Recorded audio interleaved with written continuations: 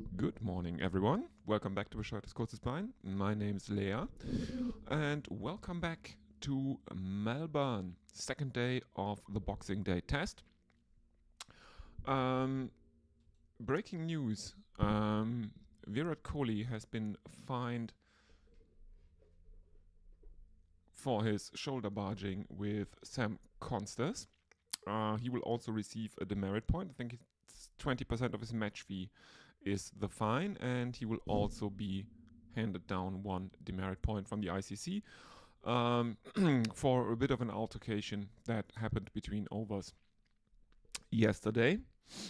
So, what happened yesterday? Australia basically manhandled India for the first two sessions. The Indians were only able to take one wicket in each of those two sessions.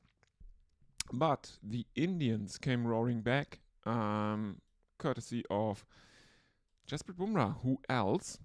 They ended the day on 311 for 6. Jasprit Bumrah taking 2 wickets, Akashdeep, Ravindra Jadeja, and Washington Sundar taking 1 each.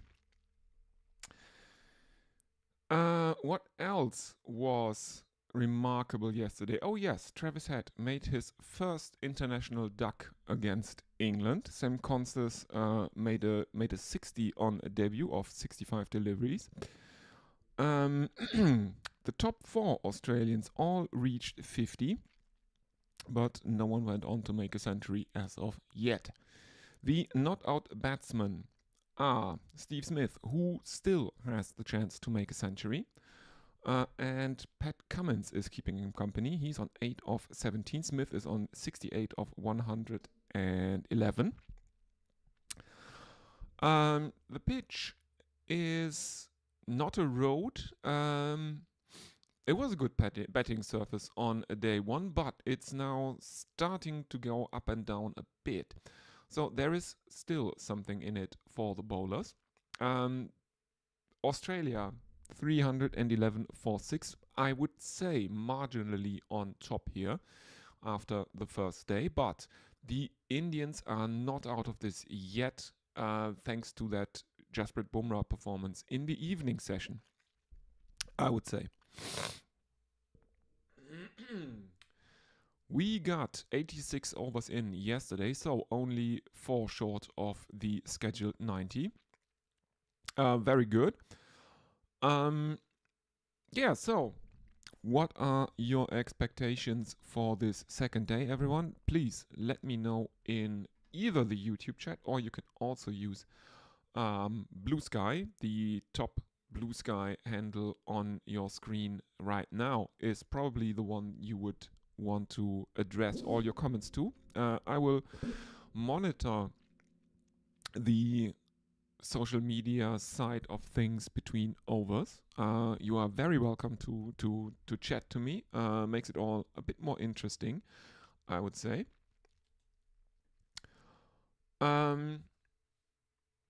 So what are your expectations? Please do let me know.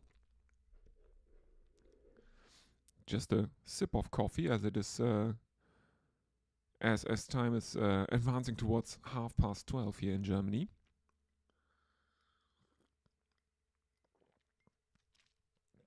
Which is the start of play. I don't know what the session timings in Australia are. Let me have a look.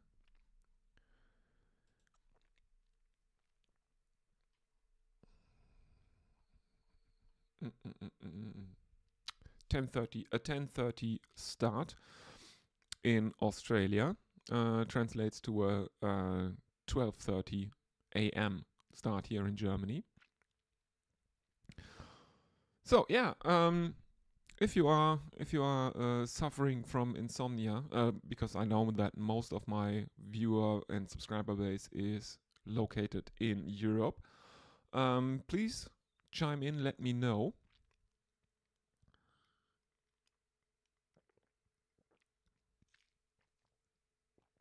Always good to hear from fellow cricket tragics.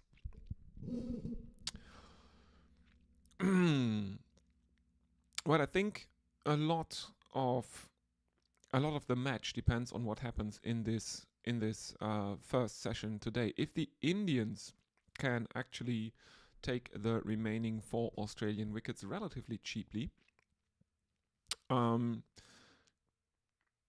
they will. It will depend on how the pitch develops, or if you will, deteriorates.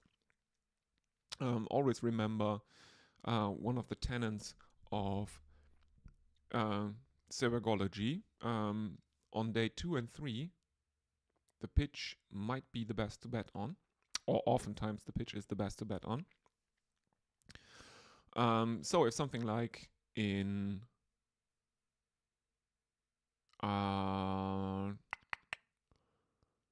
where was it? The first test.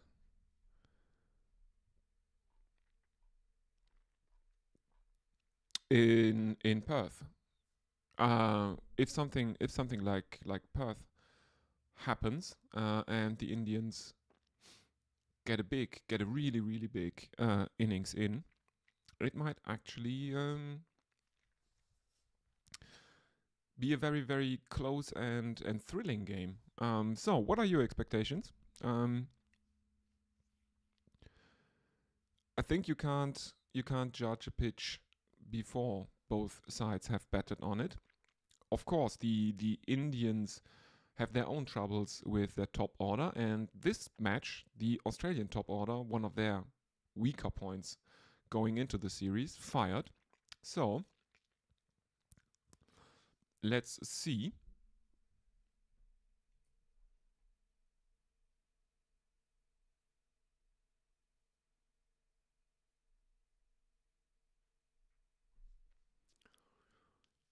Let's have a look if anyone is with us.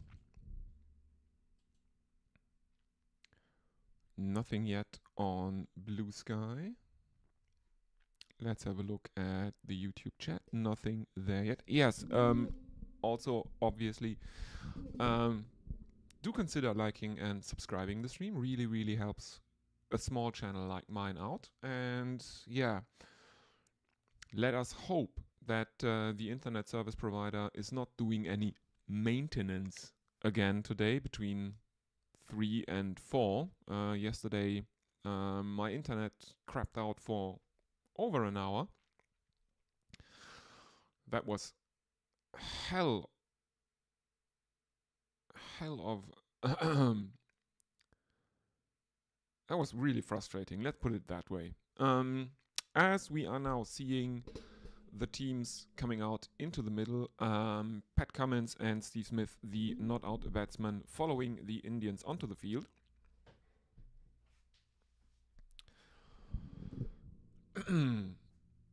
And it looks like Akash Deep, with figures of 1 for 59 from 19 overs, will be the bowler to open proceedings today. The Australians, again, are 311 for 6 after 86 overs. Steve Smith is on strike, and Pat Cummins is at the non-strikers end. He's on 8 of 17, Smith on 68 of 111. So let's see if Akash Deep can make anything happen this morning.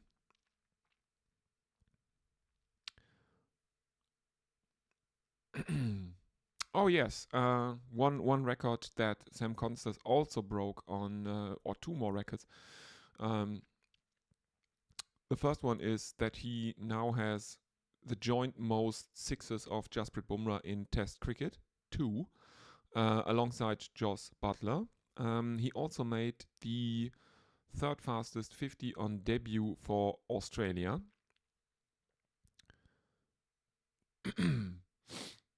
The fastest one is by, I think, Adam Gilchrist at better than a runner ball. Oh no, the scoring ribbon deceived me again. It is Mohammad Siraj to continue or to open proceedings for the second day. He has figures of none for 69 from 15 overs. Has been unlucky so far. He will bowl to Steve Smith. there are two slips. There is a gully for Steve Smith in place right now. I think that's Rohit at first slip and Virat at second slip. And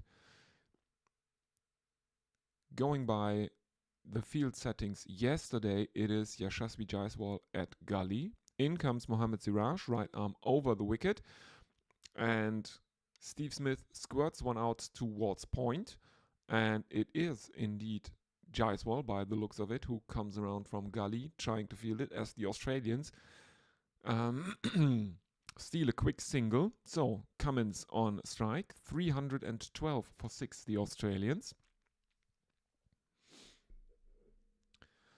As we are seeing close-ups of Virat Kohli, the Australians obviously obsessed with Virat. There was a bit of bad blood in the run-up to this test, as the Australian media was very, very confrontational with Kohli, who asked for a bit of privacy for his family. That obviously is with him in Australia, as Pat Cummins cuts one behind point and finds the boundary, 4 runs, so 316 for 6 now.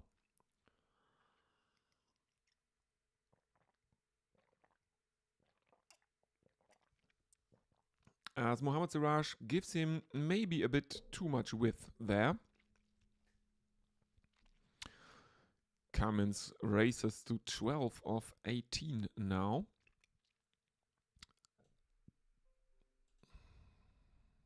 Three runs for the Australians.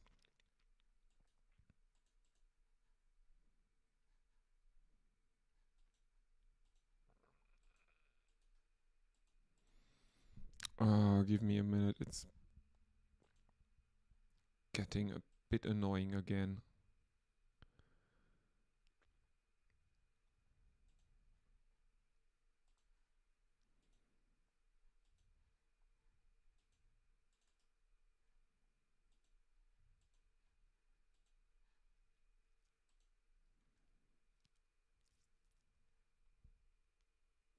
It's getting a bit annoying. Because now my stream doesn't want to go into full screen again, and it's really, really hard from a feed that has basically the size of a stamp. Here we go. So, a single, a boundary, and the all-run 3 are followed by 2 dot balls from Mohammad Siraj. Final delivery of the first over of the second day is yet to be bowled. Australia 319 for 6, still 2 slips and a gully. And Smith squeezes one out towards gully again, and the Australians take a single. 320 up for Australia. And let's have a look at social media.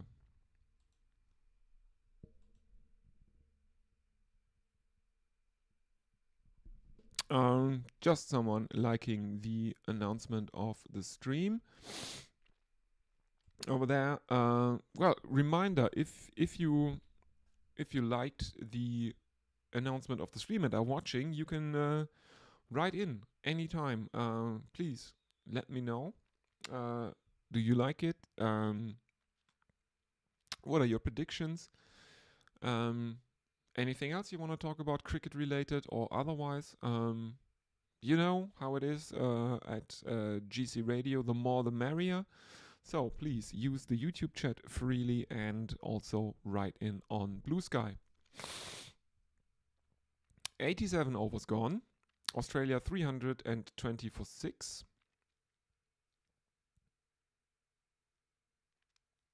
In comes Akash Deep, 1 for 59 for him from 19 overs.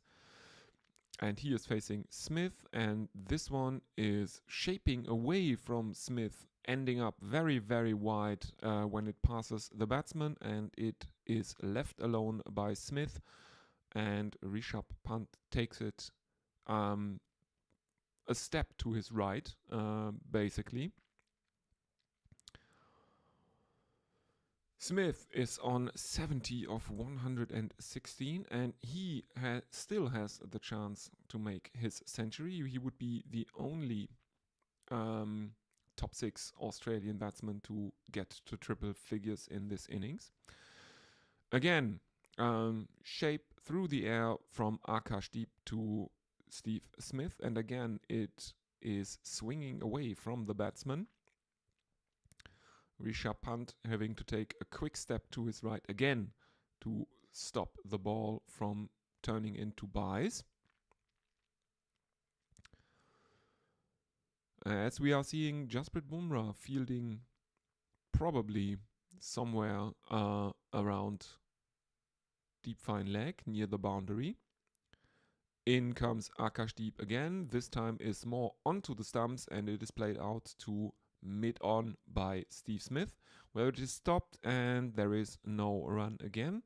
Australia remain on 320 for 6. And we have Kai with us. Hello. Yeah, let's go.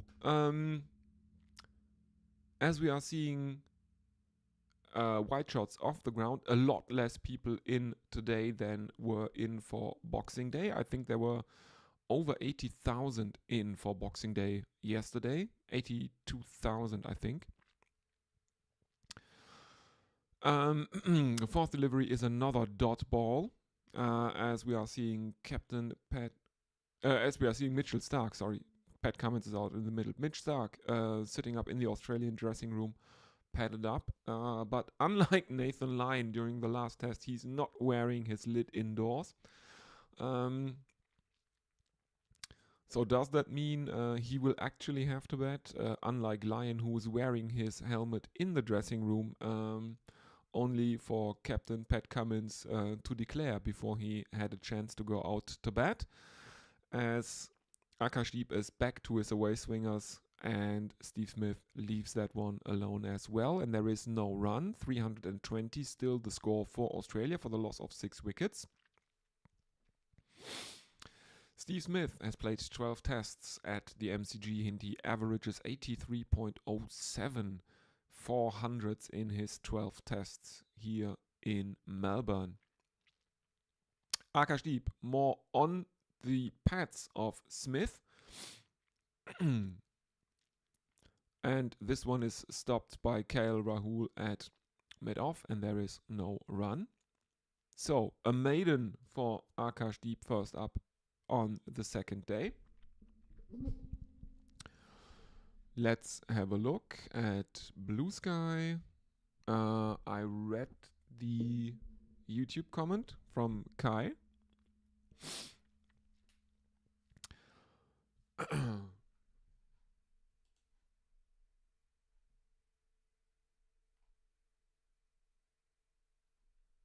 No, there is nothing that I can see right now. Let's have a look at some analytics for the YouTube channel. No, okay. Yeah, please do not forget to like and subscribe. That really helps the channel out a lot. Bumrah into the attack, and he has 3 slips for Pat Cummins. There is also a point, but he plays this one out towards cover, and the Australians take a quick single again. 321 for 6. Smith is on strike, he is on 70, and Bumrah has him in his crosshairs now. The Indians are wearing black armbands, and I will investigate after the over why they are. I didn't see anything leading up to the day's play. Bumrah taking one away from Steve Smith, who withdraws the bat at the last minute, and there is no run. 321 for 6. And now we're seeing the stark contrast between Bumrah's first spell and the rest of his spells yesterday. First spell was 6 overs, figures of none for 38, then 15 and 3 for 37 for the rest of the day, which kind of tracks. as Smith plays one out again to cover. There is no run, which tracks with something that that Jared Kimber said about Jasprit Bumrah. That Bumrah is not necessarily a new ball bowler. He is given the ball regularly first up by the Indians, but his figures tend to be much better with a bit of an older ball in his hand.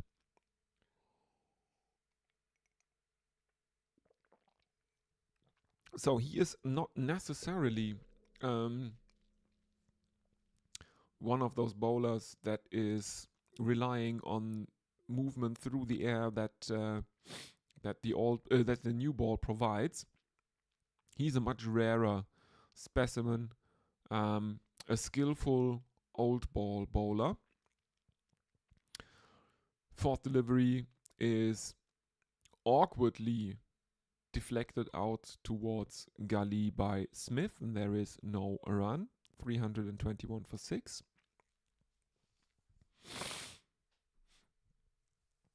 Bumrah averages under 18 in 11 tests in Australia.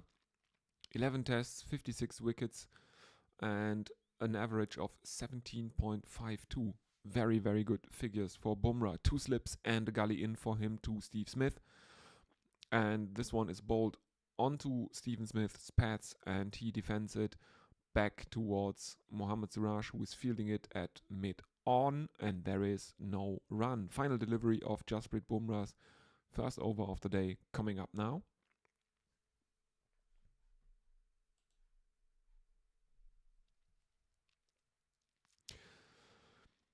And it is interesting how far Pat Cummins wanders out of his crease at the non-striker's end, as Steve Smith gets an outside edge to this Jasprit Bumrah delivery, and this one flies away between second slip and gully. No chance to stop it for the Indian fielders there, and there is a boundary. 4 runs for the Australians, 325 for 6. I will have a look at social media, and I will also see if I can find why the Indians are wearing black armbands. Fingers crossed my Wi-Fi stays strong tonight. So far so good, says Hattie the mad old Batty. Hello, welcome Hattie. Yeah, and I am always, I have my fingers crossed that my internet service provider doesn't have another necessity of doing maintenance for around an hour between 3 and 4, or during the second session, as they did yesterday. As Akashdeep continues, and he bowls to Captain Patrick Cummins, and he beats his outside edge by a cat's whisker. As Cummins looks to short arm jab this into the offside, and he's very, very lucky that there is no bat on that one. But it wouldn't have mattered because Akashdeep has overstepped, as the umpire signals now.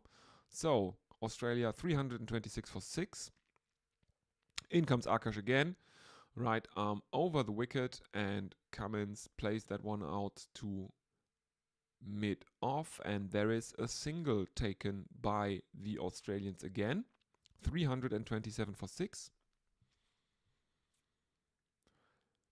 And as I predicted, we are seeing replays of Kohli versus Constas and the shoulder barge from yesterday again. A reminder, Virat Kohli has been fined 20% of his match fee and been given 1 demerit point.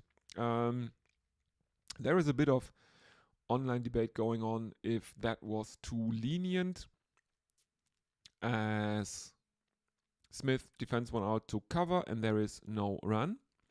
So what are your thoughts on the issue? Is 10% of the match fee and 1 demerit point too lenient? I think Rabada for something comparable was in the first instance given 3 demerit points, which was reduced to 2 demerit points on appeal, but I would say that it's a bit different because Rabada had a history of these kinds of things, and he had much more demerit points over the relevant time frame. So basically, like in criminal justice, prior convictions or something like that. So I think both parties are at fault here in this instance of Kohli versus Constas, because Constas also veered into Kohli a bit. Kind of like it takes two to tango. The fourth legal delivery from Akash deep in his 21st over is another dot ball, by the way. So not much happening. 2 runs for the Australians off the over, and there is a drive by Steve Smith, and this one will probably find the boundary. Yes, it does. Extra cover drive from Steve Smith, and there is a boundary.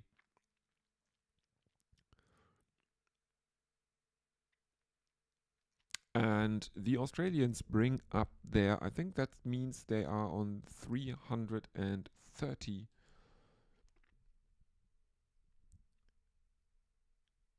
331.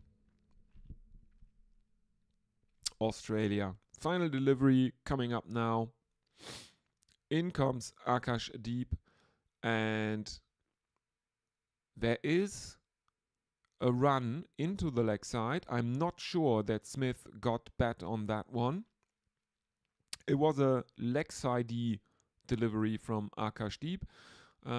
Smith tried to clip it off his legs. And no, I think it is given as leg buys. So Australia, after 90 overs, 332 for 6. Steve Smith is on 78 and Pat Cummins on 17. And I will have a look if I can find why the Indians are wearing black armbands.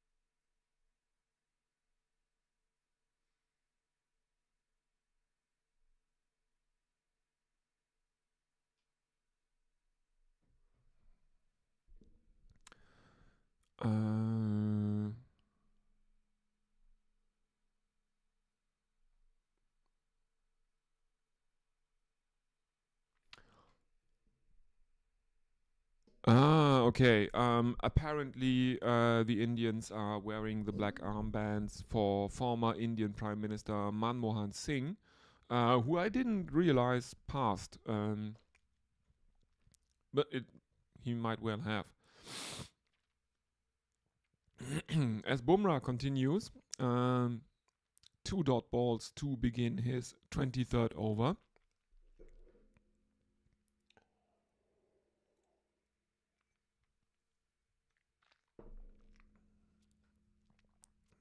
Australia 332 for 6 after 90.2 overs. The partnership is 33 now from 51 deliveries. As we are seeing close-ups of hero of yesterday, Sam Constas, in the Australian dugout. Because this is something I find a bit irritating, or concrete bowls down under in Australia, and there is just a dressing room somewhere in the stands, and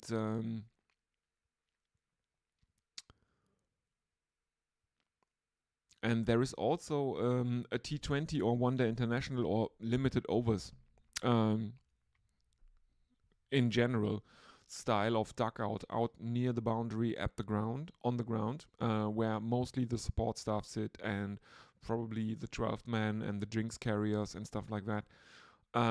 But it doesn't have the same character as something like obviously Lords or something like that with a real pavilion and stuff like that.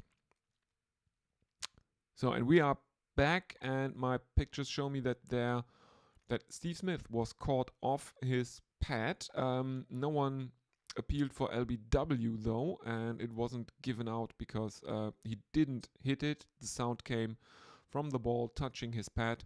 Probably a good decision not to review that, as Bumrah completes a maiden over.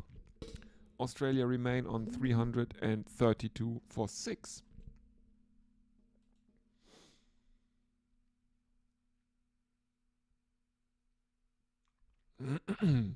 Let's have a look at Blue Sky if anyone is with us there. It doesn't look like it.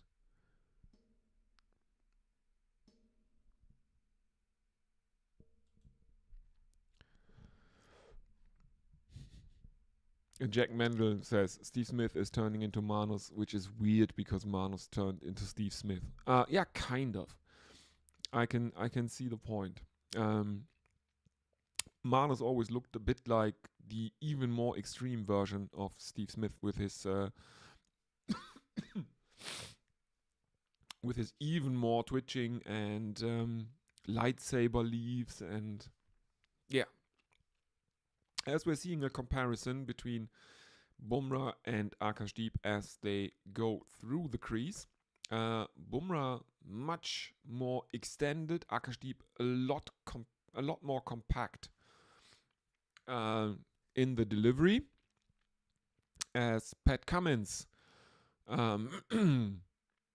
gets a couple into the offside in the point region. 2 runs for the Australians, 334 for 6. Cummins is on 19 of 24.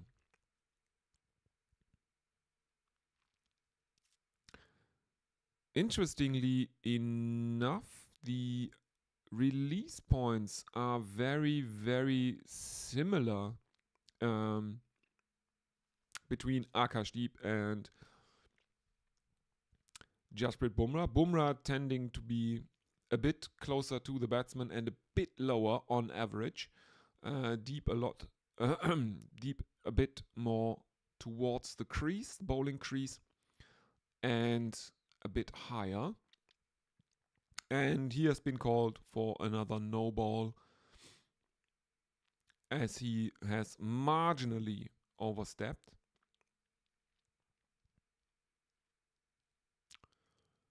So Australia 336 for 6. Akashdeep in again, and this one is guided in the direction of fine leg. It is stopped by Rishabh Pant running to his left as it wasn't hit that hard and dribbled out towards Rishabh Pant's left. He picks it up. And the Australians take a single. And no, it's given as a leg bye. So 337 for 6. In comes Akashdeep for the 4th delivery. And this one is played out to mid-wicket by Pat Cummins. But there is a fielder in close there, and the Australians do not risk a single, so no run.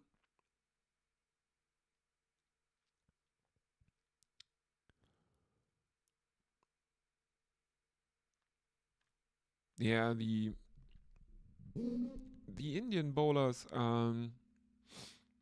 unlucky thus far. Drive from Patrick Cummins towards cover. There is a fielder running after it, and I think that is Washington Sundar, and he can't stop it. It's another boundary. And the Australians move on to 341 for 6. That's a pretty good shot from Patrick Cummins, who himself, and some Australians as well, fancy as a bit of an all-rounder, actually. Remember, he put himself in as a pinch hitter at number 3 during the second Australian innings in Perth. This one is a hook shot from Patrick Cummins as Akashdeep strays a bit shorter, and it is fielded out at deep fine leg by Jasprit Bumrah. And the Australians, I think, take a single. Yes, they do. End of the over, 342 for 6.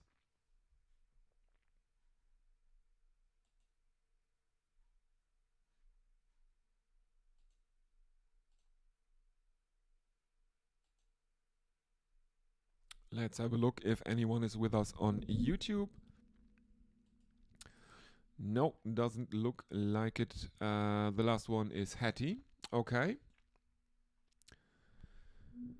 Bumrah continues, and now there are a lot more fielders behind the wicket on the offside. There are now 3 slips. There is a gully. There is a backward point, if I saw that correctly. Yes, there is a backward point as Cummins pushes one out towards that fielder there, and there is no run. Most wickets for India in Australia. Jasprit Bumrah on 24. Prasanna Kapil Dev on 25. Chandra on 28. And Bishan Singh Bedi, the most successful Indian bowler in Australia, 31 wickets over his career. Cummins fence at one outside the off stump. Withdraws the bat at the last split second though. And Rishabh Pant takes it behind the stumps. We have mid-on, mid-off, backward point, slips, gully, square leg. 3 slips, a gully, a backward point, and a square leg. Rather aggressive field here for Jasprit Bumrah. In he comes again to Patrick Cummins. This one is on the legs, and Bumrah tries to put out his foot to stop that one as it comes back towards him. Misses it, but it is stopped by mid-off, and there is no run. So there are some fancy dress groups out in the Australian sections of the ground. There is a group of people dressed as minions. There are some bananas. And some very, very tasteless Hawaiian shirts. Bumrah bowls one a bit shorter. Cummins ducks under it. Rishabh Pant takes it behind the stumps. There is no run. 342 for 6 Australia.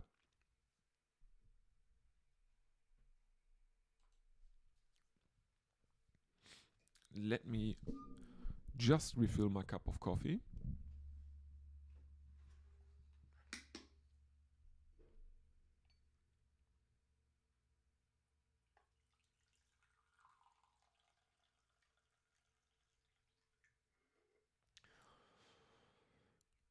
Okay, here we go. Another dot ball.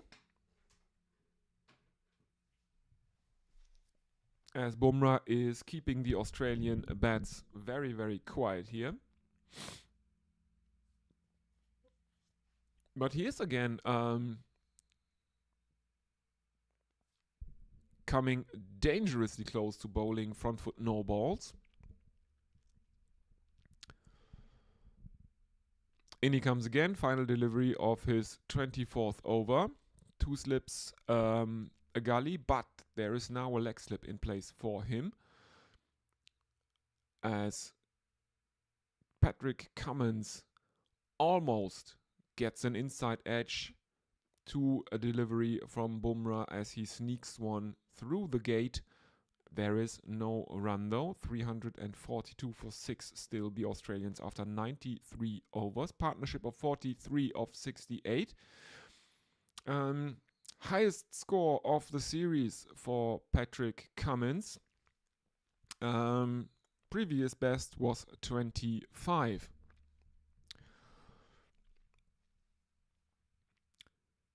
Akashdeep apparently is going to continue the attack for India, as there are a few quick drinks rushed onto the field. Not an official drinks break yet.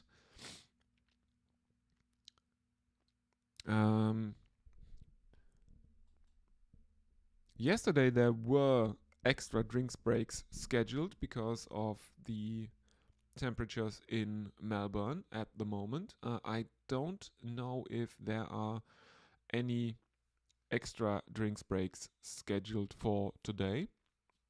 We had 2 drinks breaks in the session yesterday. Looks a lot more cloudy than yesterday though, so I would assume, well, it can mean basically 2 things. It can mean sweltering heat under leaden skies, or it can mean a bit more pleasant temperatures. That's really, really hard to say from just the pictures. First delivery of Akash's 23rd over is a short ball and a dot ball.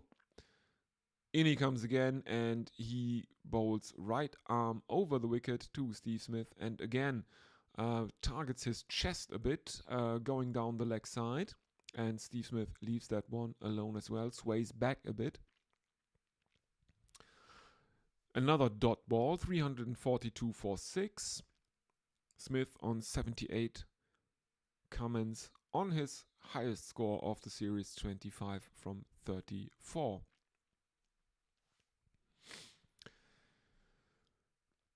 In comes Akashdeep again, right arm over the wicket, and Smith fends at one outside his off stump. It is on the shorter end of a length, and he is very, very lucky that he doesn't get an edge on that, because it's so wide outside his off stump that he only plays at it because he steps away to the offside. And there is actually some seam movement away from the batsman there for Akashdeep, and this one again, it's again short of a length. There is appreciable seam movement away from the batsman, and Steve Smith plays it with an angled bat, and now after seeing the delivery, he shadow bats and practices the shot he should have probably played to that, which would have been a horizontal cut. 5th delivery of the over, Akashdeep coming in to Steve Smith, right arm over the wicket, and this one is a lot straighter from Akashdeep, and it is defended in front of his pads by Steve Smith, fielded by the bowler, and there is no run.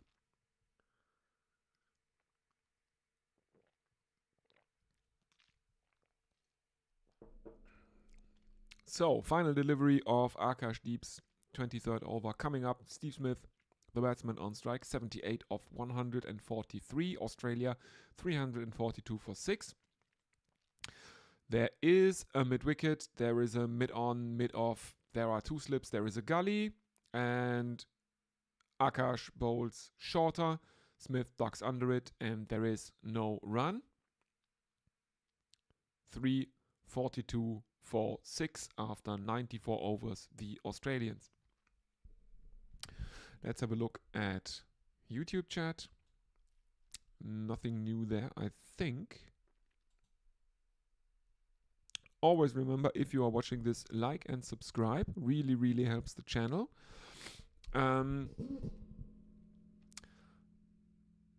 I will also tell you that you should look for Daisy Cutter sign on Blue Sky, because I am probably going to write an essay about the experience of covering the Border Gavaskar Trophy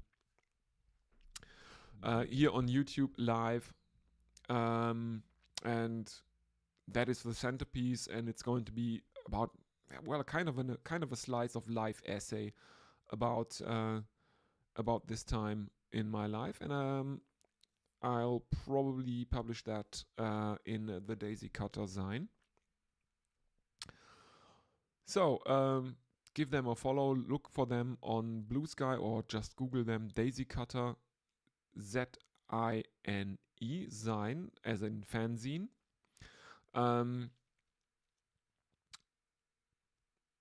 Yeah, you will find them. As Jasprit Bumrah continues. First one is a dot ball, and then there is a lot of, well, disappointment as Yashasvi Jaiswal at short leg to Pat Cummins is just too far forward for one that might have been a chance. In the end, it can't count as a drop because it was a bit too much to his right. Jaiswal is very, very square as the short leg, and Cummins gets that about 2 meters behind the wicket, behind the batting crease where it drops, and there is a single in that. So Smith is back on strike, and he faces his first delivery for another dot ball from Jasprit Bumrah. Australia 343 for 6.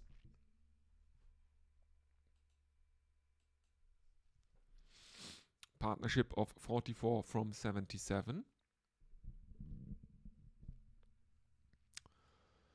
As Bumrah comes in again, right arm over the wicket to Steve Smith.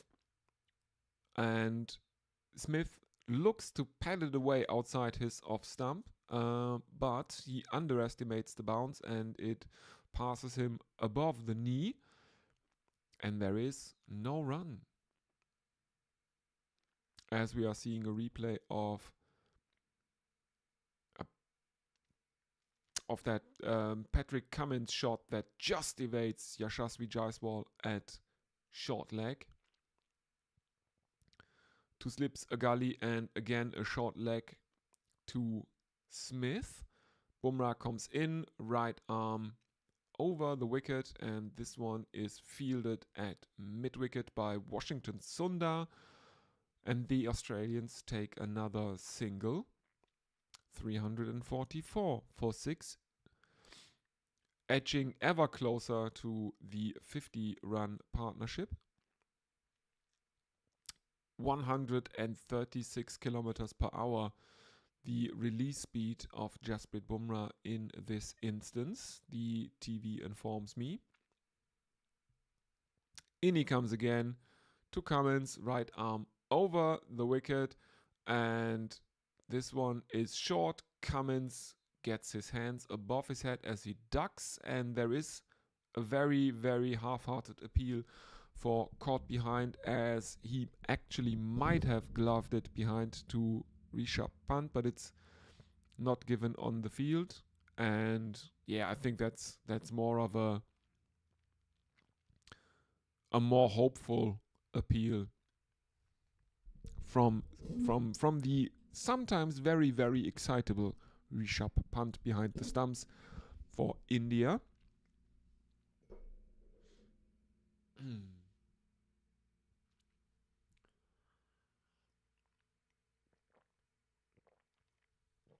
Partnership of 45 from 80 deliveries. Akashdeep continues. 2 slips, a gully, mid-on, mid-off, mid-wicket. Clipped towards fine leg by Steve Smith first up, and the boundary is something the Australians will absolutely take. 348 for 6. No protection in the deep behind square on the leg side for Akashdeep.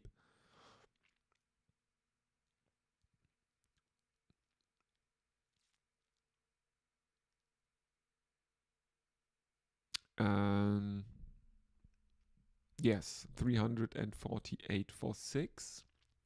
Now there is a fine leg in place. 95.1 overs have been bowled. In comes Akashdeep again. Right arm over the wicket and squirted out towards third man. Kohli herring after it from second slip, stops it, but not before the Australians probably run another. No, they just run 2. So 350 is up for Australia. Smith on 85. And that brings up the 50 partnership between these two. It is now 51 from 82 runs.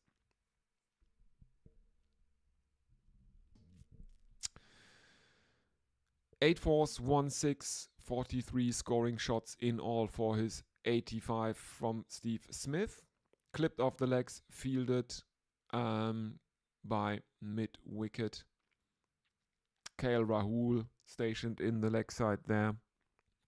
And Australia take another single. Cummins, 3 more deliveries to face from Akashdeep in the over. And the Indians will be really, really wanting one breakthrough this morning, because it would mean that Stark would have to come out and they would feel a bit. They would feel like the tail being exposed there. The second Stark comes out. Ram shot from Patrick Cummins, and he finds the third man boundary. Ramped over the slips. A deliberate uppercut from him. And yeah, this is just this is looking a lot like declaration batting right now.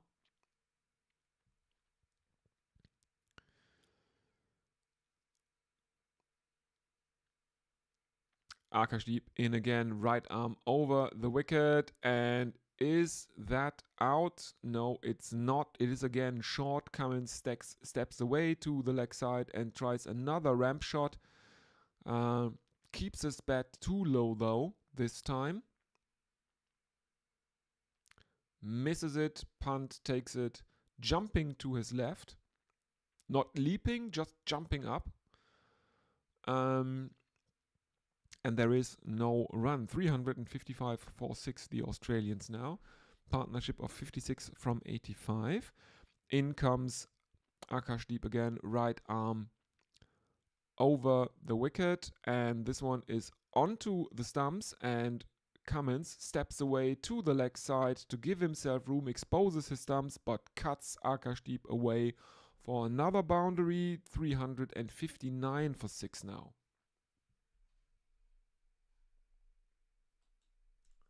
Let's have a look at YouTube. Don't see anything in the chat. Let's have a look at Blue Sky, if anyone is with us over there.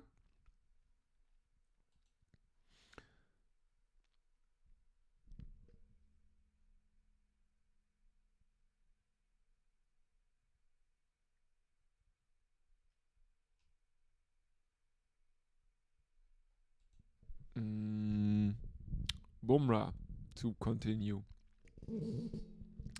Nothing on Blue Sky. In comes Bumrah, and this one is now Bumrah is bowling short and to the leg side, and Smith tries a leg sidey ramp shot, misses it though, and there is no run. 60 partnership up with that last boundary now. 359 for 6 after 96.1 overs. Bumrah coming in again. He has 2 slips a gully, backward point, short leg. In he comes again, defended by Smith off his pads, played back towards Bumrah. There is no run.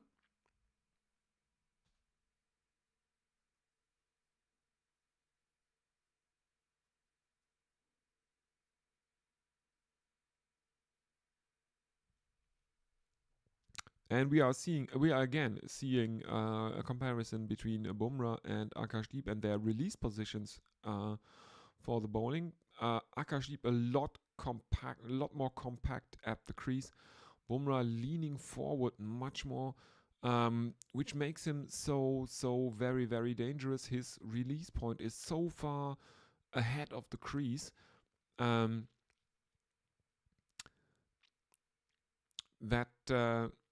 he's generally almost a yard closer to the batsman when he releases his ball. The upper body is much more extended forward, while Akashdeep leans a bit to his left, parallel to the popping crease.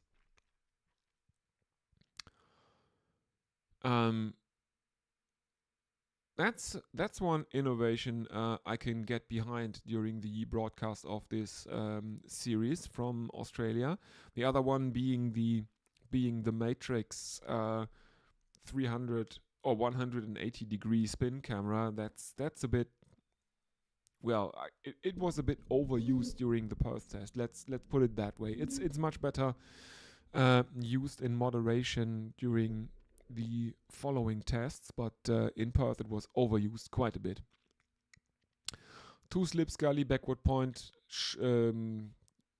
short leg, and this one is an attempt at an on drive by Steve Smith, but it is too full and it is stopped at mid on and there is no run.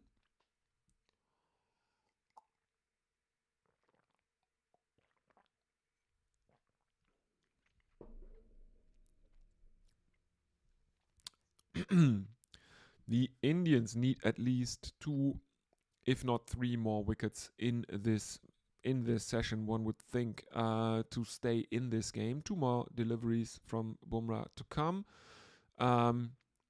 Hook shot by Steve Smith to a shorter delivery from Bumrah that is also going down leg side a bit, and that is a 6 for Steve Smith. 365 for 6 Australia, and I think that might actually mean that Steve Smith has 2 sixes in Test cricket of Jasprit Bumrah as well. So if that is the case, he would join a club with only 3 members. Josh Butler and Sam Constas are confirmed members of that club, and if Steve Smith has a prior 6, he is also a member. He would also be a member now. Next one is stopped at square leg and there is no run. 5 sixes and 33 fours in this innings so far.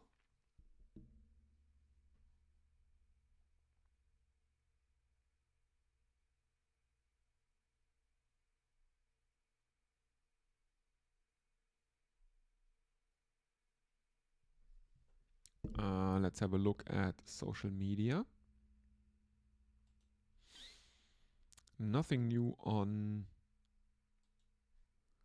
YouTube. Let's have a look at Blue Sky. Someone is some of my circle are talking about lineups with K, because Constas and Kawaja were opening the batting for Australia in this match, and someone asked if an opening batting combination beginning with K would be relatively rare, and I think surely 2 Khans have opened the batting for Pakistan at some point in time. And there were also the brothers Kirsten opening the batting together in a few matches. as Mohammad Siraj is continuing to Patrick Cummins, and this one is played to mid-off where it is stopped and there is no run. Siraj, one of the Indian bowlers that has yet to take a wicket in the innings. Figures of none for 78 from 16 overs thus far. In he comes again, right arm over the wicket, and this one is left alone by Cummins, and it goes through to the keeper, Rishabh Pant. There is a daylight between the ball and the top of off stump as it goes through, 365 for 60 Australians.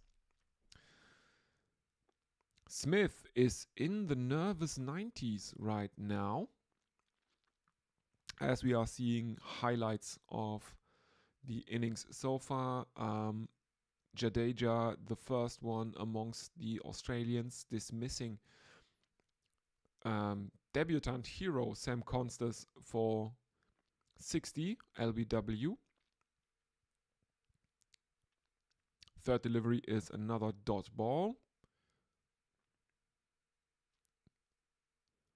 And it looks like the ground is filling up quite a bit during the first session. There were a lot fewer people in for the start of play,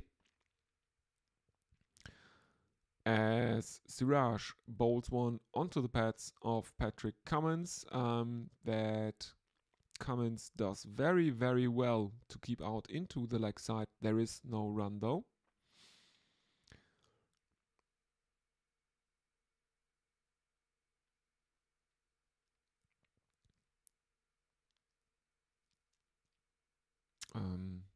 Oh no. He misses it marginally and it hits him on the pad. Next one is a very solid defense by Patrick Cummins, and there is no run. Very straight bat for the fifth delivery. Final delivery coming up now.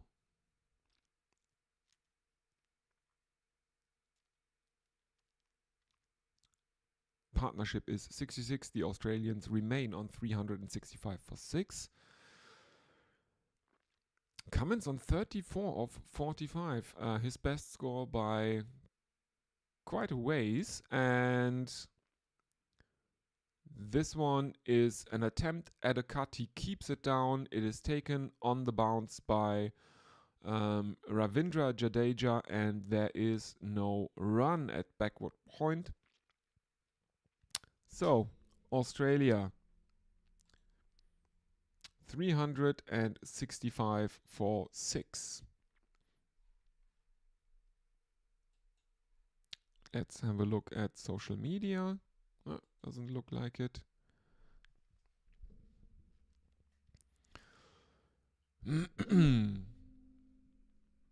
Well. Oh, Nitish Kumar Reddy is back into the attack for the Indians. He has only bowled 5 overs. Those 5 overs have been pretty economical though, which is probably a product of the fact that he bowled during the afternoon and evening sessions. He bowled during the evening session, a few of those overs. The Indian bowlers that were a bit inconsistent during the first session of the first day. They pulled it back a lot during the second session, kept the Australians relatively quiet, didn't take any wickets except for the Khawaja one, but they kept the runs down during the second session of the first day. First, the delivery of Reddy's 6th over is clipped off his hip by Steve Smith, and they take a single, 366 for 6. Reddy had figures of none for 10 of 5 overs before starting his 6th. Now it's none for 11 of 5.1, obviously. Smith moves on to 93. Ready, coming in again, right arm over the wicket to the right-handed Patrick Cummins, who plays with a very, very straight bat, but it's inside the line of the delivery and there is no run.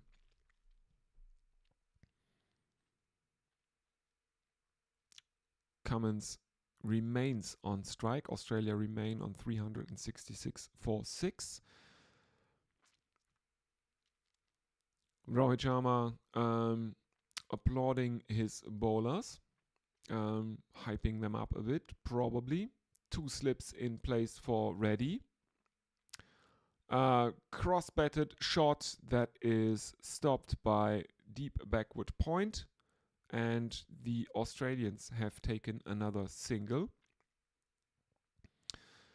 367 for 6. As we are seeing scenes from, I think, before the start of play, and it's Kohli talking to the team. I don't know why Kohli is always talking to the team. Rohit is the captain.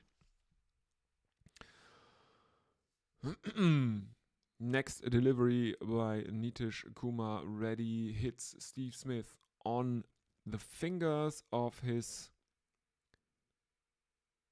No, it doesn't hit him on the fingers. It hits him on the forearm.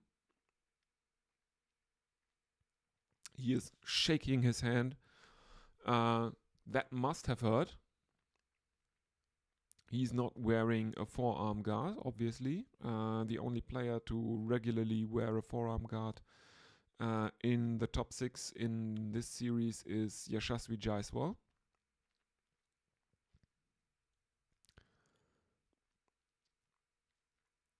Next delivery is another dot ball, this time into the leg side, fielded at mid-on by KL Rahul. There is no run. We have 2 slips, fine leg, deep backward square leg, mid-wicket, mid-on, mid-off and extra cover now in place for Nitish Kumar Reddy. In he comes again. And this one is clipped off his legs, fielded at deep fine leg, and the Australians take another single. So Steve Smith hawks the strike, 94 of 160, and it's always funny to see Rishabh Pant keeping up to the stumps to the, at least on paper, pace bowler Nitish Kumar Reddy. He's a weird one. He is he looks like a fast bowler with his run-up, but then it comes out pure military medium once he releases the ball. Kohli is having some words now with Steve Smith.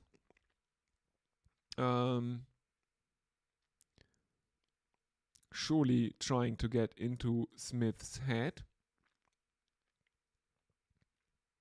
Mohammad Siraj to continue. 99 overs have been bowled. In comes Siraj, defended by Steve Smith. There is an appeal for LBW from Mohammad Siraj. It's very, very loud. Did he miss that? The DRS timer is ticking down and it doesn't look like Rohit Sharma is going to review that. No, the timer has ticked down. The Indians, as a reminder, have only 1 review remaining. Now we are seeing a replay. And there is an inside edge onto the pad. And that is a good decision not to review that. In comes Mohammad Siraj. And this one is clipped behind square on the leg side, fielded by Jasprit Bumrah, who is fielding down at deep fine leg, and the Australians take another single. So Smith will get there in singles. He moves on to 95 from 162. Partnership now reaches 70, 369 for 6.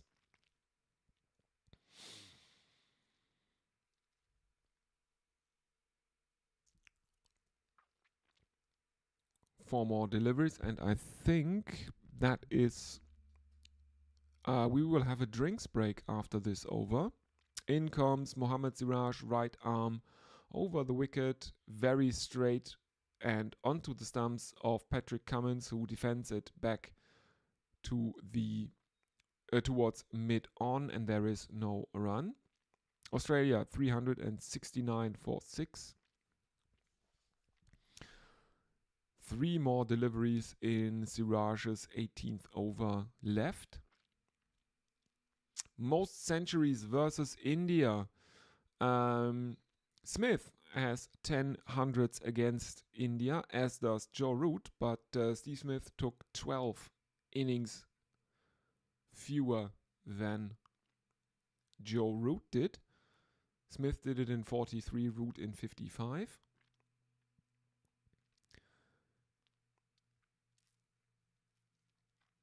There is an attempt at a run out, but Steve Smith is home safely as Patrick Cummins takes another single. 2 more deliveries left in the over.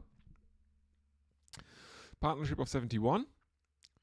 Australia bring up their 370 with that single from captain Pat Cummins as Siraj is in, clipped off his toes this time by Steve Smith, and he is sent back by captain Pat Cummins as Smith is looking for a second run there.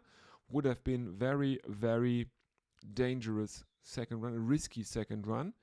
So the Indian fielding keeps the Australians to a single, 371 for 6, 99.5 overs bowled. Final delivery of the over from Mohammad Siraj coming up.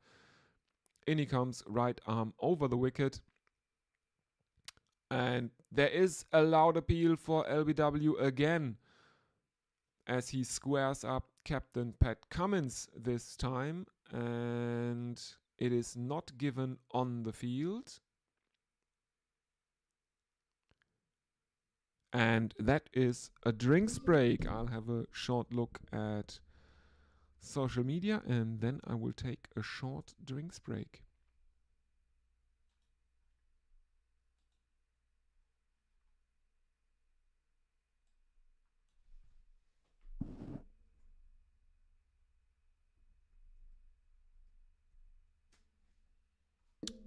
Nothing new on social media. I will see you shortly.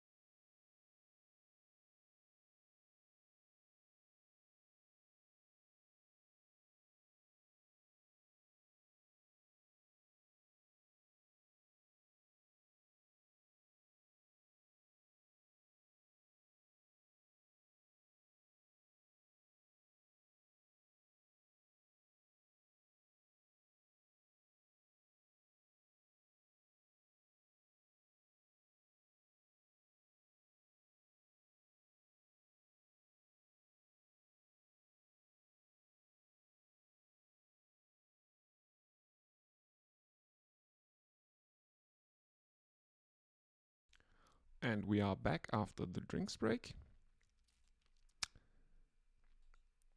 And Reddy is continuing to Steve Smith, who is on 96. The 101st over, and it's getting a bit chilly now. Not necessarily in Melbourne, probably not in Melbourne, but here in Germany. Australia 371 for 6, as Reddy comes in again, clipped off his toes by Smith, fielded at deep backward square leg, and the Australians take another single. Reddy in this series, this is his 4th match. He has taken 3 wickets so far in the series at an average of 45. He has figures of none for 14 from 6.2 overs thus far.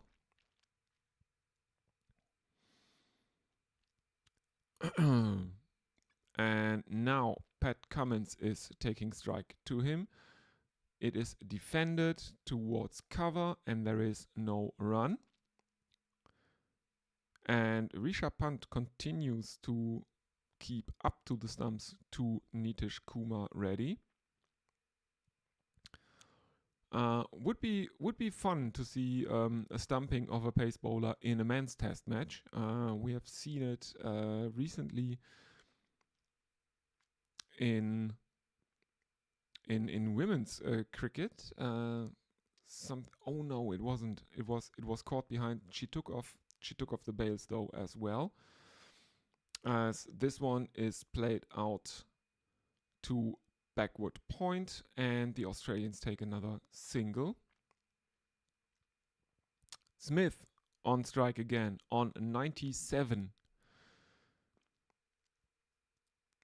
It would boost Indian morale if they could get him before he makes triple figures. That is undoubtedly true. 373 for 6, the Australians. Partnership of 74. In comes Reddy again. And this is driven square by Smith.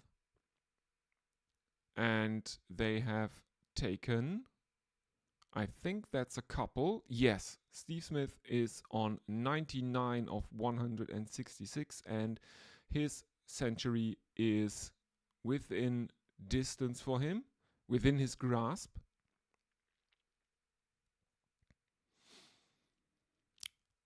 Smith on strike. Can he get there this over? 1 delivery left to go.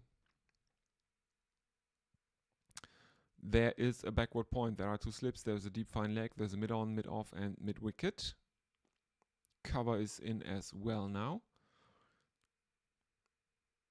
In comes Nitish Kumar Reddy, and it is driven by Steve Smith, and he plays it to the right of cover and the left of mid-off, and that is 4 runs, and he goes to his 100 with the boundary. Steve Smith 103 of 167. The partnership is also 80, and that is his, I think, was it the 13th century at the MCG for Steve Smith? Something along those lines.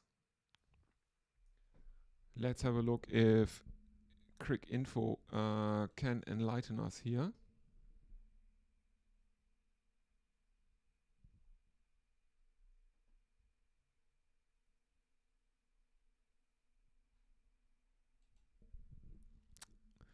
The ball by ball is a bit behind. It is his 34th test centuries for Australia.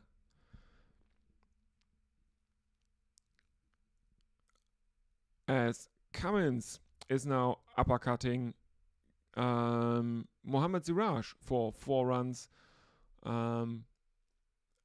over third man.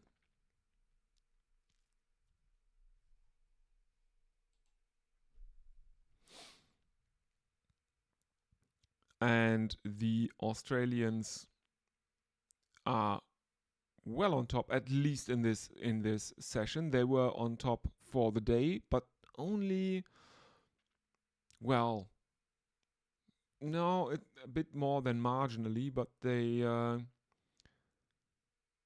weren't massively on top for the first day. Now they are dominating this first session of the day, I would say. And Steve Smith has now overtaken Joe Root for most test centuries versus India. He has done it in 12 fewer innings. Undoubtedly, the year-long ban is playing a role in him not having played as much against India, as he defends one from Mohammad Siraj, and there is no run.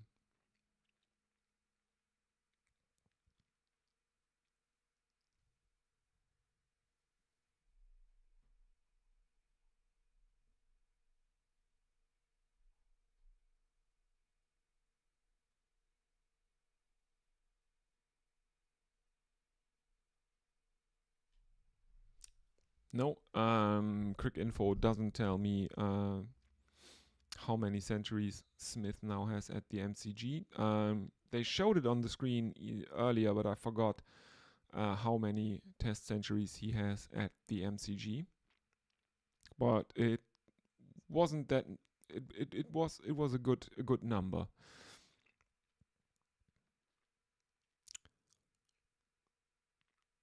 Let's face it, that was a very, very well played innings from Steve Smith so far, and it might actually become an amazing innings, because he remains not out.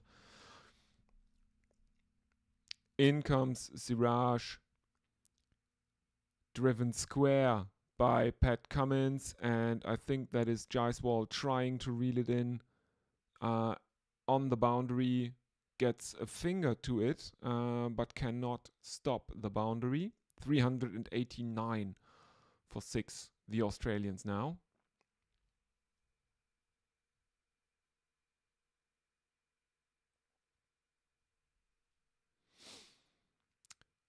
Jaiswal unlucky in this situation, and he can't believe that he didn't stop that boundary. 90 up for the partnership between these two here now, as Siraj bowls short. Cummins goes down, looks to ramp it. Did he get bat on that, or is that 4 byes as Rishabh Pant misses everything? It's given as 5 wides.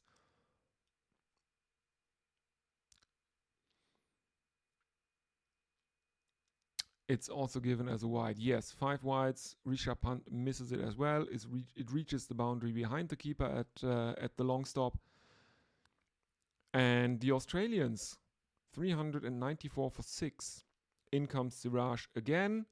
And again, he bowls short. It flies over the head of Pat Cummins, who ducks. This time, Rishabh Pant takes it over his head, and there is no run.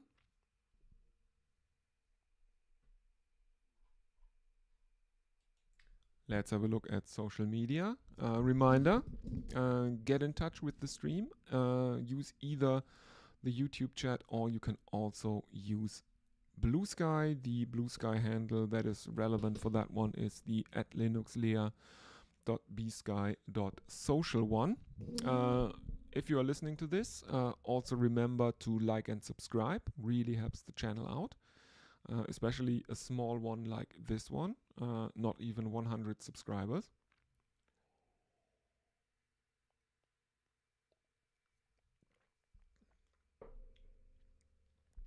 So,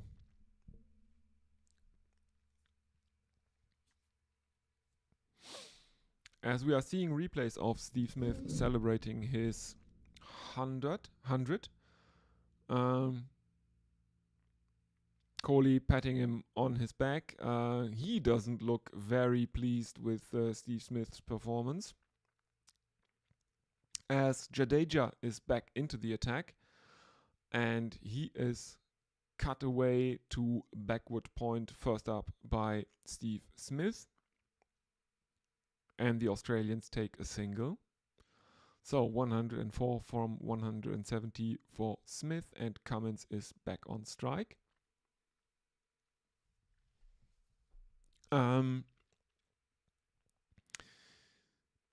We are seeing this very weird fisheye stump cam perspective now, as we are seeing there is a slip, there is a backward point, and is that a drop as Jadeja bowls one? No, it is on the half volley to KL Rahul at backward point, and there's another single. Smith then follows it up with another single. So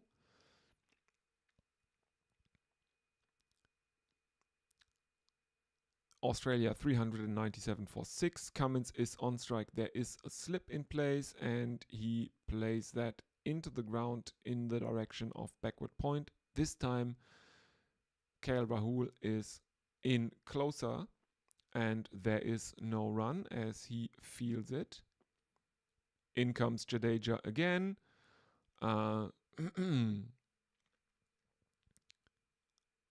This one is driven inside out by Patrick Cummins, and there is another single. Smith is on strike for the final delivery of Jadeja's 15th over, 398 for 6 Australia. Partnership of 99. In comes Jadeja, left arm around the wicket, and this one is driven to long off by Steve Smith, and the partnership has reached 100 of 128 deliveries. Smith on 106, Cummins on 48 of 60. Australia 399 for 6.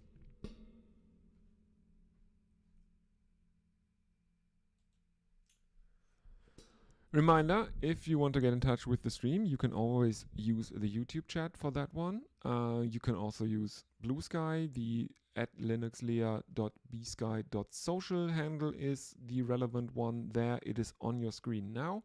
It's the top one. The other ones are people that also were on at different times during the series. All good people to follow as well. So follow all those Blue Sky handles. As Mohammad Siraj is continuing for his 20th over, he is away from one of those centuries you don't want to reach, as Steve Smith clips one off his pads towards backward square leg, where there is no fielder, so Rishabh Pant has to run up there from behind the stumps. Now it's given as leg buys, because he narrowly misses it. 400 up for Australia though. 400 for 6. As we are seeing Virat Kohli out near the boundary being handed a drink.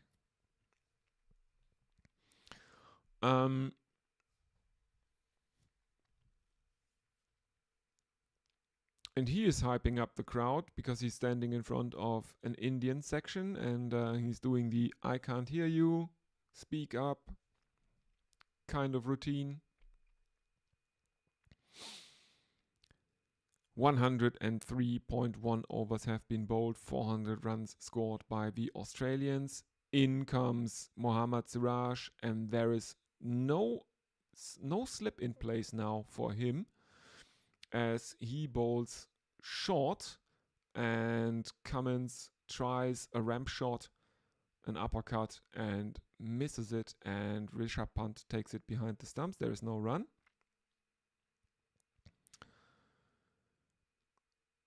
So the Indians seem to have changed their tactics a bit, not that attacking anymore. a bit more defensive.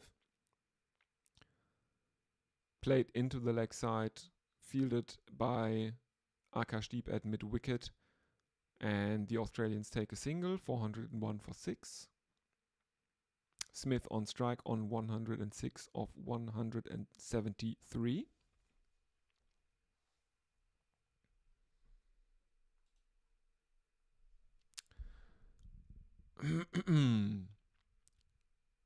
So the field is, there is a point, there is a gully, and it doesn't really matter because Mohammad Siraj is bowling short and down the leg side, and Steve Smith hooks him over deep fine leg for 6 runs, 112 of 174. Australia 407 for 6.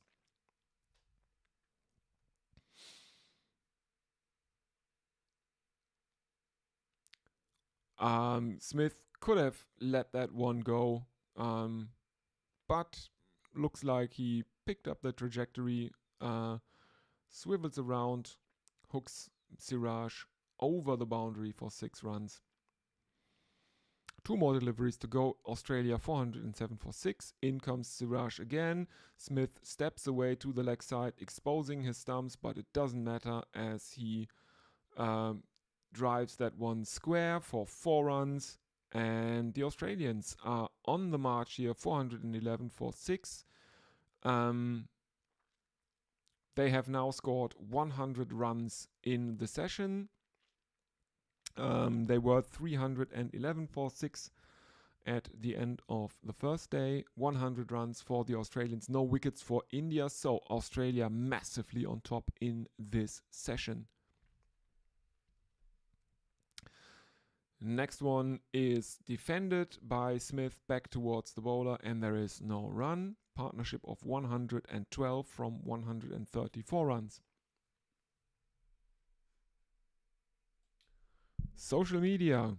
Come on, people, write in. I can see that there are viewers out there.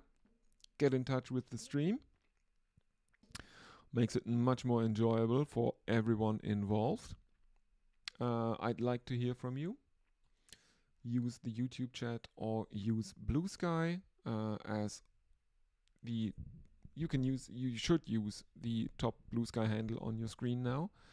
On the left side of your screen, the @linuxlea.bluesky.social. If you are watching this also, please consider liking and subscribing. Really helps the channel out quite a bit as Jadeja continues.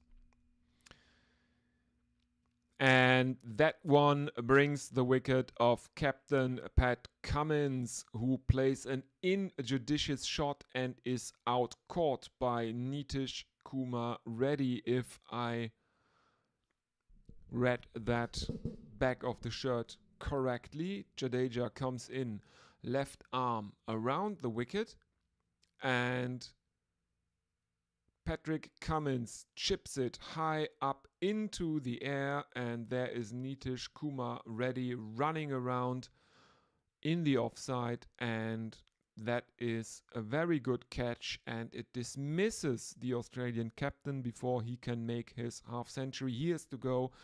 Caught Reddy, bowled Jadeja for 49, and that means that Mitchell Starc is coming out for Australia at number 9. Australia 411 for 7. Jadeja with figures of 2 for 59 from 15.2 overs. And that feels a bit too little too late for the Indians. After the Australians have dominated the session so far, there is still half an hour to go in the session. The Australians have already scored 100 runs. The Indians have only taken 1 wicket.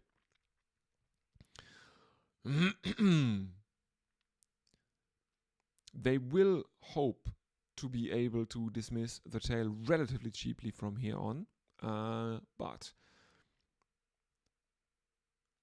a score of 400 plus in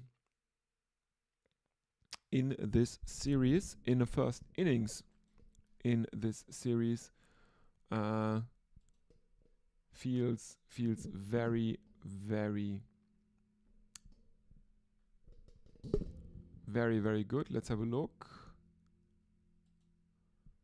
Australia versus India.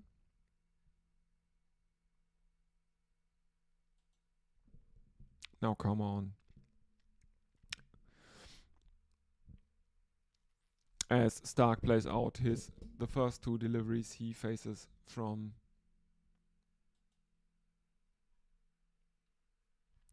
Jadeja for dot balls. Why is ESPN Crick Info so effing slow right now? Jadeja continuing left arm around the wicket to the left-hander Mitchell Stark. Fifth delivery is another dot ball.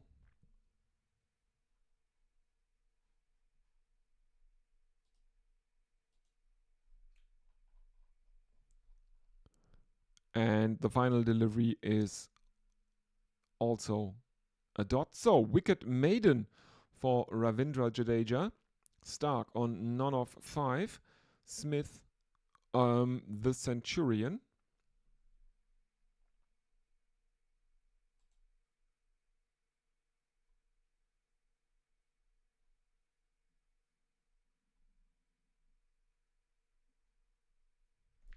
I am trying to look at the series stats on ESPN Crick Info, and the page won't load. I'm really annoyed right now. Well, let's have a look. We do have social media interactions. There are 3 notifications on Blue Sky.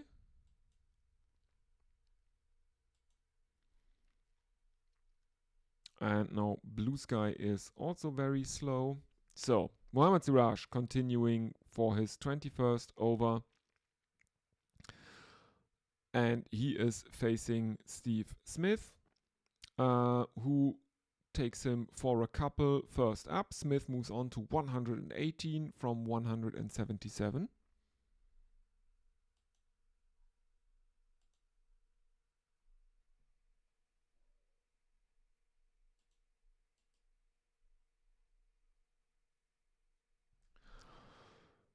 Smith stepping away to the leg side, trying to slog Siraj away, misses him.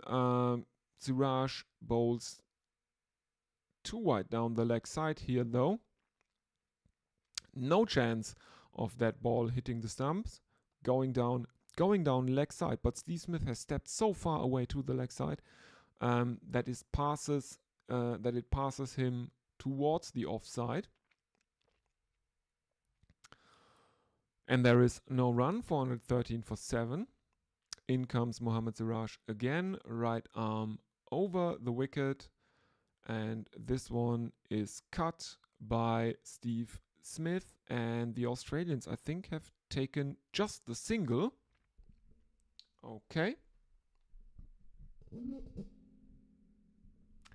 And Kai is saying, oof, Smith has his 34th century. Yes, he does. He does. He is, let's face it, Steve Smith is pretty good.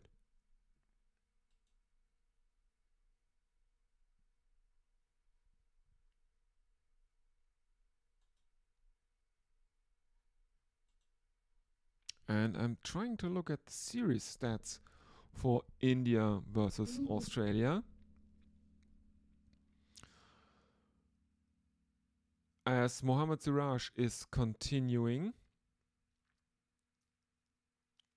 and there is another instance of Siraj bowling too short, and it is given as 5 wides, as this time Mitchell Stark ducks under it, and it also flies above the head of Rishabh Pant, which is suboptimal, one would think. In comes Siraj again, right arm around the wicket to the left-hander Stark, who plays it out towards mid-off, and there is a single. So, 420 up for Australia. Smith on 119. Stark is off the mark. Australia 420 for 7.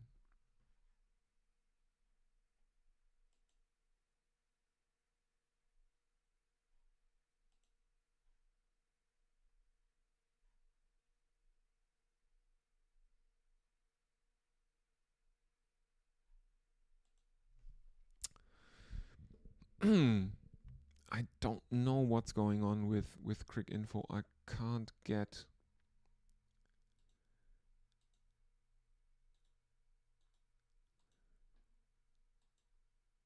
Let's reload the homepage and let's see if we can get to the series page from there.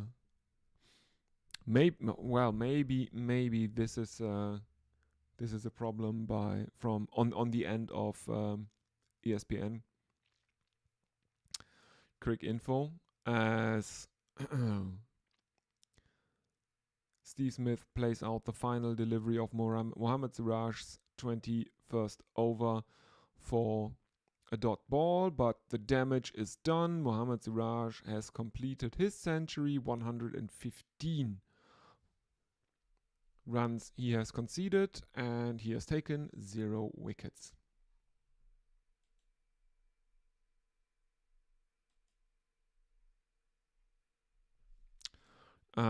I guess they ESPN Crick Info are getting a lot of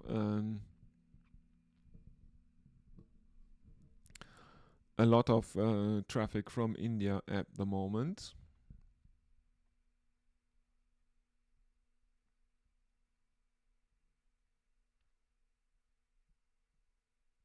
And yes, this is only the second time in the series that the first innings of a match was over 400, and the first instance of the first innings being over 400 was in the Brisbane test, and that one was drawn.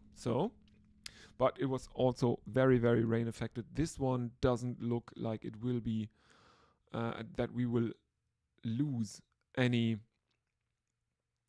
play here in Melbourne. Jadeja to continue. So the Indians are going back to spin.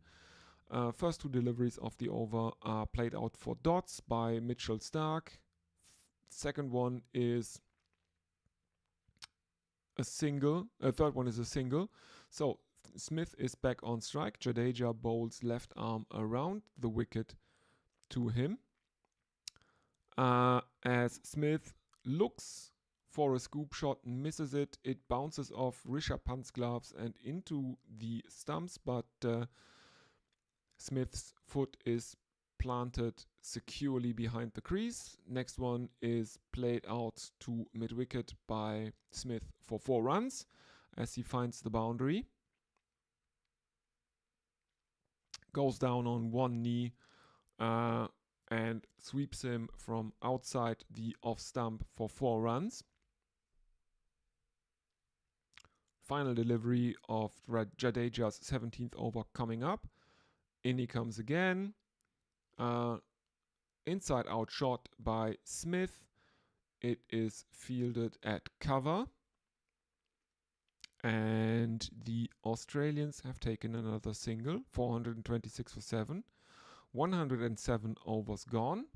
We are about 20 minutes away from lunch.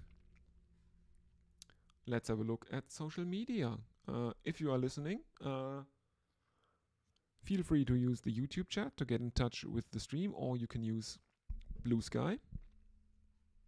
The relevant Blue Sky handle is on your screen. It's the top one, linuxlayer.bsky.social. I will have a look at that between overs.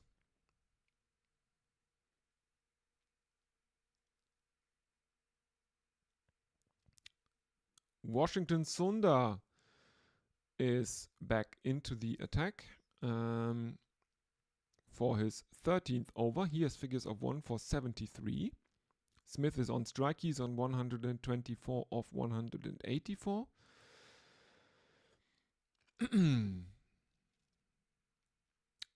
In comes Sundar. There is one slip. There is a short leg, and there is a scoop shot by Steve Smith, and there is no protection in the deep at deep fine leg, and short leg is running after it, but in vain. 4 runs for Steve Smith, 430 up for Australia, 7 wickets down. And now it looks a bit like they're toying with the Indian bowling a bit.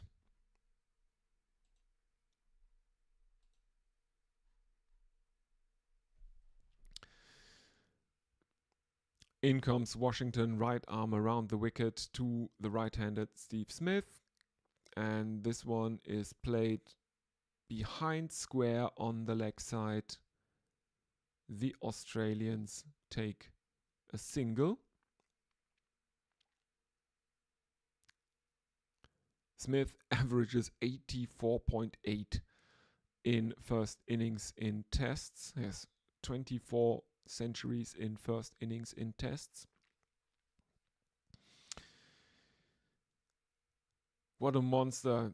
Stark on strike now. There is a slip and silly point in place for him as Washington Sundar continues right arm around the wicket as Stark leaves that one outside his off stump and there is no run. In he comes again, right arm around the wicket. Again, left alone by Stark as Sundar bowls too wide outside his off stump. Relatively full. The length of Sundar here. Pulls the line back towards the stumps a bit, and this time Stark sees the necessity to hold his bat down there. It spins past his outside edge though, and there is no run. As Stark fends one off into the offside, it misses silly point and it is fielded by point, and the Australians take a single. So Mitch Stark is now hogging the strike. Interesting ploy, considering his partner at the other end is Steve Smith, who has made a century, is on 124.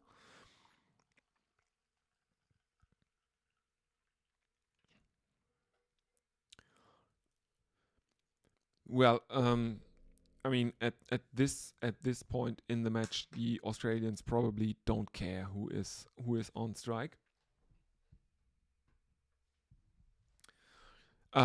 They would reckon they are massively on top as Ravindra Jadeja continues left arm around the wicket to the left-handed Mitchell Stark, bowls it too wide down the leg side, and there is no run.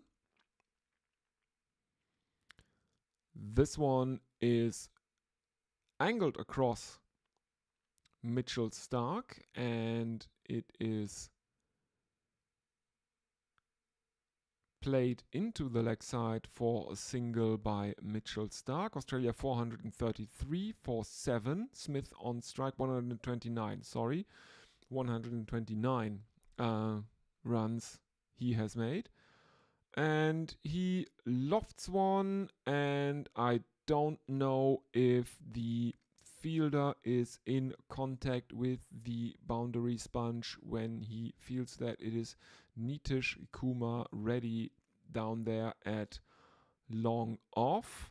And does he get away from the ball when he touches the boundary? Oh, that is very, very, very close.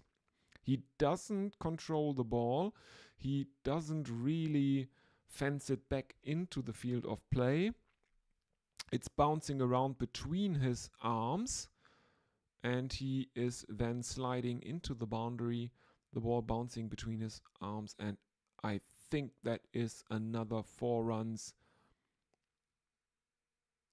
for Steve Smith, as yes, I think his left hand is touching the ball. It is given as a boundary. 437 for 7.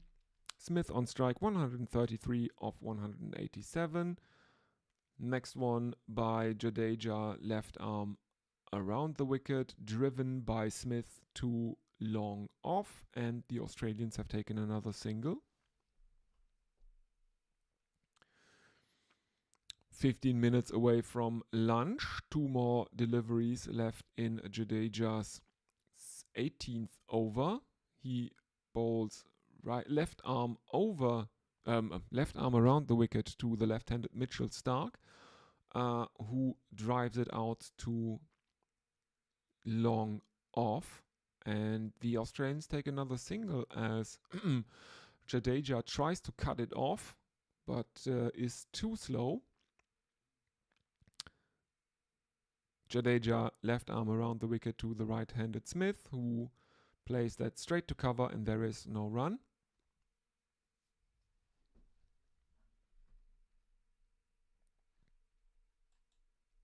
Let's have a look at social media between overs. Reminder, use the Cricket Live chat, use it liberally. You are very welcome. It's always fun to hear from the listeners. It's makes it all a bit more interesting if there is some social interaction going on. So please use the YouTube chat, and you can also use the Blue Sky handle. I would be delighted to hear from you. What are your expectations for the rest of the day and the rest of the match?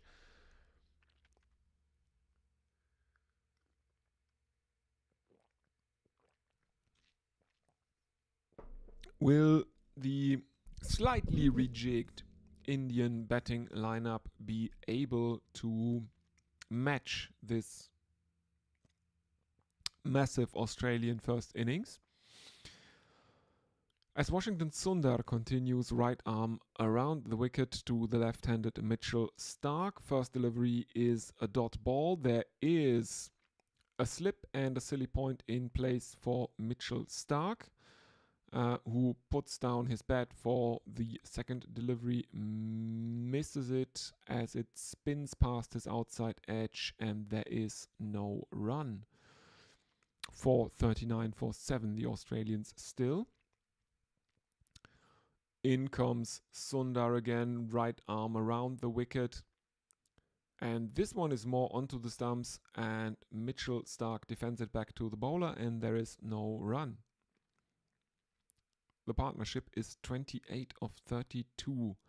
Starc on 5 of 19, Smith 134 from 189, and this one is defended out towards Yashasvi Jaiswal at silly point. Or silly mid-wicket. He is a bit more forward now. In comes Sundar again.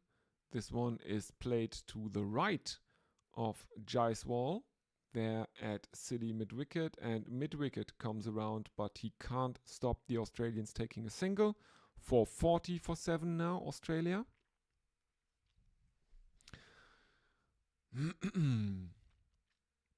Final delivery of Sundar's 14th over coming up now.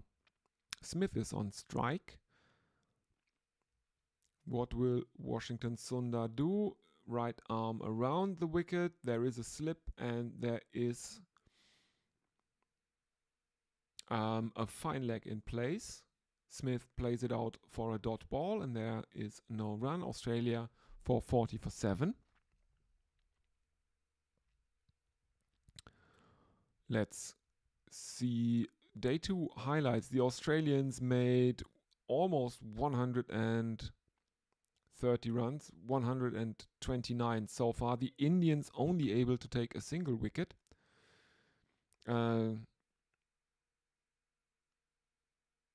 Jadeja, who dismissed Pat Cummins, he was out, caught Nitish Kumar Reddy bowled Jadeja for 49.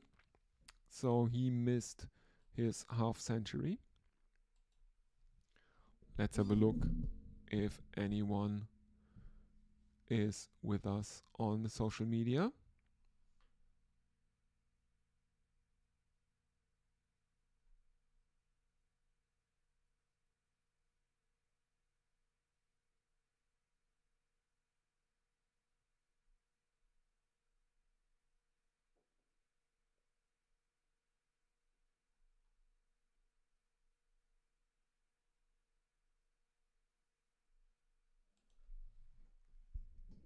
Bumrah is continuing.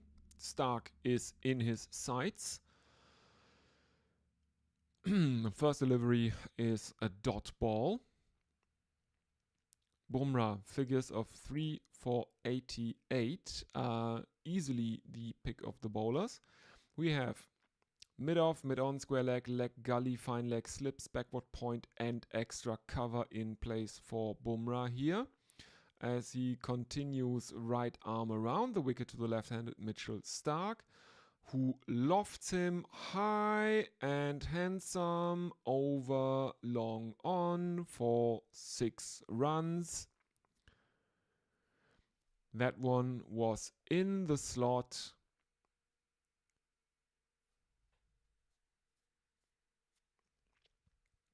And Mitchell Stark makes no mistake in that case.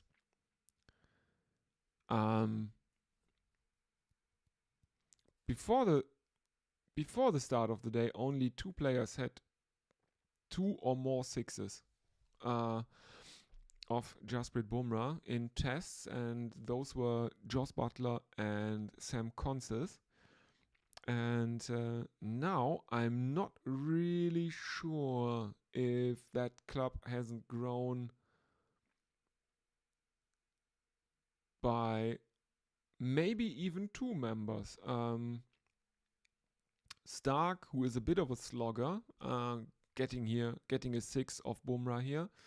Earlier in the day, Smith got 1 of Bumrah, so who knows? I will have to look it up maybe in the lunch break.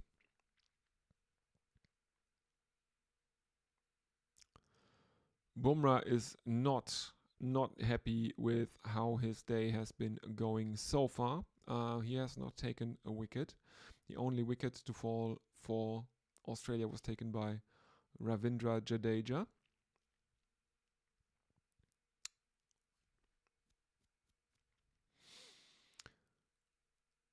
So 2 dot balls following that 6, and now there are 2 deliveries left. Bumrah coming in, right arm around the wicket, bowls it short. There is a late swing after the ball passes the batsman away from the left-hander, and it seems to surprise Rishabh Pant as well a bit. There is no run as Stark ducks under it though, and Australia remain on 446 for 7, 110.5 overs gone. Final delivery of Bumrah's 27th over coming up. Mitchell Stark on 12 of 26 is the batsman to face it. In comes Bumrah, right arm around the wicket, and this one is an attempt at another chipped drive, but he only gets the toe end to it. It is stopped by Bumrah on the half volley. There is no run.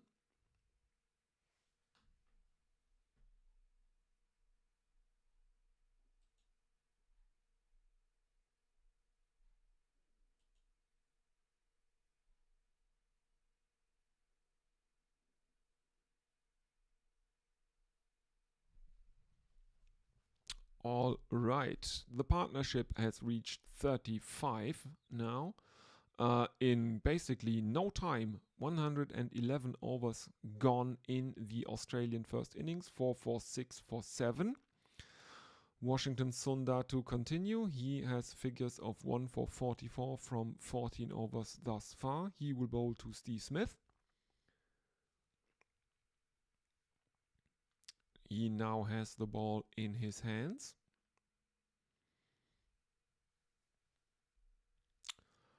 There is A slip in place for Sundar, who bowls right arm around the wicket, and Smith clips that off his hip. The Australians take a single as the Indian fielders in the leg side are stationed rather deep. 448 for 7. There is almost a misfield by, I think that's Jadeja, who loses sight of the ball after he stops it. The Australians do not run on that error though. There is a deep backward square leg now. There is a leg, a fine leg. There is a slip and it's played out into the leg side. This time there is only a single though for the Australians. 449 for 7. Stark is on strike facing Washington Sundar now.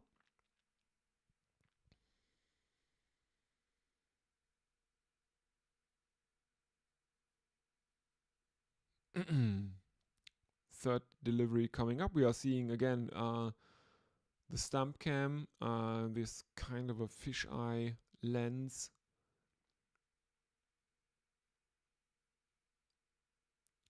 Stark taking strike. There is a slip and silly point in place, as Washington Sundar spins one appreciably past Stark's outside edge, who plucks down his bat in defense. There is no run. Sundar coming in again. This one is wider outside the off stump and Stark leaves it alone. There is no run. 449 for 7. 111.4 overs gone. 2 more in Sundar's 15th over. Left. In he comes again, right arm around the wicket, and this one gets an outside edge from Stark, and Captain Rohit Sharma at first slip is just outside his reach. He is stationed a bit too fine to make either a grab or even to stop it, and the Australians take a couple as it is fielded out in the deep. Rohit has positioned himself a bit squarer now, and there is no run anyways as Stark leaves one alone. 451 for 7. Let's have a look at social media. Again, remember, you can use the YouTube chat. I would love to hear from you all, as it is getting close to 2:30 in the morning here in Germany. I think this will be the final over before lunch.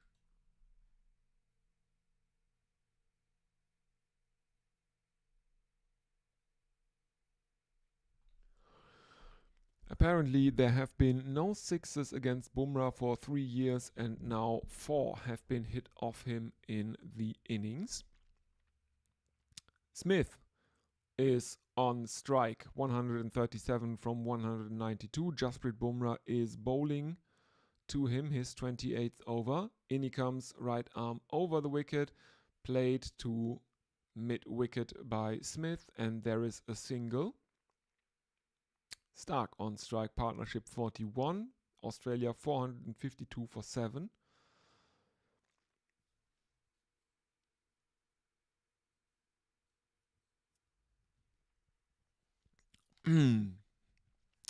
As the ground is starting to fill up, it was rather empty earlier this morning.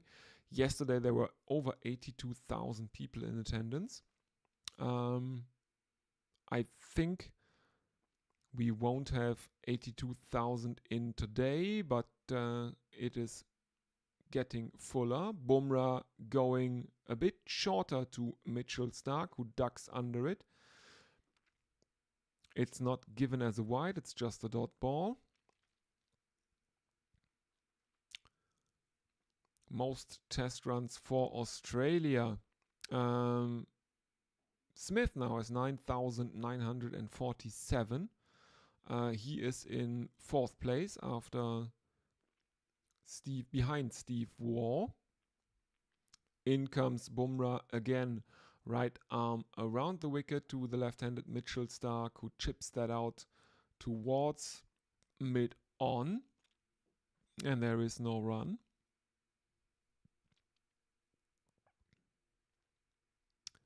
Three more deliveries left in Jasprit Bumrah's over.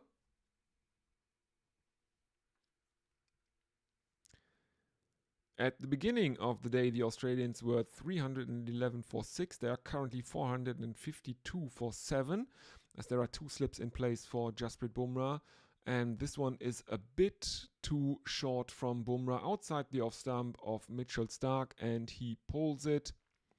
And the Australians take a single,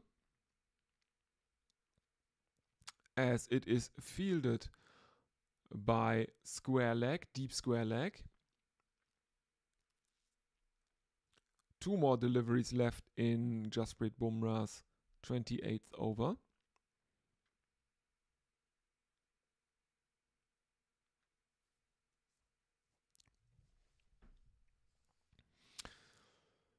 Smith on strike.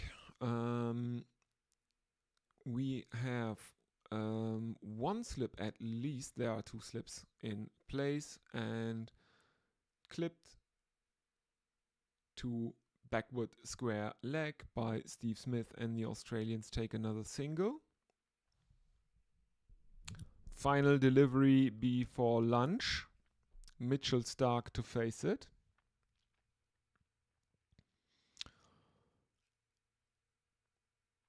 Just get to lunch, probably the idea. Just don't throw your wicket away for Mitchell Starc here. The Australians in control in this match, 454 for 7. In comes Bumrah again. Right arm around the wicket, and this one is played out to cover by Mitchell Starc, and there is no run. Australia 454 for 7, and that is indeed lunch. So the Australians added 143 runs in the session. The only wicket the Indians were able to take was that of Pat Cummins, who had to go for 49. Steve Smith made his 34th 34th test century. Australia are well in control here, and I will leave you with a bit of entertainment before lunch. But first, let's have a look at social media if anyone is with us. Doesn't look like it, so I will find something to play for you during lunch, and we will see you in about 40 minutes. Until then, see you all later.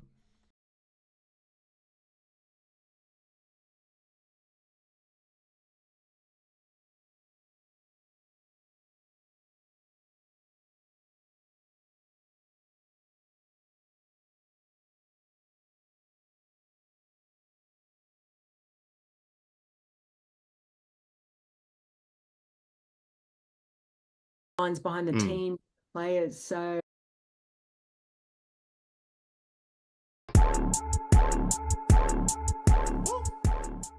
hello and welcome to the Cricket Cigars podcast. I'm your host Adit, and just before we get into today's episode, just a tiny bit of admin.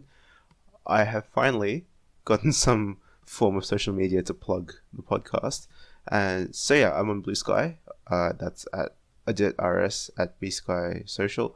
That's A for Alpha, D for Delta, I for India, T for Tango, R for Romeo, and S for Sierra.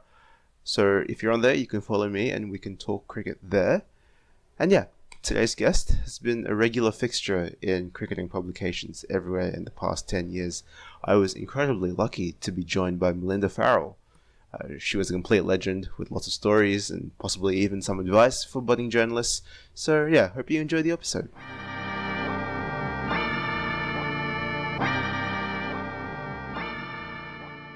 Today's guest is an incredibly accomplished journalist and broadcaster. She's written for all of the cricket outlets and all over the world. It's a huge honor and privilege to welcome Belinda Farrell to the show.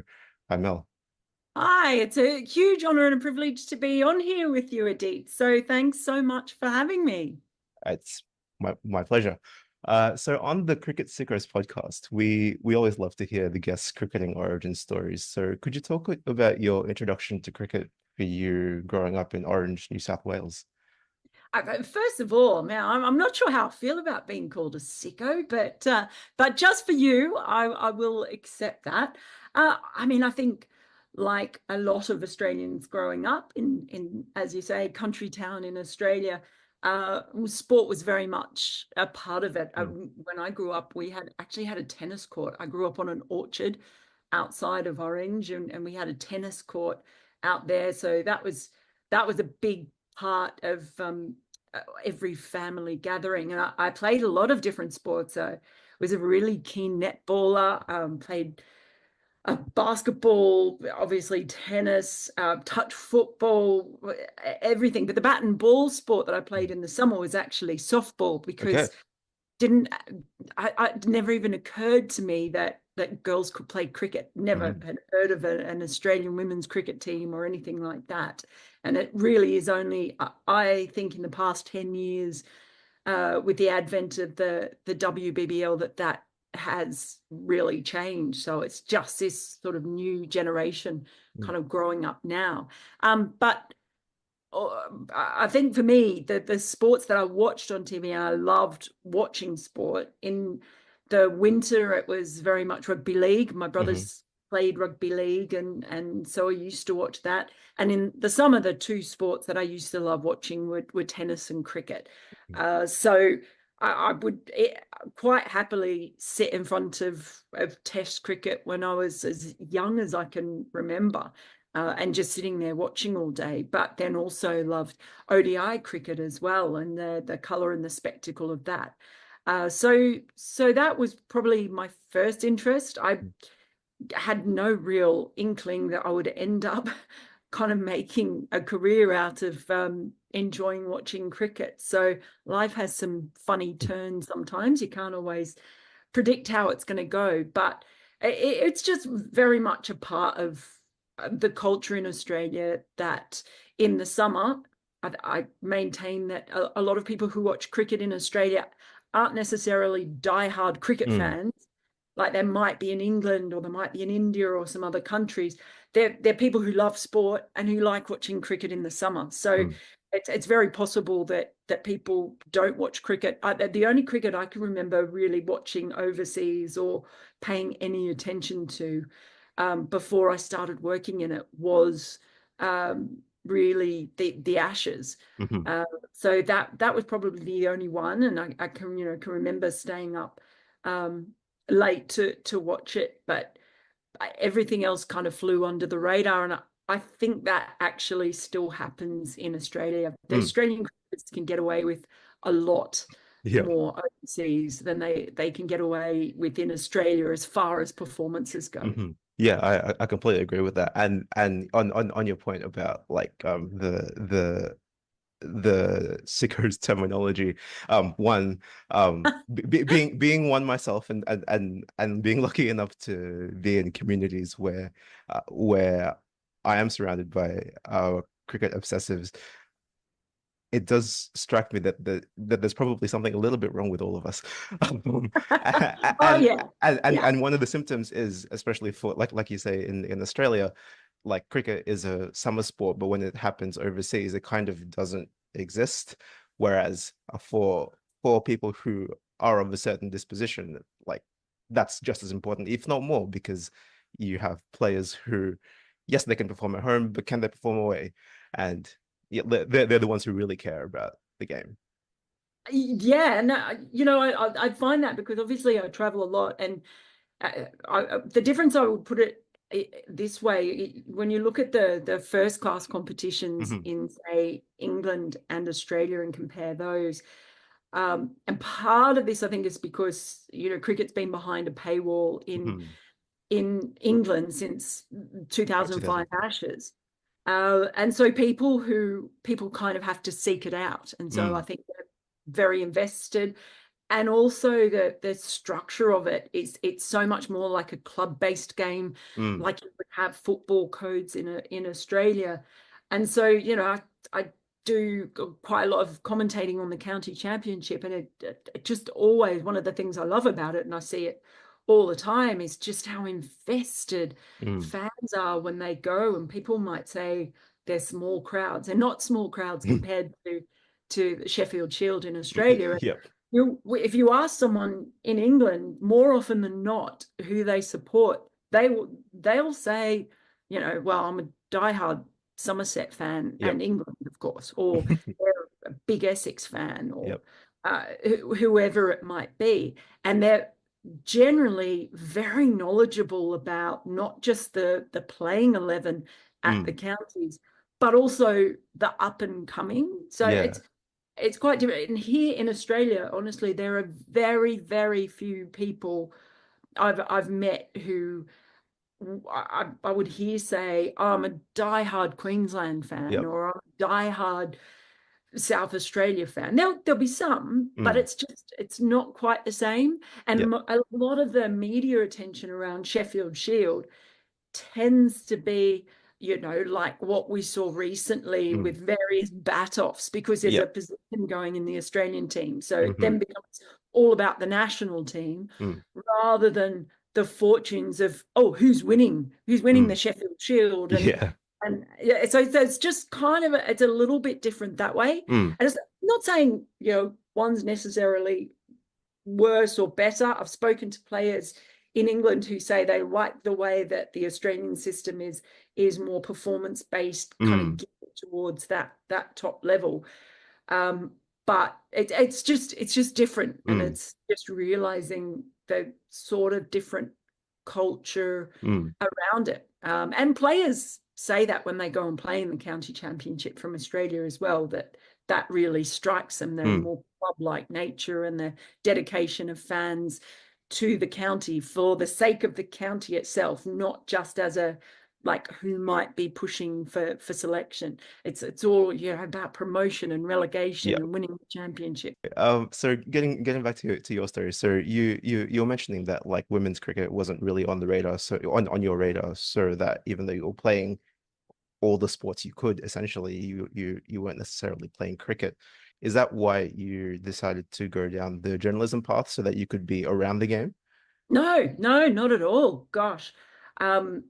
When I was at university, I mean, I did a combination of TV production and journalism subjects. And, you know, I kind of wanted to be either an actress or a director. They were the sort of things that I was interested in, because I'd always enjoyed performing and being on stage, and I'd always been a real film buff as well. Mm. So that was kind of what I was looking for. And then, you know, I went overseas like a lot of people do. Well, straight out of university, in fact, before I finished my last exam, I got a job at Channel 7 in Sydney, and I was working in the tape library, and then as a director's assistant, basically just learning what I could, but saving up enough money so that I could go and do the Australian traveling and living over in England. Mm. So I did that as soon as I could out of university, and I just straight away when I got there, got a lot of work as a director's assistant Mm-hmm. at Sky Sports. Mm-hmm. And so that was kind of really where the sport thing came into it. So I worked in production there, but it wasn't really creatively satisfying Mm. for me. A director's assistant does a lot of counting backwards, and, you Right. know, sits next to the director and times out shows and gets the shows on air and off air and in and out of breaks. So I basically used to work my days off Mm. producing feature stories. And I had enough of a show reel so that when I came back to Australia, I just went into here in Orange, went into the local television station and said, here's my show reel. And then I suddenly had work doing news and sport. Right. And then on my days off, I used to go down to Sydney on the weekends and do shifts at Fox Sports News, which then led to me doing feature stories. And that kind of, from there, it became, I was doing rugby league stories in the winter, and then I was doing cricket stories in the summer. And then gradually just cricket kind of took over. And so none of it was planned at all. I don't plan anything.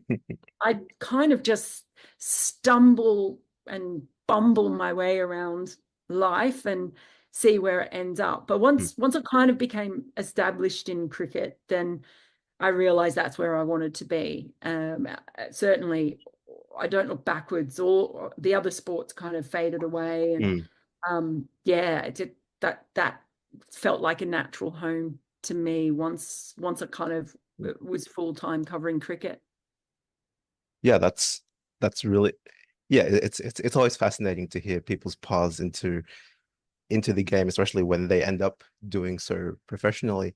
But so you do mention that you have a journalism background and you have a TV media production background, and I guess currently we are in the age of the freelance journalist, you becoming one eventually. But a lot of the people don't have the training that you did. So how do you think your journalism training has helped you throughout your career? And what would someone without that training need to work on to kind of make up for it? Yeah, it's a really interesting question because there are a lot of people coming in, and now there are more avenues into it because you can have a podcast like this, and so you're gaining interviewing skills by doing it and presenting skills by doing that. And even though I did those subjects and sort of had that background, there were certainly a lot of things that I learned on the job. But every now and again, there are some things like making sure that you confirm something before you write it, in having 3 sources is always like what you were told. Even things I encounter, I see sometimes now where people, journalists or writers or content creators, whatever it is, maybe don't have an understanding about like what the difference between something being off the record, on background, on deep background. They're the sorts of things that you get taught. Those kinds of things I do notice. And so sometimes I think there's a fair amount of a lot more opinion that it's different. Journalism and opinion, and fans or consumers often will confuse that as well. Like sometimes I'll see opinion writers and people say, oh, well, that's not very good journalism. The lines get blurred a little bit. And just, I'll always be grateful for the things I learned about in video, for example, about certain ways of storytelling with the video medium. That has definitely stood me in good stead, and even some of the combining that with the TV production medium, just about how you use pictures and how you construct things. So I'm certainly not unhappy. Yeah, I'm not saying it makes me better or worse than anyone else. Absolutely not. But certainly some of the things I learned along the way, I feel that that's a good thing. Just also about it, and again, I guess it's a TV thing, because understanding the different mediums and how they work. Like often you see people thrust into positions where they're conducting an interview on TV and they actually don't ask a question. There's I think this desire that comes from a, not insecurity, but this desire to show what you know. And so I so often see this with people who haven't come from that background. Is it like asking statement? Is it making a statement, saying statements instead of questions?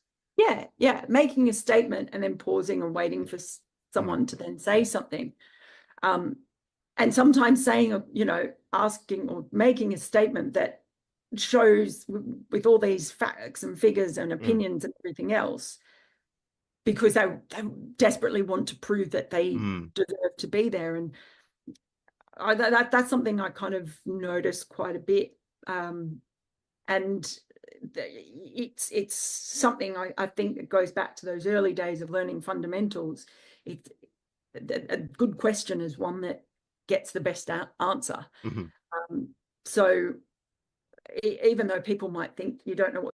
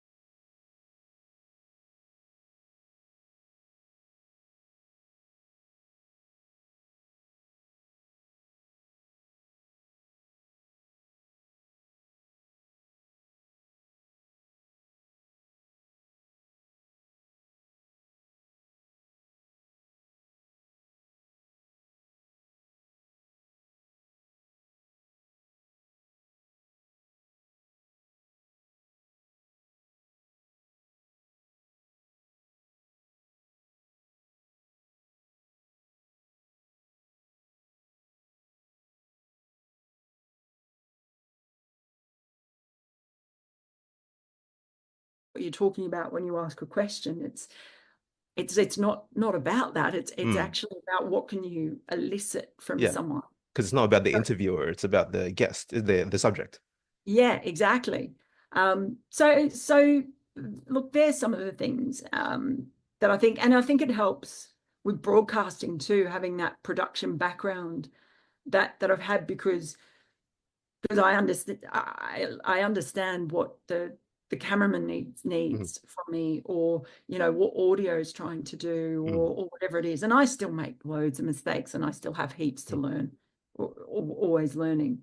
But yeah, I suppose there's just a few kind of different things in there where I think I'm grateful that I had that, because it's not just a matter of sitting down and just writing what you think about the actually have, what are you trying to say, how are you doing it, what are you telling people, are you telling them something that they don't know, and do you have the backup to it, whether it's the backup of confirmed sources or the backup of research, or whatever it is. So that's something that probably I feel like I've had to try and do more, because I don't come from a playing background. People who come in who are from a playing background, I think, just probably feel more comfortable in saying, well, whatever they think in a piece. Whereas I always feel like I need to sort of not justify it, but always have a backup for why I'm saying something. Yeah, you need to have a good reason, and I guess it's for good reason that people studying journalism and media are taught these habits, because they are useful for the reasons that you say. I want to talk about how in 2014 you joined ESPN Cricinfo, which was how I first became familiar with your work, particularly through Polite Inquiries, rest in peace. So I'd like to ask, what was it like to work at Cricinfo, and can you talk about some highlights from your time there? Yeah, I mean, it was crazy from the get-go. The way I got the job, I was actually working for Cricket Australia when they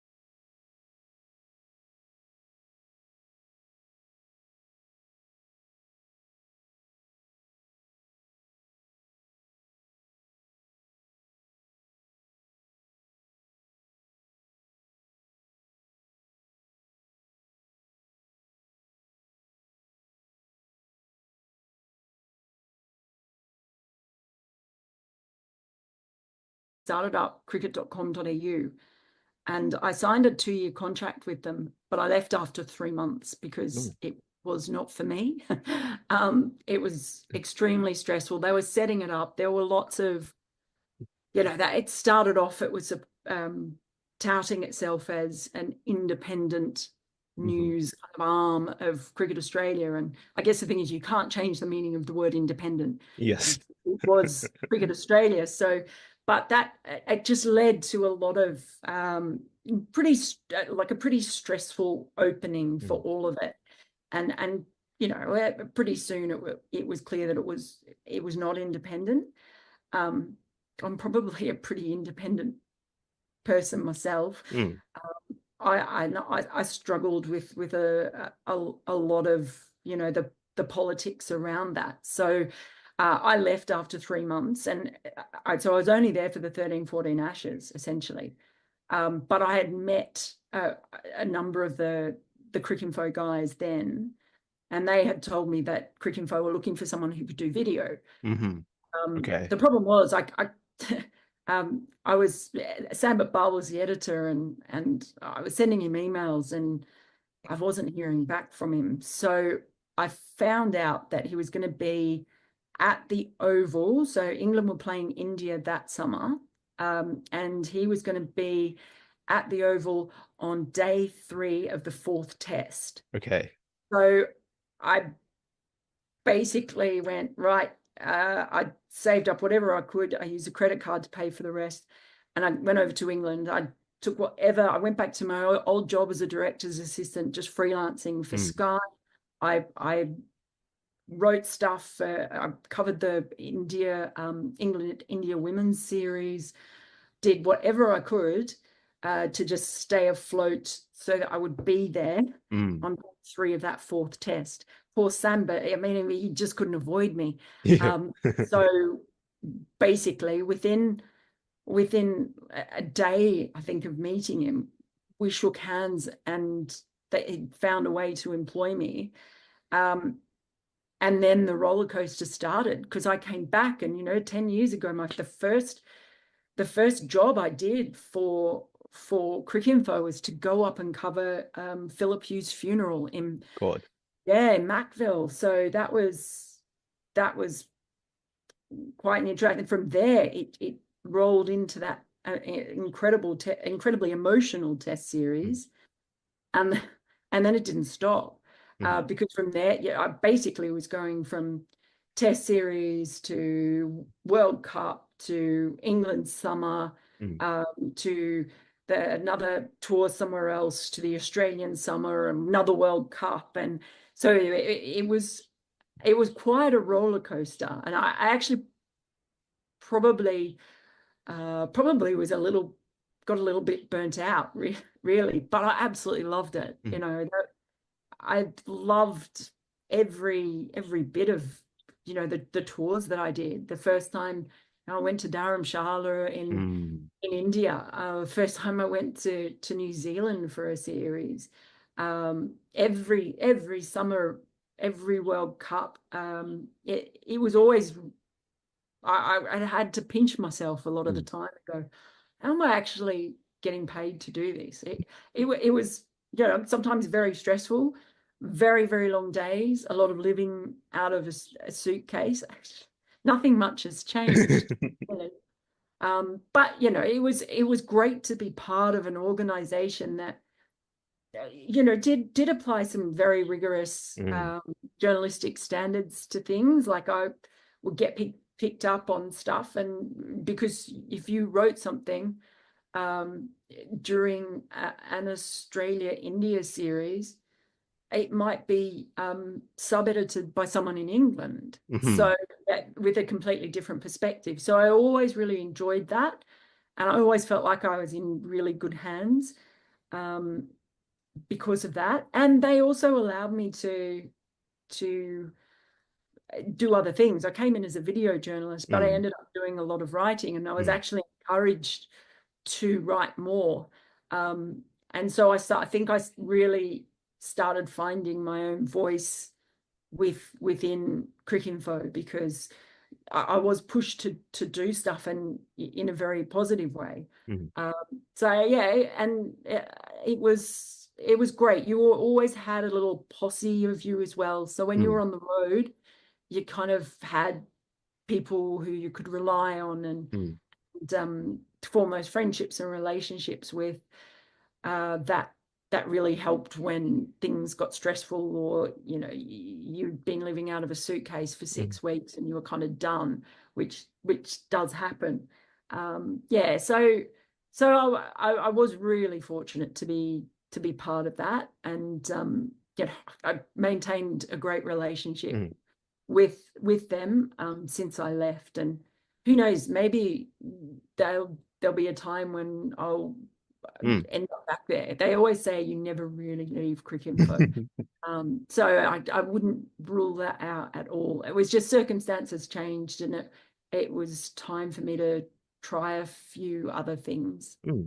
Well, yeah, I'm really happy to hear that you really enjoyed your time at Cricinfo, because yeah, like I was saying before we were recording, it's played a really big part in my cricketing life. So I moved to Australia when I was 7, and other than learning about cricket through friends, I also found this website where I could look up players and find their stats and all of that. And then when I left Australia and moved to Indonesia, which is not a traditional cricketing country, it it was a way for me to keep in touch with the game, and that's where that's how I got into cricket writing, reading people like Jared Kimber and Andy Zoltzman with his jokes, and of course, your own writing, Mel, and and it was actually really cool. So I did a podcast episode a few months ago now with my PhD supervisor, who was actually a scientist working in the States in the early 90s, and he was one of the very first shareholders in Cricinfo, and so that was a really cool full circle thing. And I got his thoughts on like why Cricinfo was unique among cricket media outlets, and he essentially said that there was kind of things like newspapers that would cover cricket. Could I get your thoughts on what made Cricinfo unique among media, especially at the time?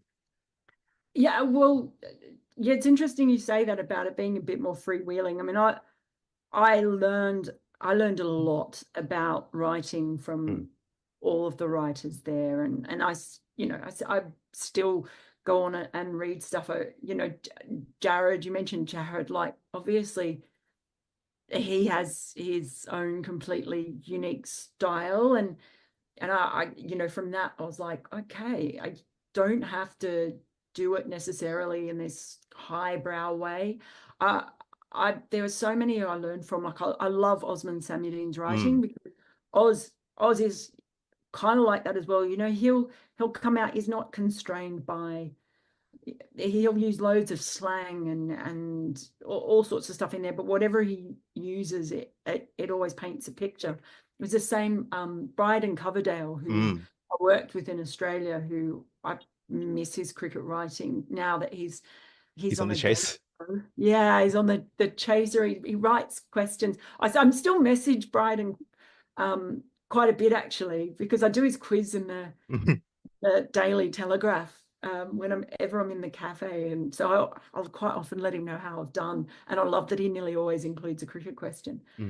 But I toured with him, did a few summers in Australia, and we toured New Zealand together, and the brevity of his writing and his ability to be able to have different layers, like it might be one sentence, but it sort of worked on several levels. I learned a lot about that from him, and that sort of made me think quite a bit.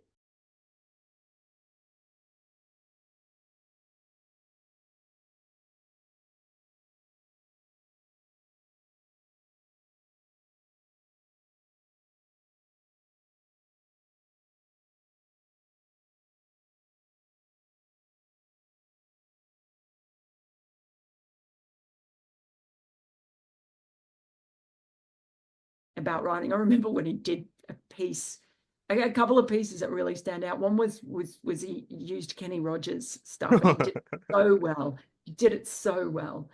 And there was another one. He wrote this brilliant piece ahead of when Australia toured New Zealand in 2016. And he basically, the whole piece was a letter to Australia from New Zealand. And it was just absolutely brilliant. God, and it set up the whole thing about how Australia had actually treated New Zealand quite badly as a cricketing neighbour for so long. But the little things like in the way he did that, I just thought, yeah, brilliant. So he's someone I think has been a real loss to the cricket community. But all around, Shada Ugra was writing stuff, and her bravery in writing for Cricinfo politically was, and I also kind of liked, there was a real no nonsense, no crap thing about her writing that I really, really enjoyed and found accessible. Andrew Fidel Fernando, I mean, the guy's ridiculous. He's so funny, and I think I learned that as well. Like there are a lot of the rules about having to write a certain way. You did have that freedom. So I mean, there's loads I haven't mentioned. but honestly, I learned so much. David Hobbs was another one. You know, in England, just sometimes I would read his writing and just go, God, I can never be able, you know, never do that, never capture that sort of atmosphere the way he's captured that about Yorkshire. So that's a beautiful thing about writing on cricket, is that there are so many different aspects, so many narratives, so many ways in which you can take it. I think when it comes to writing, the best sports are the ones that allow for big narratives. And I think cricket's up there probably with, I reckon, boxing and baseball as producing the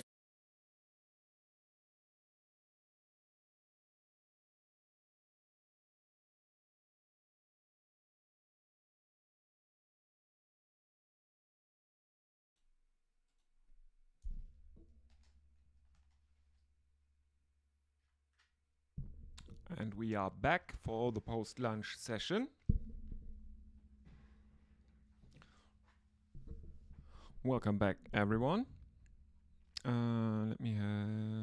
Yeah, there we go. So we are back. Australia 454 for 7, 113 overs bowled. Australia's session, without a doubt, pre-lunch. They made 143 runs. India were only able to take Pat Cummins' wicket.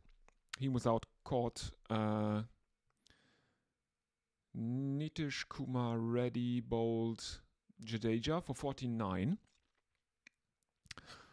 So, what will the post-lunch session bring? India need to dismiss the Australians for very few runs from here on if they want any chance in this match. They then need to bat long in their first innings, make use of the batting conditions as long as possible. Their batting lineup has been a bit reshuffled. They are going with 3 all-rounders, having dropped Shubman Gill. So let's see what the Indian bowlers can make happen in this post-lunch session. Jadeja to continue to Steve Smith. He has bowled 18 overs. He has figures of 2 for 72 thus far. Only Jasprit Bumrah has taken more wickets in the match than Jadeja, or in the innings than Jadeja. If you are wondering why the Indian players are wearing black armbands, it's because the former Indian Prime Minister Manmohan Singh passed away. So we are set to resume play. There is a slip in place for Jadeja, who bowls left arm around the wicket to the right-handed Steve Smith, who defends one back towards Jadeja, and there is no run. 454 for 7 Australia. In comes Jadeja again, right arm over the wicket, driven past the bowler, and the Australians jog a very, very comfortable single. So Stark is on strike as Australia bring up 455 for 7. We are seeing close-ups of umpire Joel Wilson, who is standing there with his hands in his pockets at the striker's end, as Ravi Jadeja has Mitchell Stark bowled third delivery of the session. Third delivery of the session. Mitchell Stark has to go for 15. He's out bowled Jadeja. He is walking off the pitch.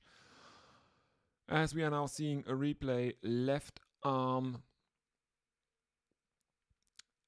around the wicket comes Jadeja. The ball is spinning viciously through the air and Mitchell Stark misses it. It takes the top of his off stump and he has to go for 15. So, early breakthrough in the second session of the day for India. One they would probably have preferred to find earlier in the day.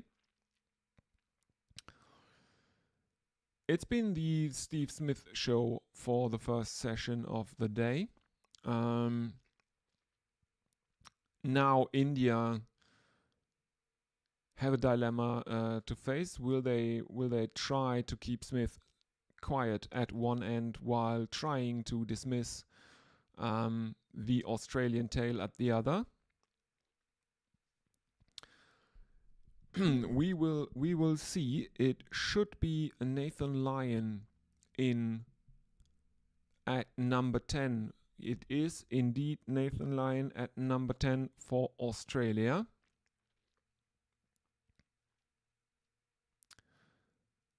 Number 11 will be Scott Boland. But in comes Jadeja as Lyon leaves one alone. There is a slip, there is a short leg in place for Nathan Lyon as Jadeja continues left arm around the wicket to the right-handed Nathan Lyon.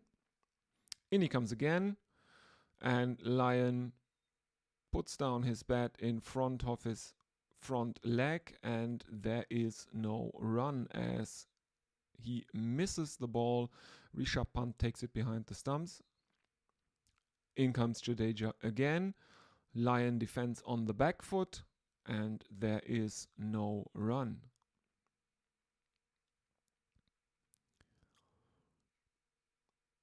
There is some talk between Lyon and Jadeja, but they're all smiles. So no hard sledging there. And a reminder, if you are listening to this, you can always get in touch with the stream through the YouTube chat or through social media, namely Blue Sky. The relevant handle for that one is the top one that is on your screen right now, at linuxlayer.bsky.social.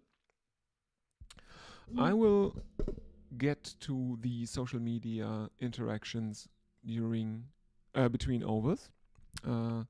Let's have a look if anyone is with us. Doesn't look like there is much in the way of YouTube chat. Let's have a look at Blue Sky. No, nothing.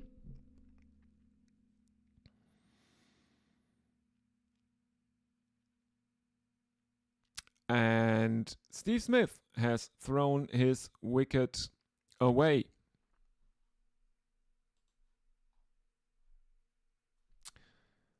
Akashdeep is continuing the bowling. He comes right arm over the wicket, and Steve Smith steps outside of his crease and towards leg. He gets an under edge to it that hits him on the outside of his back leg from where it bounces into his leg stump, and Steve Smith has dragged on in the most extraordinary way I have ever seen. So, Steve Smith is gone, bowled Akashdeep for 140. I have never seen that ever.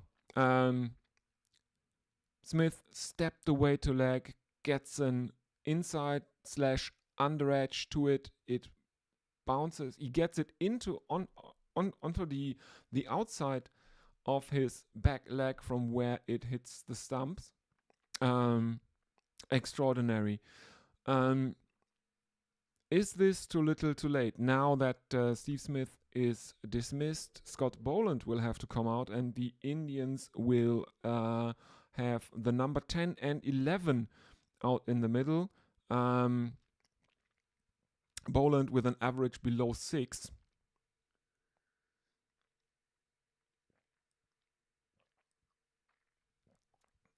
And the Indian bowling attack will smell blood in the water now.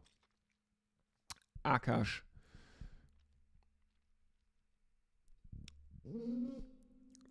resetting his field. There are 2 slips in for Scott Boland. It's Rohit Sharma at first slip, Virat Kohli at second slip, and Akashdeep comes in, right arm over the wicket, clipped out to mid-on by Scott Boland, and there is no run. As we are now seeing from the stump cam, that extraordinary drag dismissal from Steve Smith. He's miles out of his crease, tries to give it an almighty hoik, plays it onto his leg very low, and it bounces about 2 meters into the stumps. That was extraordinary. Second delivery Boland faces is also another dot ball. 455 for 9 Australia after 114.3 overs. How many runs can they wring out of the tail? As we are now seeing the matrix replay of that bolt from Steve Smith. He's 4 meters out of his crease when the bail comes off. Extraordinary.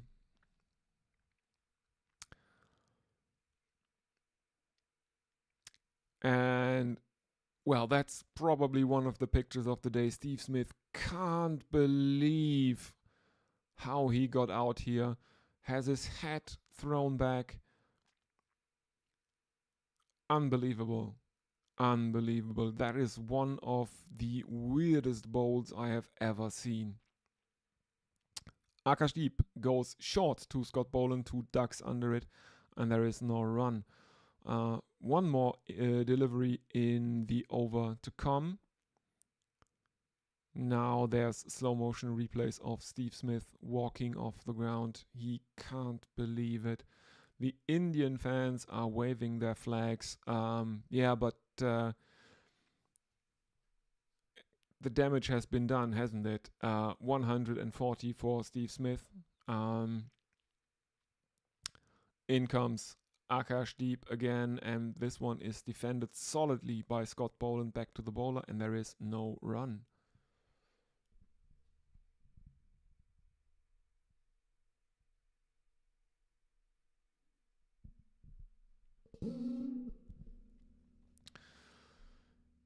Well. That was very, very entertaining, and I feel privileged to have seen it live. To be honest with you, it's not something you see it's not something you see frequently. Let's put it that way. One of the more memorable bowls.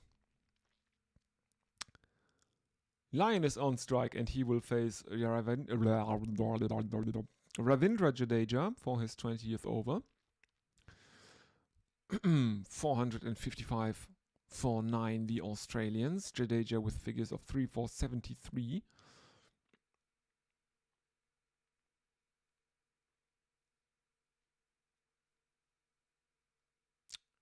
In he comes, left arm around the wicket to Lyon, who plays one out towards gully, and the Australians actually take a single. So Nathan Lyon, whose test batting average is 12.5, basically, takes a single off the first delivery of the over to bring Scott Boland with a sub-6 average, 5.88 to be exact, onto strike to see out the rest of the over from Ravindra Jadeja.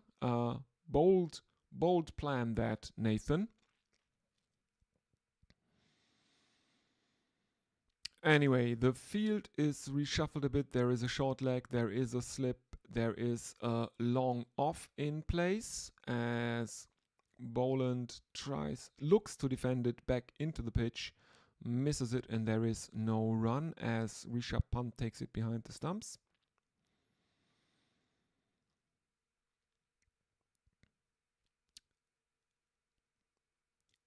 Now short leg is coming out and is moving over to silly point. That is Yashasvi Jaiswal as Boland defends the next one back into the pitch. Better attempt this time, and it is stopped by the now in place silly point. The next one, again, defended back into the pitch, fielded by Jadeja himself. There is no run. In comes Jadeja again, left arm around the wicket, left alone by Boland, taken by punt, and there is no run. One more delivery left in the over. Boland now has seen 9 deliveries.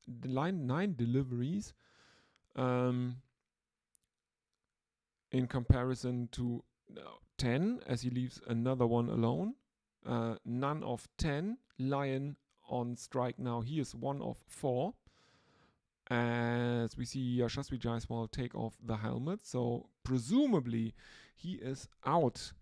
Or his services aren't needed close around the bat. They will probably try to goad Lyon into taking a single early in the over. Let's have a look at social media. Nothing yet. Okay.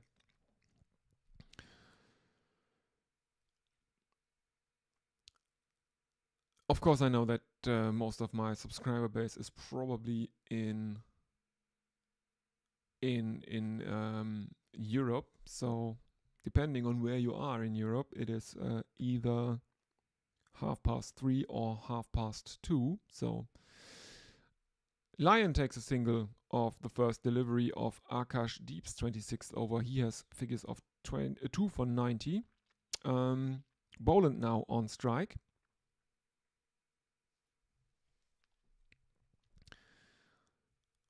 There are 2 slips in place for Scott Boland as Akashdeep continues right arm over the wicket, and this one is defended by Boland, but it dribbles out to backward square leg, and the Australians run through for a very, very quick single. So Boland is off the mark, 1 of 11.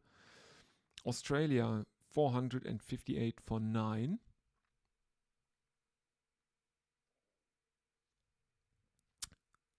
Lyon back on strike. He's on 2 of 5.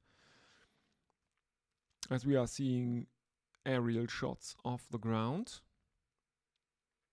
Not sure why we have time for that. Okay, Akashdeep is back in. Right arm over the wicket. An attempt at a pull shot from Nathan Lyon to a shorter one from Akashdeep. He misses it though, goes through to the keeper, and there is no run.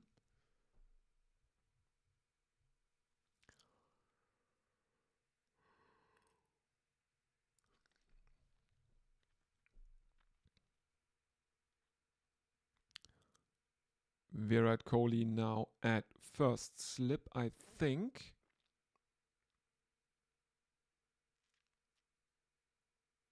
Lyon clips one off his hip towards deep fine leg, and the Australians have, I think, taken another single. Yes, Boland is back on strike. 2 more deliveries left in the over.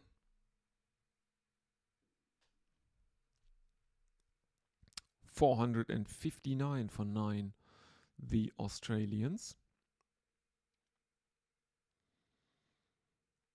I think Kohli is standing at second slip. It was just the camera perspective and a bit of this foreshortening thing that made it look like he was standing next to punt, as Akashdeep serves him up a full toss. And the Australians run a single. The ball is thrown back into the center, and there is a misfield and overthrows, and the Australians are taking the extra run on offer, against the common wisdom that you don't run on misfields. But this one looked relatively safe, and I think that was Bumrah who misjudged the bounce of the ball thrown into the middle.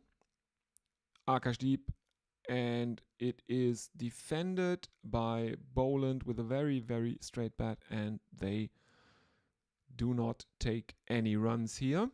So Australia 461 for 9. Boland on 3 of 13. Lyon on 3 of 7. Lyon is on strike now, and he will face Jadeja.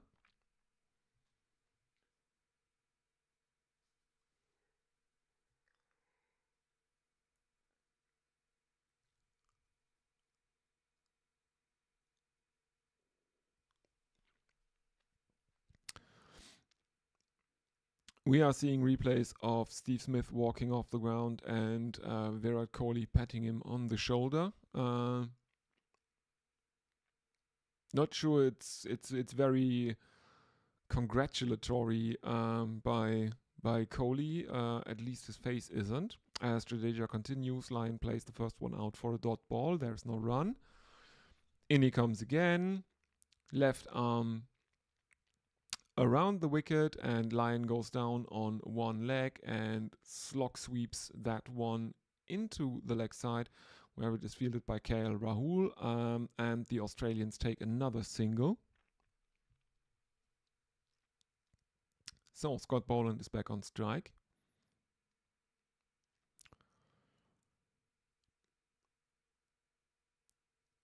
Jadeja, left arm around the wicket. There is a slip and there is a silly point in place for Scott Boland, but he doesn't get bat onto that. Lets it go through to the keeper, and there is no run. Jadeja continues, left arm around the wicket, spins one past the outside edge of Boland, who is just looking to defend here. He is well aware that he is not that good with the bat. There is an appeal for LBW of the 5th delivery, and this one is given as Boland plays down the wrong line. They still have 3 reviews left, and they are reviewing the decision. I'm not really sure if this is the way to go.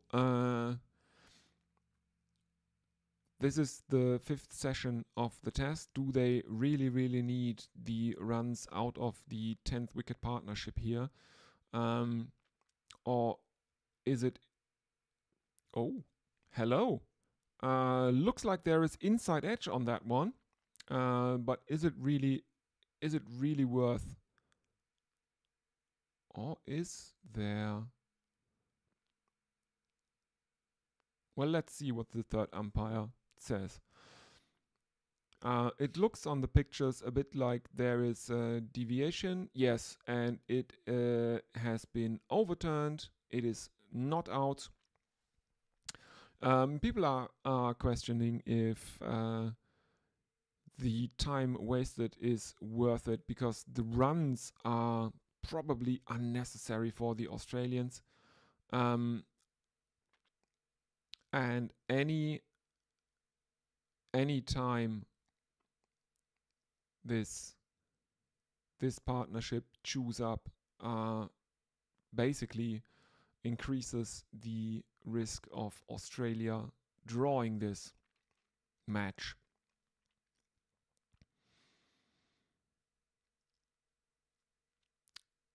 The batsmen are in conference at near the middle of the pitch. Australia 464 for 9.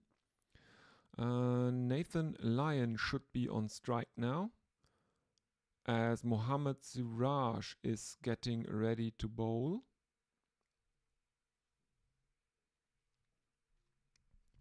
Yes, indeed, it's Mohammad Siraj for his 22nd over.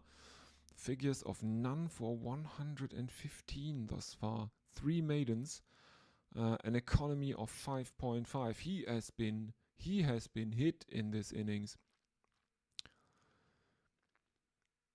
Lion is taking strike. There are 2 slips. There is mid on, mid off. There is cover for Mohammad Siraj. Is there protection out behind square on the leg side? I don't see it. First delivery is taken for a single in the leg side by Nathan Lyon. So Scott Boland will have to face the rest of Siraj's over, as Boland and Siraj are colliding out in the middle, but this looks like an honest mistake. There doesn't seem to be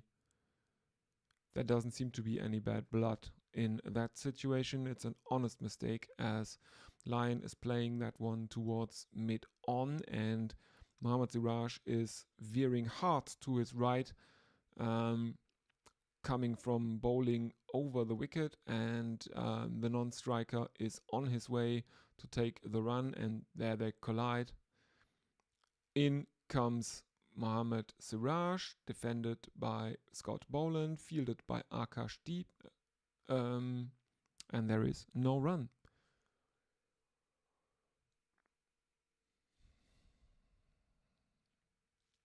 .465 for 9 Australia. And I'm really not sure if not declaring here is the best idea for the Australians. Any time taken out of this game from here on is probably going to benefit India.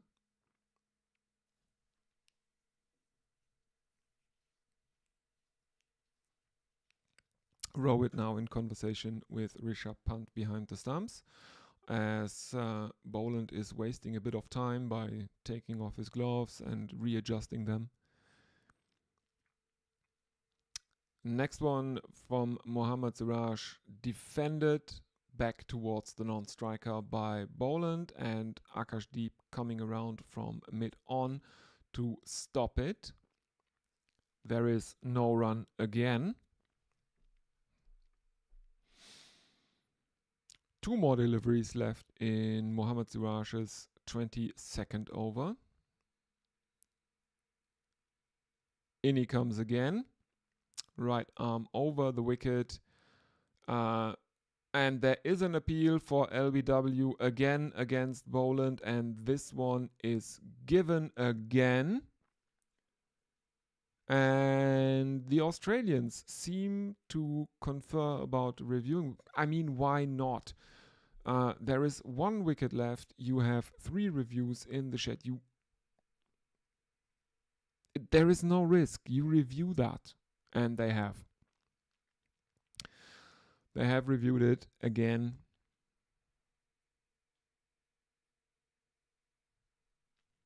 And we are seeing the replay. It hits him on the knee roll, and it looks like this might actually slide down leg. But first we have to confirm that no bat is involved. There is no spike on Snicko, so that one is probably okay. The line might be a bit icky, and indeed it is. It is missing the wickets. Not by much, but it is missing the top of leg stump. So, not out, and Australia retain their review. They have 3 reviews remaining. India have 1 review remaining.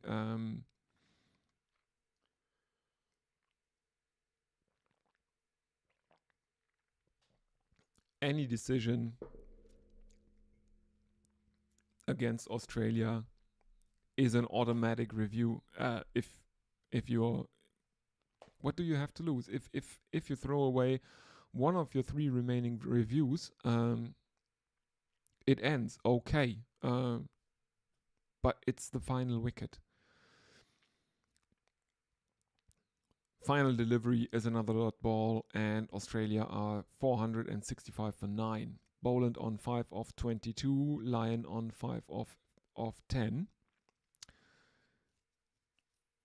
Siraj is going to continue. No, it's Lion going to continue. Jadeja to continue. Sorry, he's bowling to Lion, I think.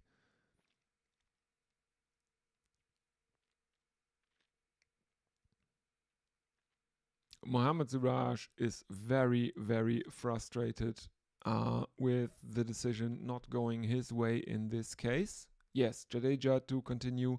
There is a slip in place for Lion, who goes down on one knee, sweeps one mightily, and I think the Australians have taken another single. Yes, they have.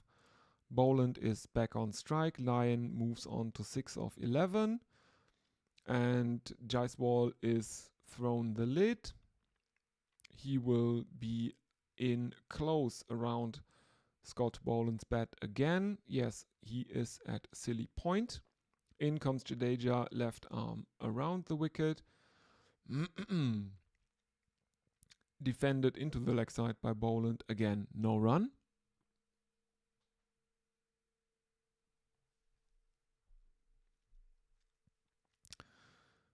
Jadeja continuing, left arm around the wicket, defended back to silly point by Boland, and there is no run.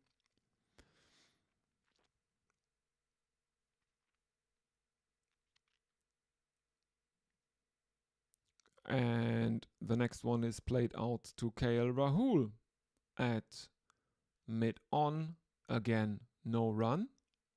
2 more deliveries left in Ravindra Jadeja's 22nd over. Defended again, back into the pitch. Dribbles down to Jadeja, and there is no run.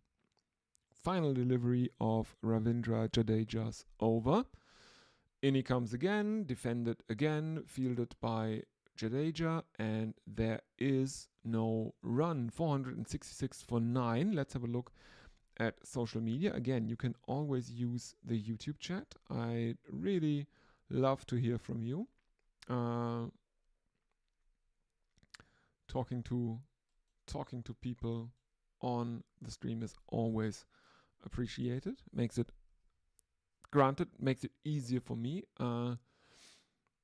Just this around 2-hour monologue can be a bit exhausting. It's much more fun if you are writing in, if you are participating. Let's have a look at Blue Sky, if anyone is there with us. Of course, you can always use Blue Sky as well at linuxlayer.bsky.social, as Mohammad Siraj is continuing to Nathan Lyon. First one is a dot ball, and we are now seeing 2 Australians in matching nice Gary t-shirts.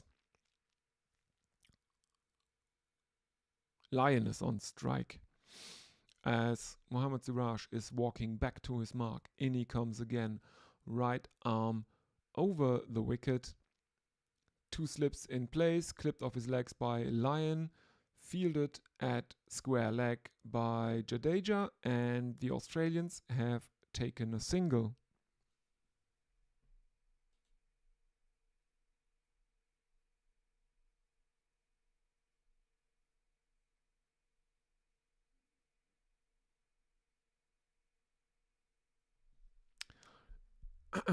Yes, so let's see. Scott Boland is on strike. Rohit Sharma cracking his knuckles as Boland defends one from Siraj, right arm over the wicket back towards the bowler, and there is no run. 117 runs Siraj has conceded now. Smith, the last wicket to fall, he went for 140 of 197 deliveries.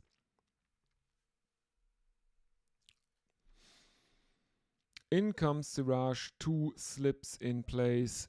In he comes, right arm over the wicket, defended back towards point by Scott Boland, and there is no run.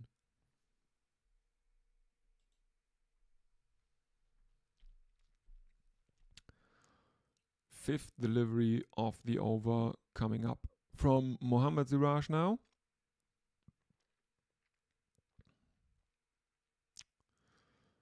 Rohit Sharma, test batting by position opening, he makes an average of 44.2. At number 3, he is only at 22, which is interesting because he is marked on the team sheet at or slotted in on the team sheet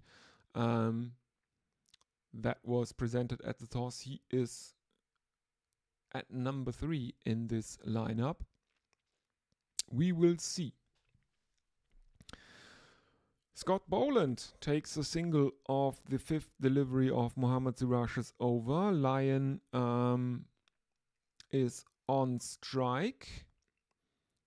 In comes Siraj, and this is driven very, very straight by Nathan Lyon, and he finds the boundary straight down the ground. 4 runs, Australia 472 for 9. But it also means that Boland is,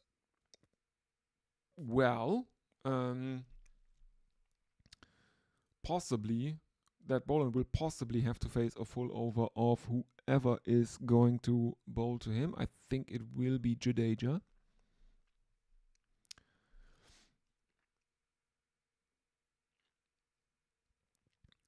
Very powerful straight drive from Lyon, slightly to the onside. And let's have a look at social media. Kai saying Smith is out, but a good daddy century.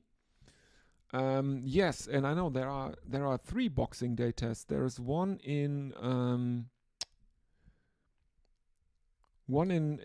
South Africa against Pakistan, and there is also one in Bulawayo, I think, in Zimbabwe against Afghanistan. And the third Curran is playing in that one. His 2 brothers having opted to play for England, while he is playing for Zimbabwe, the country of his birth, if I remember correctly.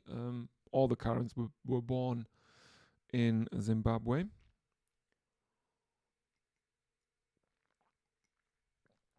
But through their ancestry, they all his 2 brothers play for England, Sam and Tom Curran, and I don't really know what his name was.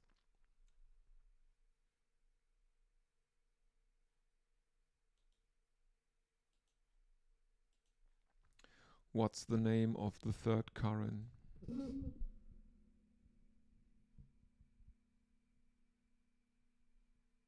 Ben Curran.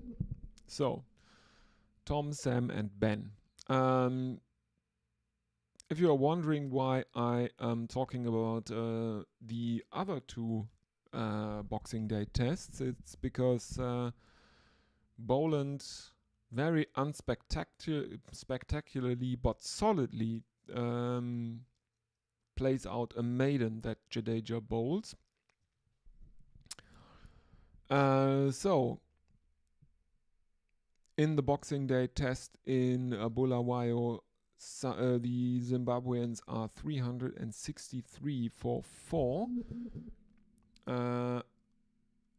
After winning the toss and choosing to bat. And in Centurion, Pakistan made 211 all out, and in reply, the South Africans are 82 for 3. Both of those tests start at 9 Central European time. So in about 5 hours from now. Bumrah coming in, bowling to Lyon, and he is very lucky not to get an outside edge onto that one. It is taken behind the stumps by Rishabh Pant, and there is no run. 472 for 9 Australia.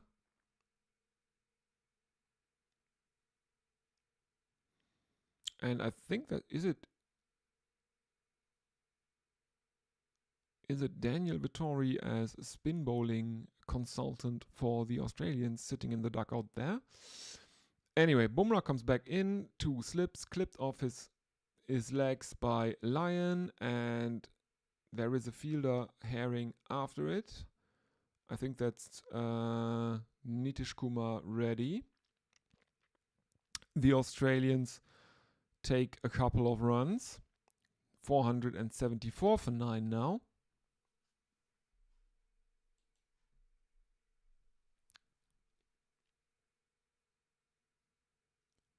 The ball is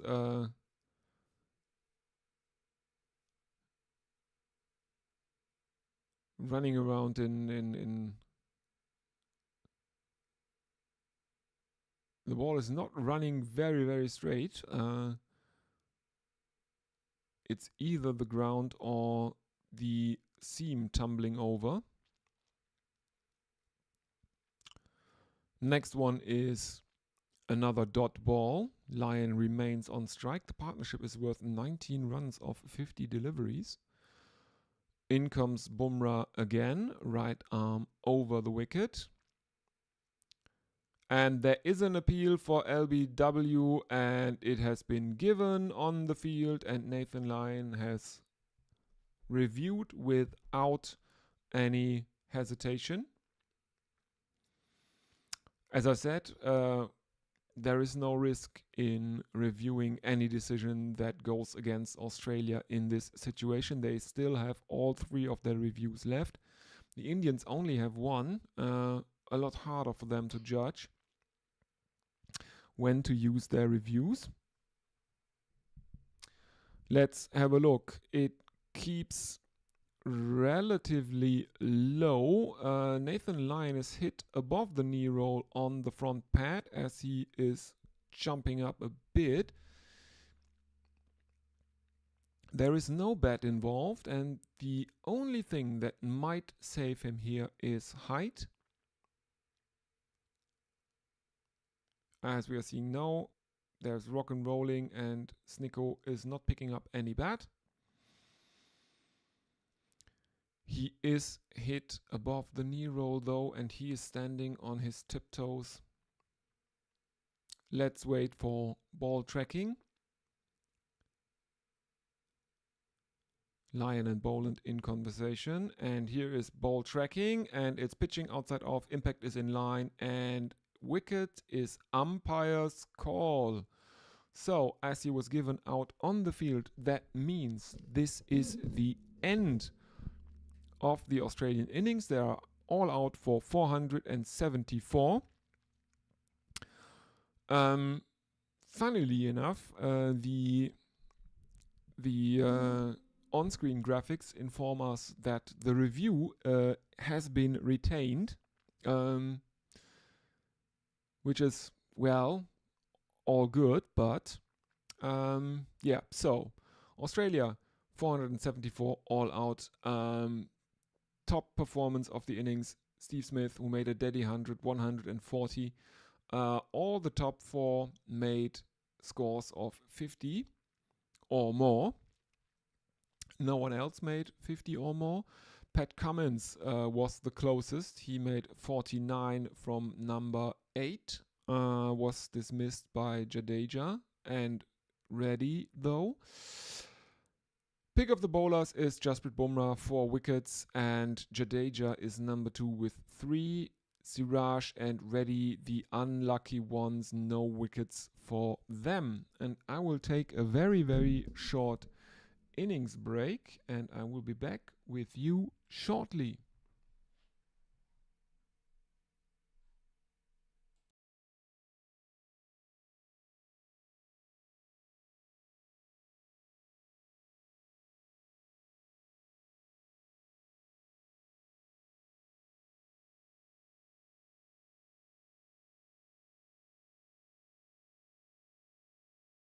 For some reason, those 3 sports just I find produce the most compelling writing for me anyway.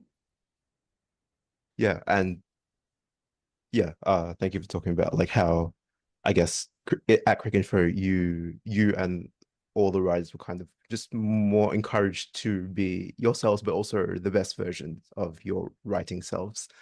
And yeah, so in the past few years, you've gone freelance, and honestly, from the outside, it all looks terribly complicated, even though you say that not much has changed from your cricket and fair days. But from your perspective, like, how does one maintain a career as a freelance journalist? Yeah, it is more complicated. It is more complicated, and it's really difficult. A lot of organizations are cutting back. They cut back on freelancers. And I find I've had a bit of a talk to some people at various cricket administrations about this as well. One of the things about COVID was because the advent of Zoom, I find that they're more likely to just put all, press conferences and everything are all on Zoom, even at World Cups. And so there can be less value in actually being there. And so organizations tend to be sending fewer and fewer people. Cricinfo is a great example. When I look back, in our heyday we'd be doing an Ashes in Australia, and there'd be 5 of us there, or in England, or even in India, you'd have like an actual team of you with various video and everything else. And quite often now there'll only be one person from Cricinfo at a test match. So that's changed drastically, and to be honest, that was part of the reason that I left, because that was already happening before the pandemic hit. The pandemic has exacerbated it. So I think the cricket media has been shrinking exclusivity to those who actually go. And an example where I found it really frustrating was because I self-funded my men's T20 World Cup tour this year. I worked for 4 different organizations, including Cricinfo. And what I found really frustrating is that there were times when I was the only independent journalist at a press conference after a match. And there'd be someone from the ICC who would be great. But then there was me. And so basically the press conference, and this has happened at other World Cups as well, where I was basically the only one there, and I'd be asked, can you come and ask questions? And be me asking questions for 10, 15 minutes. And before I could even get back to the press box, the whole press conference, which was basically me asking questions, would be online. And so everyone sitting back at home basically could just get everything from my questions, all the answers, and they'd have their piece written, by the time I was starting to transcribe everything or whatever it was. So that for me is a frustrating way that the sport is going, and hopefully it can correct itself a little bit. But it is hard. Like I'll have 2 months where I will have hardly any work, and then this is what's happening at the moment. I've got January. I've basically had 4 separate offers of work in January, and I can only do one. Right. So that's where it becomes really frustrating, because you can't clone yourself for the certain months that are just going to be really busy, and you could get all sorts of work. So do you always say it is feast or famine? You've either got money or time, right? but you don't have both. So you're either working your butt off, and your sort of non-work life, mine anyway, sort of falls apart a bit, and I'm just trying to keep everything going, or you not earning money but you've got time. And so it's very, very hard to get the balance of that right. And you also don't have the support of an organization. So I'm very self-sufficient. when it comes to organizing all my own stuff, but it's a constant looking ahead and what can I do and where might I be able to get work and who can I talk to. So yeah, it's I don't think it's easy. I'm lucky that I do lots of different things because freelance writing in particular is really poorly paid. Yes. So it's extremely difficult to make a living from it. And when young journalists come in and say, yeah, I want to be a freelance cricket journalist, so I feel like I'm responsible for saying, look, the pay's crap. Yeah. You know, just so you know, the pay is crap, and it's not as it's you know, not as easy as it might look from the outside. That's my experience anyway. I mean, from the outside, it doesn't look easy at all. But so your point with either having money or having time, but never both at the same time. I guess I want to ask, how do you make the most of that? So make the most As of in, it. well, so I guess when there's busy periods and you have lots of offers, then obviously you kind of do all your work in that. Yeah, right. Yeah, and then when you have lots of time, yeah, in the off periods, how do you make the most of that?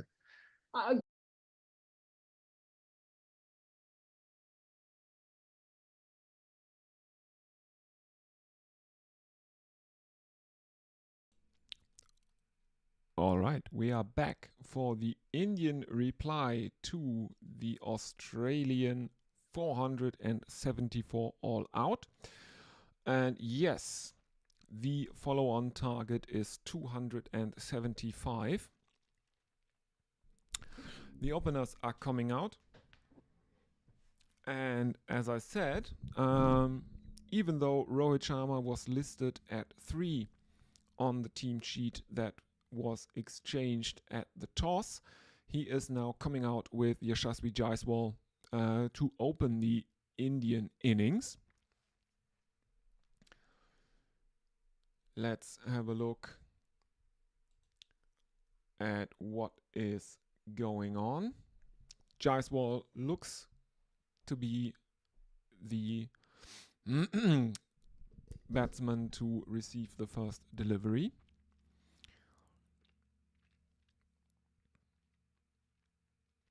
As we are seeing the Indian openers shadow batting a bit, Mitchell Starc is set to open the bowling. He is warming up a bit, drying his hands on the grass, or rubbing his hands on the grass, his palms on the grass. Jaiswal to take first strike. There are 3 slips. There is a gully, there is a backward point, there is square leg, there is mid on and mid off for Yashasvi Jaiswal. The left-hander taking strike, and Mitchell Starc, the left arm opening bowler for Australia, is coming in, left arm over the wicket, and there is really, really extreme seam movement for Mitchell Starc. First delivery, bowling it outside Jaiswal's off stump and then seaming away from him. Jaiswal sees no need to play at that delivery.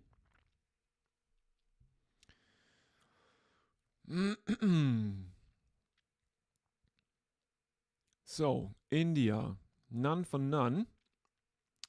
The follow-on target is 275. In comes Mitchell Starc again, left arm over the wicket, and this one is driven straight by Jaiswal, and Jaiswal is halfway down the pitch before Rohit is even out of the non-striker's crease. No danger in the end.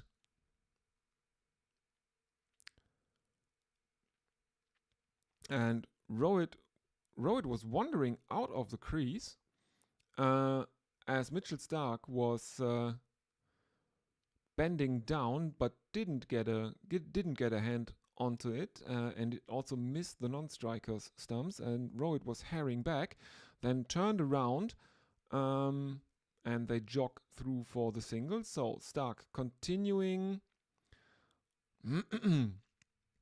Left arm over the wicket to the right-handed Rohit Sharma, who looks to lay bat onto that, but these have been given as leg byes as he misses it with the bat. It clips his... Well, I don't know. That looks like he lays bat on that. It's been given as leg byes though. But there is prodigious swing now for Mitchell Starc. In he comes again. Left arm over the wicket. There is an appeal from behind the stumps for caught behind against Jaiswal, but Starc isn't convinced. The DRS timer is ticking down now. No, the review has been declined. Let's have a look at the replay. No, Jaiswal didn't get a bat onto that one, as it moved quite a lot. It pitched on a middle and leg line and then seemed the way to miss the off stump of Jaiswal. In comes Starc again. Full toss. Bat jammed down on that by Yashasvi Jaiswal into the offside, and the Indians take a single. So Jaiswal on 2 of 4, Rohit on none of 1.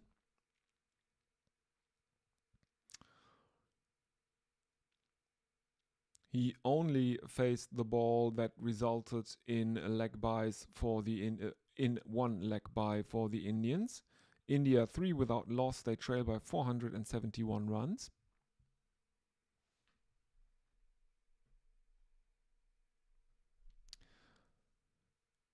Starc, left arm over the wicket, angles one across Rohit that he leaves alone, and there is no run. 1 over gone, India 3 without loss. Let's have a look if anyone is with us. Reminder, if you are watching this, you can always use the YouTube chat to get in touch, or you can use Blue Sky.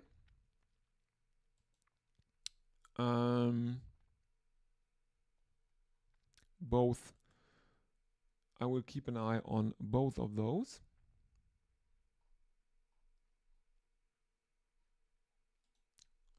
And let's see what India can do here. Pat Cummins, captain, will open the bowling from the opposite end.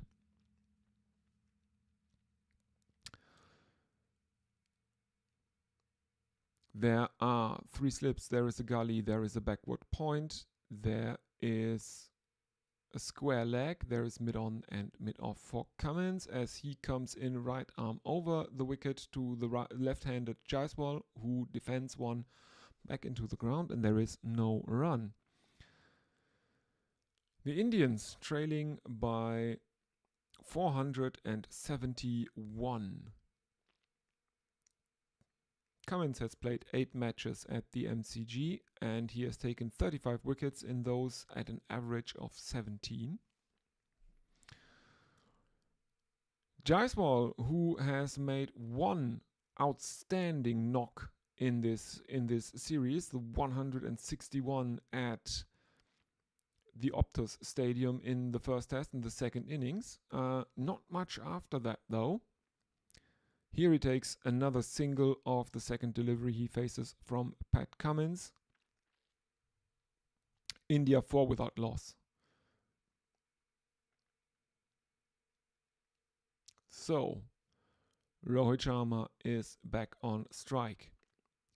He is yet to get off the mark as there are 3 slips, a gully, backward point, mid on, mid off. There is square leg, and I think there is protection out in the deep at deep fine leg, if I interpret it correctly.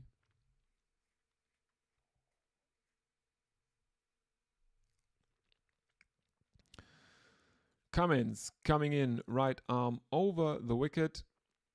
And this is driven very, very straight by Rohit. There is the debutant Sam Constas running after it, who stops it about 10 centimeters out or in from the boundary. But Rohit is also off the mark now, as the Indians have run 3 runs of that very, very straight drive that misses the non-strikers' stumps by about, well, 10 centimeters. As we are now seeing replays of Sam Constas stopping the ball inside the boundary rope.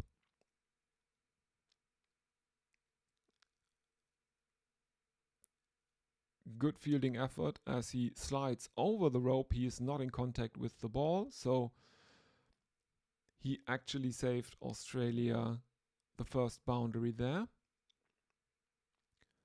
Gets up, runs back in, and throws the ball back towards the bowler.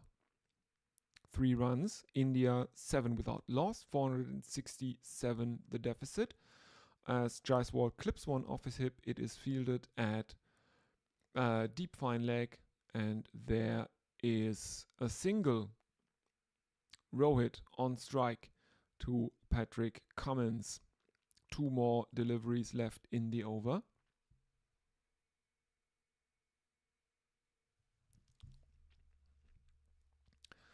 .466 runs the deficit. 5th delivery coming up now.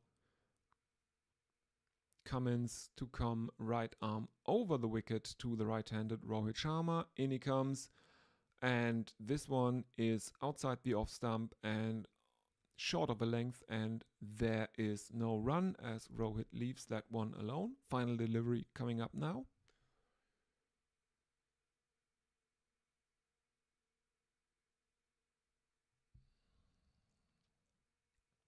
Rohit is on 3 of 4.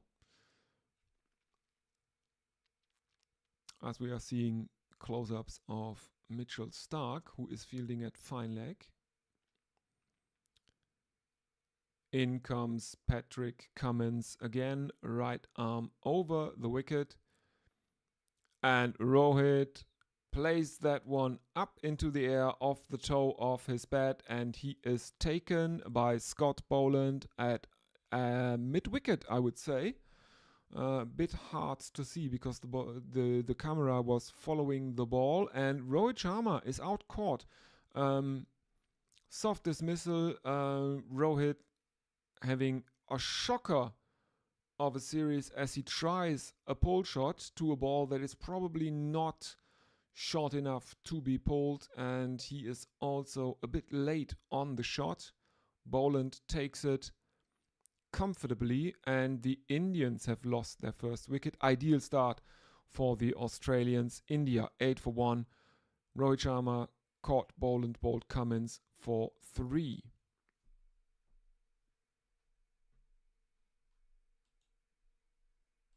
Let's have a look if anyone is with us.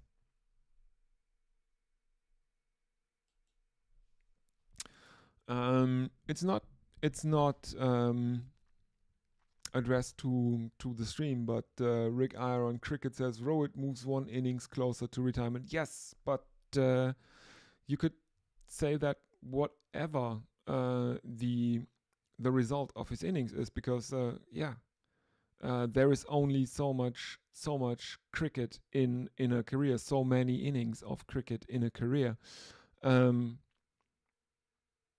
Good innings or bad innings both move you 1 innings closer to retirement. I would. Okay. KL Rahul is out in the middle now at number 3 for India, trying to stabilize the innings in partnership with Yashasvi Jaiswal.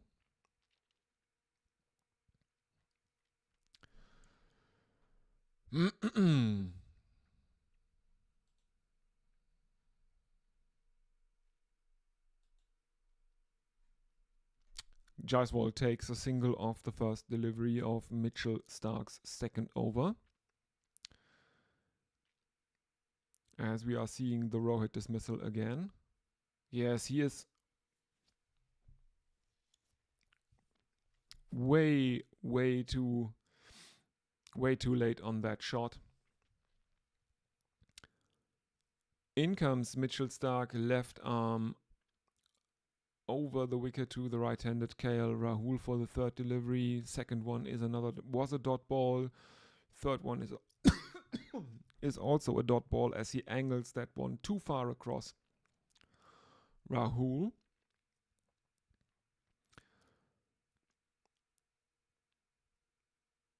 There is movement through the air after the ball passes the batsman for Mitchell Starc.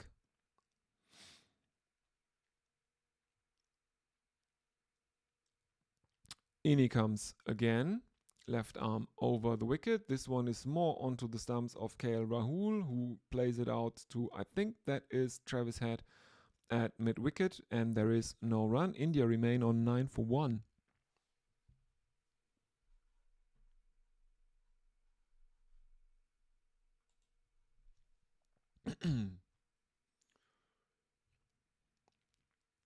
Let's see what KL Rahul can do here. He has had there have been some performances in the series from him. He probably saved his test career in the second innings in Perth. And again, Mitchell Starc angling it too far across. KL Rahul, who plays inside the line as it passes his off stump on a probably fifth stump line.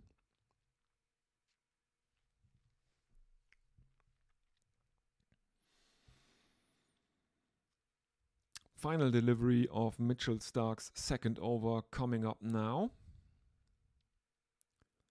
3 slips and a gully in place for Mitchell Starc, and Rahul gets an inside edge that barely misses his stumps. There is no run, end of the over. Starc with figures of none for 3.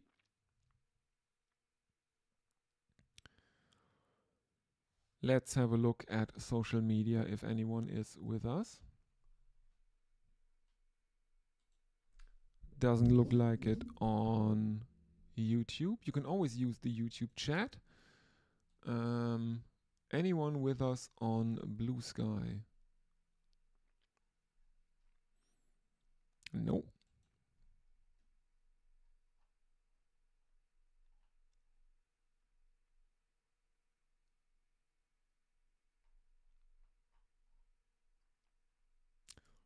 So, about halfway through the session now, as Cummins continues. Right arm over the wicket to the left-handed Jaiswal, who defends this one out to mid-off, where it is fielded by Travis Head. And there is no run. India's deficit 465.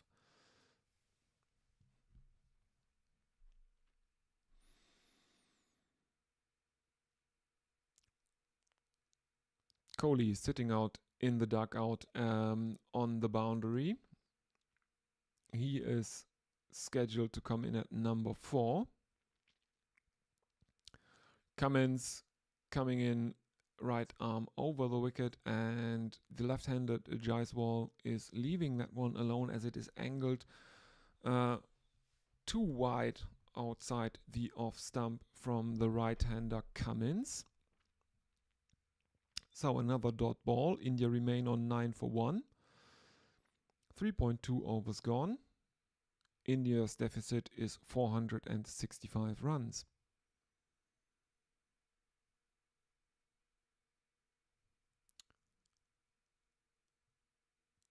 Well, reminder that the follow-on target is 275 as Cummins strays a bit too short and Yashasvi Jaiswal rams one over the slips, and that is the first boundary for India in the innings, moving them on to 13 for 1.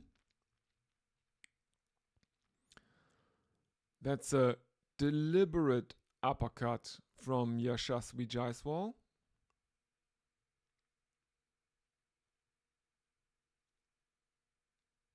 Well, Patrick Cummins seems to see the funny side of it as he comes in again, right arm over the wicket, and this one is driven out to cover by Yashasvi Jaiswal, and I think the Indians have taken a single. Yes, indeed they have. Jaiswal is in double figures, 10 of 12. Rahul is on strike. He is yet to score. He is none of 5.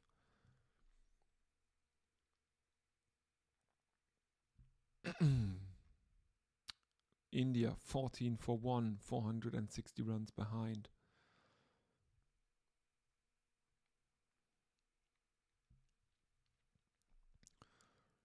Scott, we are seeing a lot of pictures of Scott Boland now.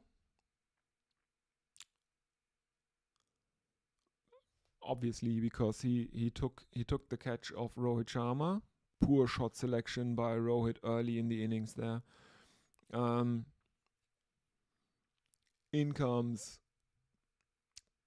Pat Cummins onto the legs of KL Rahul, who clips it out to the leg side, but there is no run. So India remain on 14 for 1. One more delivery in Patrick Cummins' second over. He has figures of 1 for 10.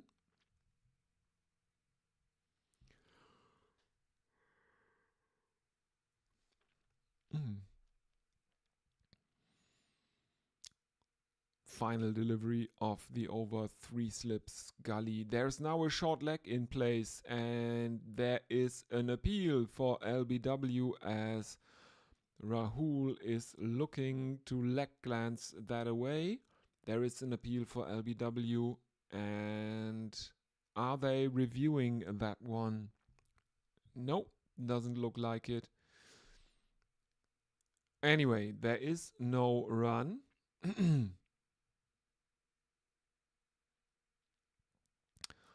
As we are seeing a replay, and it hits him relatively high on the thigh. Oh no, but above the knee roll, and it would probably have gone down the leg side. Ball tracking is now showing us that it would have missed both on height and on line, would have flown above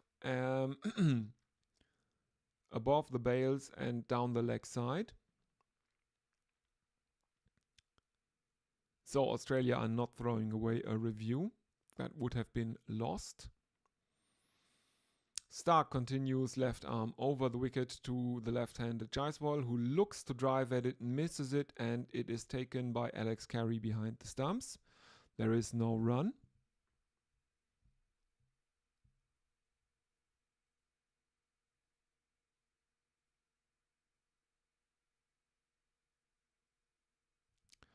As we are seeing replays of Yashasvi Jaiswal's shots this over, including the missed drive that he tried to play to the first delivery of Stark's third over. India still trailing by 460 runs. There is the debutant Sam Constance at short leg. Stark bowling on a 5th stump line now, and Jaiswal has no problems leaving those alone. It is taken by Carey behind the stumps, who throws it to Smith at I think, second slip, who just slaps it to third slip. It then somehow ends up in the hands of Sam Costas, who throws it to Mitchell Starc, who now comes in again, left arm over the wicket, left on length by Jaiswal in this instance, as he raises the bat above his head, and there is no run.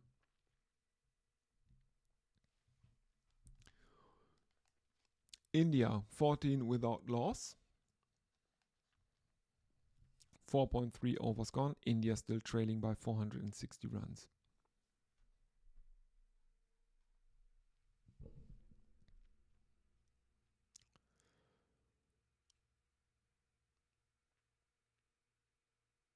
In comes Starc again. Left arm over the wicket. Jaiswal looks to defend, but misses it, and there is no run. Did Starc actually sneak one through the gate of Jaiswal here? I'd like to see a replay of that one. That was relatively hard to see on the live feed.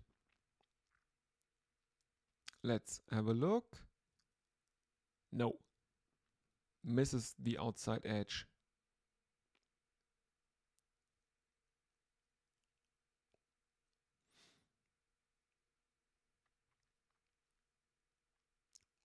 In comes Mitchell Starc, left arm over the wicket again, and this one is clipped off his legs by Jaiswal, and the Indians, I think, have taken a couple, as Constance from the square leg is running after that, running it down, throwing it back in, but not before the Indians have taken two. 16 for 1.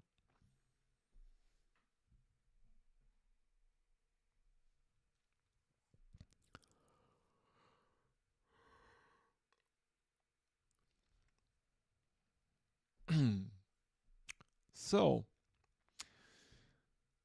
final delivery of Mitchell Starc's third over, and this one is played out to cover. There is no run. End of the fifth over, India 16 for 1.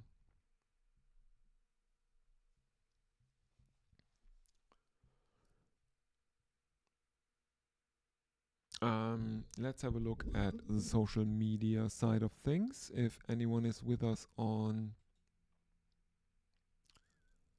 YouTube, doesn't look like it. Come on, if you are listening to this, let me know. Tell me if you are listening, where you're from, stuff like that. Well, I'm in Germany. It is 4:30 in the morning here. So if you are listening to this, let me know. It's always nice to hear from listeners. You can also use Blue Sky. I will monitor my Blue Sky feed. So if you mention me at linuxlayer.bsky.social, I will have a look at that, as well as KL Rahul drives the first delivery of Patrick Cummins, fourth over for 4 runs, second boundary of the Indian innings. We have social media interactions. Kai saying, "Oh, Rohit did open. Yeah, I was saying that he was at number 3 on the team sheet, but it looked a lot like he would open anyway.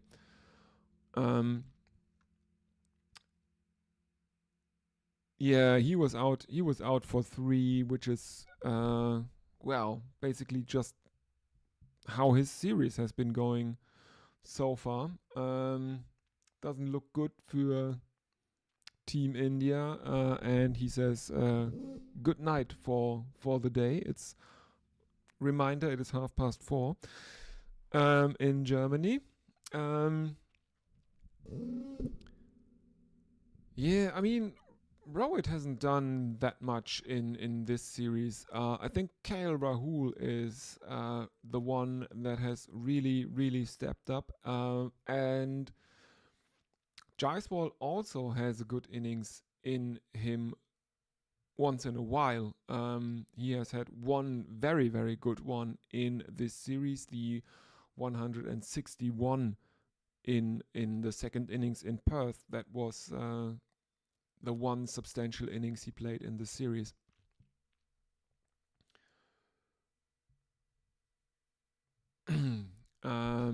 Two dot balls after that first boundary for KL Rahul, who is on 4 of 10. Cummins continues right arm over the wicket, driven again. Cover drive from KL Rahul, but Sam Constas is herring after it, running it down, throwing it back into the middle, and the Indians have taken another 3 runs, 23 for 1 now. Jaiswal is back on strike, 2 more deliveries left in Cummins' third over. India trailing by 451 runs, because the follow-on target is 275.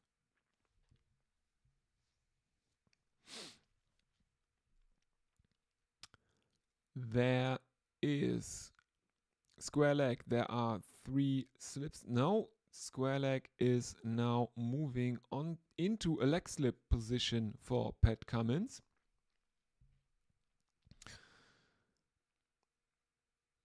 In he comes, right arm over the wicket as he bowls to the left-handed Yashasvi Jaiswal, and there is an appeal for LBW. It is not given. If Jaiswal didn't get bat onto that, it would have probably gone over. Yes, he is hit in the stomach. That would have gone over. And it looked like he had gotten glove onto that one. Gloved it into his own navel, basically. Final delivery of Patrick Cummins' third over coming up. Jaiswal taking strike again. Cummins angling one across him. Jaiswal leaves that one alone, and there is no run. 6 overs gone. India 23 for 1. And let's have a look if anyone is with us. What are your predictions? What are India's chances to not lose this match? At this point,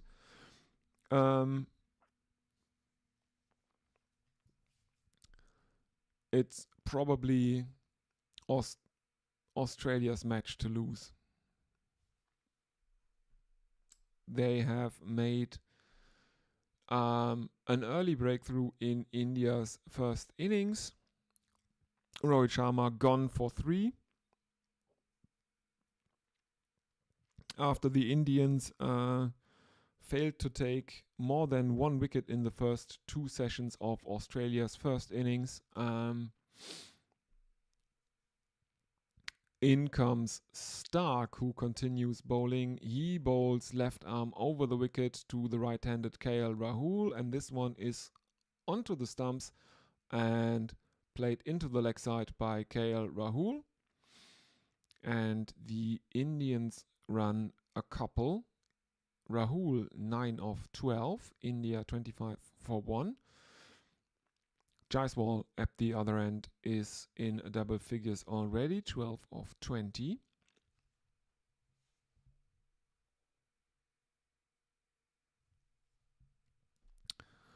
All right, let's have a look at the live commentary. Okay. Stark continues left arm over the wicket. But that is too far outside the right-handers off stump again as KL Rahul raises his bat and there is no run. Mitchell Stark's best performance in the series, of course, the first innings in Adelaide when he took 6 for 48. I think he has not taken more than 2 in any innings in the rest of the series.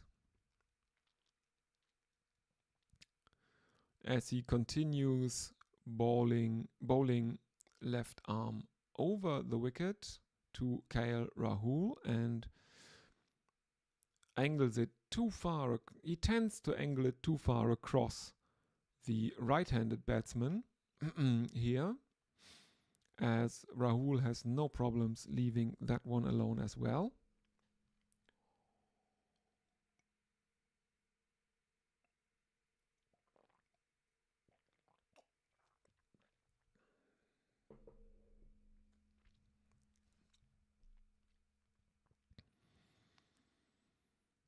In comes Stark again, continuing over the wicket. This one is a bit closer to the stumps, and KL Rahul looks to defend with a very straight bat, but he plays inside the line and there is no run. India remain 25 for 1.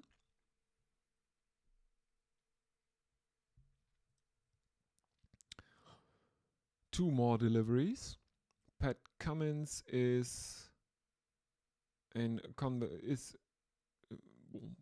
signaling to some of his fielders, looking around a bit skeptically. Don't know what's going on there. Stark continuing. Better line from him now, more onto the stumps, but not close enough yet, as KL Rahul looks to defend but misses the outside edge, and there is no run.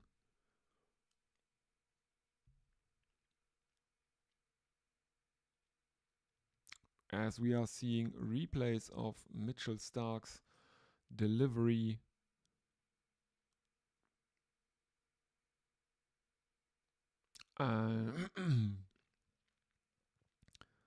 Stark is starting to look a bit frustrated because Rahul tends to play inside the line of Stark's left arm over the wicket deliveries that are angled across him and would miss the off stump of KL Rahul. I'm not sure why Mitchell Stark is not bowling left arm over around the wicket to the right-handers. Looking at how right arm bowlers tend to go around the wicket to left-handed batsmen. Anyway, Patrick Cummins to continue. He dismissed Rohit Sharma earlier in the session. He has figures of 1 for 17, and he also continues to bowl right arm over the wicket to the left-hander Yashasvi Jaiswal, who plays an on-drive to that one, and he finds the boundary, 4 runs. Jaiswal 16 of 21, India 29 for 1.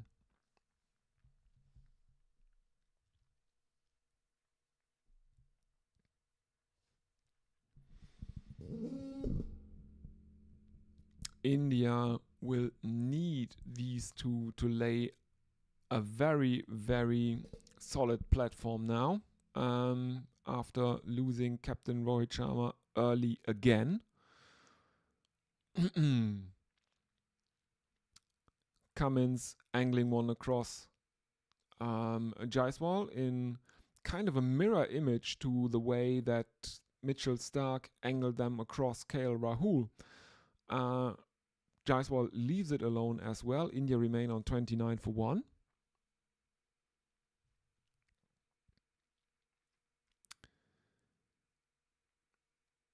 And we are seeing a pitch map, and those are all the pace bowlers. And they tend to bowl a bit shorter here.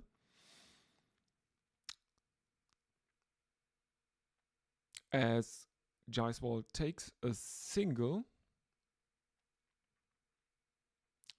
into the offside, as mid-off is coming in towards the pitch to field that. Jaiswal playing that out towards mid-off by jumping in the air and getting his hands in front of his face, but the ball still hits the bat on the splice. But there is a single in that one. India bring up their 30. Cummins right arm over the wicket as Rahul clips it out to mid-wicket, and the Indians have not taken the single.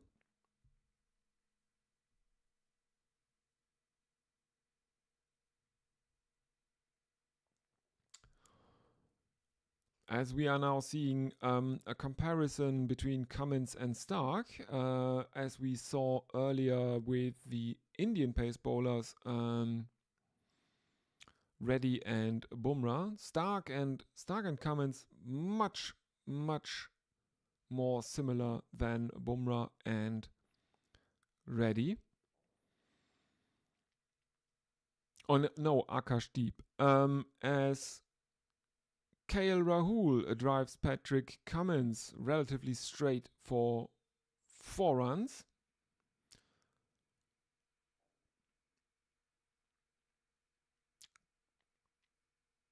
This is somewhere between mid-off and cover. Finds the boundary, 4 runs for the Indians.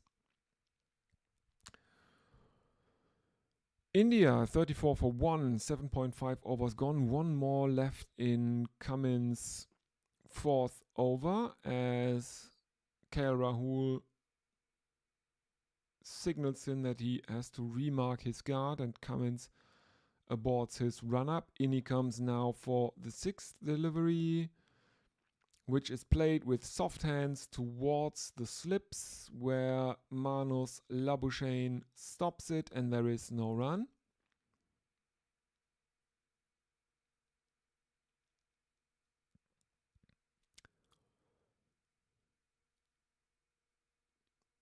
Yeah, there's no chance of a catch. That one dies halfway towards Labuschagne. India, 34 for 1 after 8 overs. Jaiswal now on strike, and Mitchell Stark is set to continue.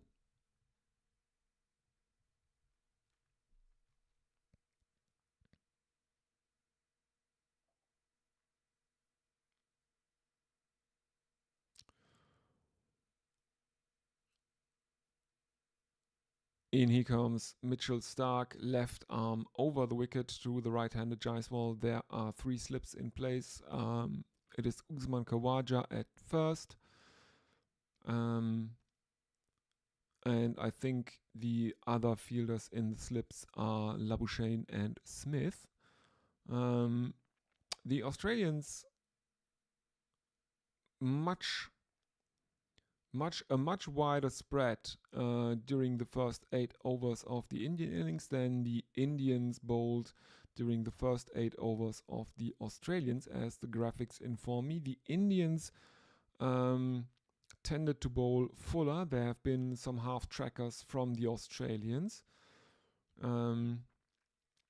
Yeah, it is indeed Steve Smith at 2nd slip, as Jaiswal leaves the 2nd delivery of Mitchell Stark's 5th over alone, and there is no run.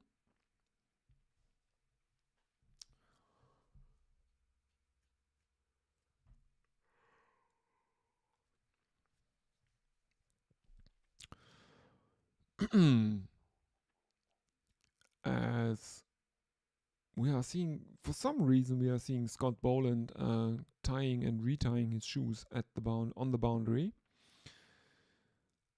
Stark bowling again, left arm over the wicket, taking the ball away from the left-handed Yashasvi Jaiswal, who leaves that one alone, and there is no run.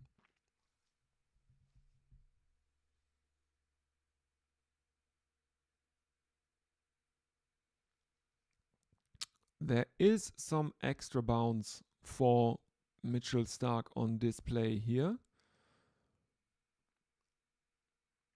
as I think Scott Boland is currently off or standing outside the boundary rope. Driven by Yashasvi Jaiswal, but stopped by Cummins at mid-off, and there is no run. 2 more deliveries left in the over.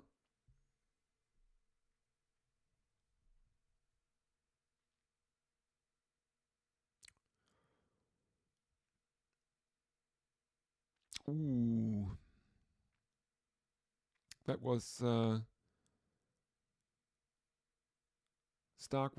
Cummins was looking funny at his hands after stopping that hard drive from Jaiswal. Hopefully for Australia, they don't lose another bowler, as he was looking at his right hand. Very funny. Next one is taken for a single by Jaiswal, and the Indians move on to 35 for 1. That would be quite the blow for the Australians if they lose one of their bowlers in this Indian innings.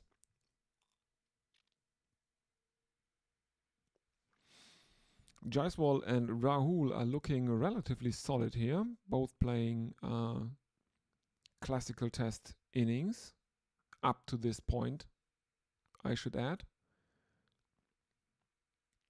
In comes Stark, left arm over the wicket, and again angling it too far across Rahul, who doesn't have to play at that, and there is no run.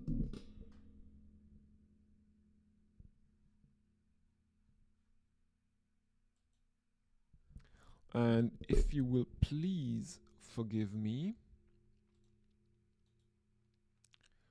but all that coffee is taking its toll.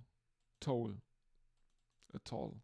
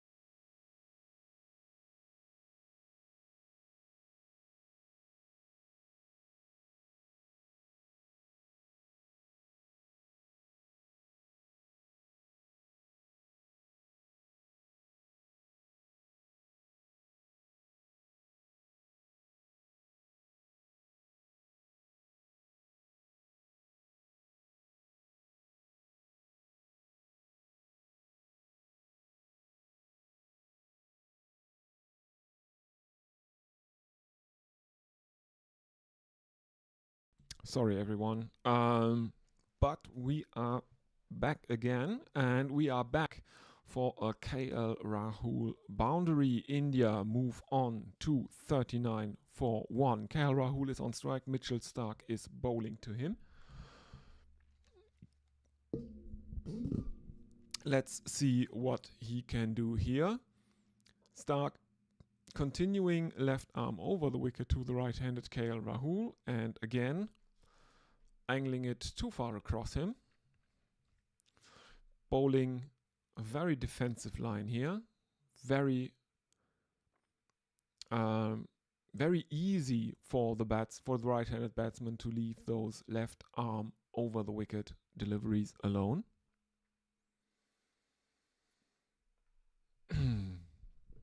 So let's have a look. About 15 minutes left until the tea break. In comes Mitchell Starc, left arm over the wicket, and this one is clipped into the leg side, and the Indians, I think, have taken a couple of runs as it is fielded at mid-wicket. Yes, indeed. KL Rahul is now on 19. It was mid-wicket that misfielded it, Sam Constance. The Indians were not sure if they should run as the fielder at mid-wicket was in relatively closely. He misfielded it though, and that allowed the Indians to take a couple of runs as he missed the ball and had to run after it. So not just a single on the misfield, but a couple on the misfield basically. Next one is another dot ball.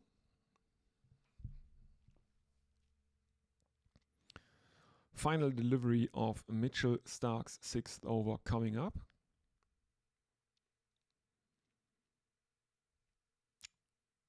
As we are seeing a replay of KL Rahul cover driving Mitchell Starc for 4 runs.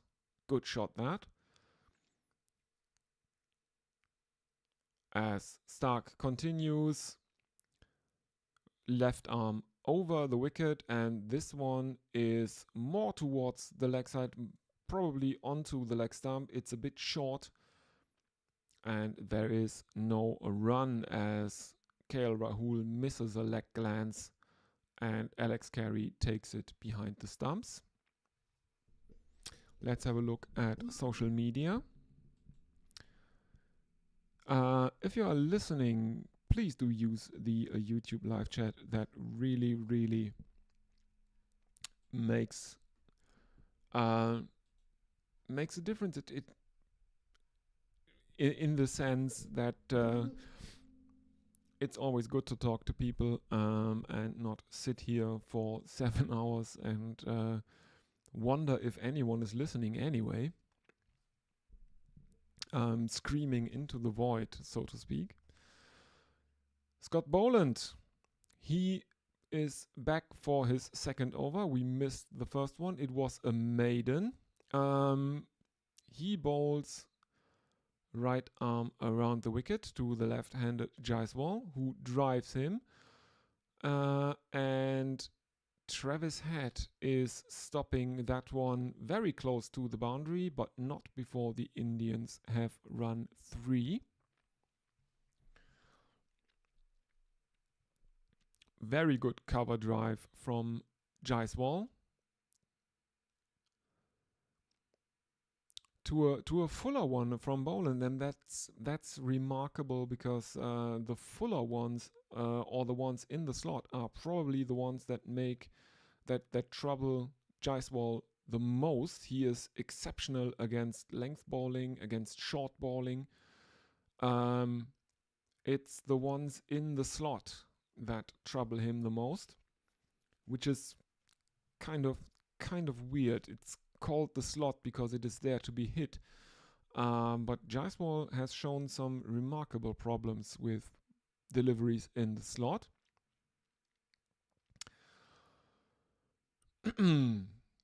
short of a length by Boland from over the wicket to the right-handed KL Rahul, who defends it into the ground, and there is no run. India 44 for 1. Reminder, the follow-on target is 275. So that is the first base camp the Indians will have to reach before setting sights on the mountain peak that is 474 runs the Australians made in their first innings. Third delivery is basically a carbon copy of the second one in terms of delivery, but this time KL Rahul plays inside the line, doesn't get an edge to it, and doesn't play it back into the pitch. Boland coming in again, and KL Rahul again plays inside the line.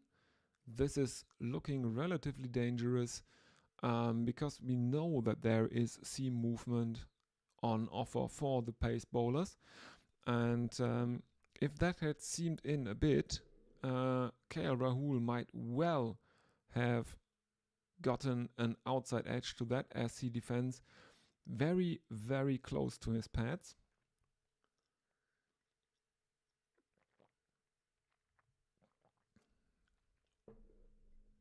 But let's see. This one is onto the legs of KL Rahul, and he clips that out into the leg side. Two fielders converging on that one, and again it dies inside the ropes, but the Indians have run 3 again, as it just misses Travis Head's helmet at short leg by about a centimeter.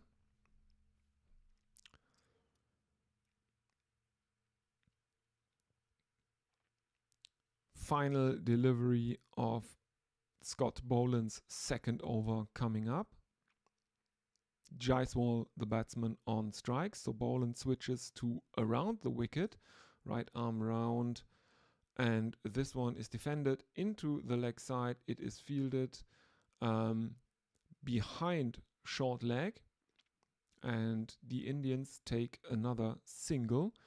48 for 1 now, 12 overs gone. And let's have a look if anyone is with us on social media. Doesn't look like anyone is in the chat.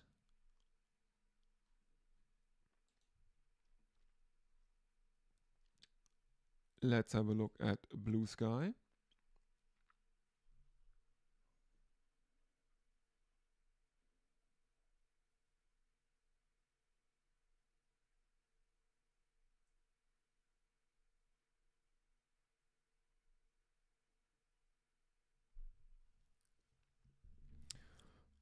Brian Barish, friend of the show, says if an NFL game is going to have an absurdly low score, it needs to be something crazy, like 6-5 or 9-5 or 1-0 or something like that.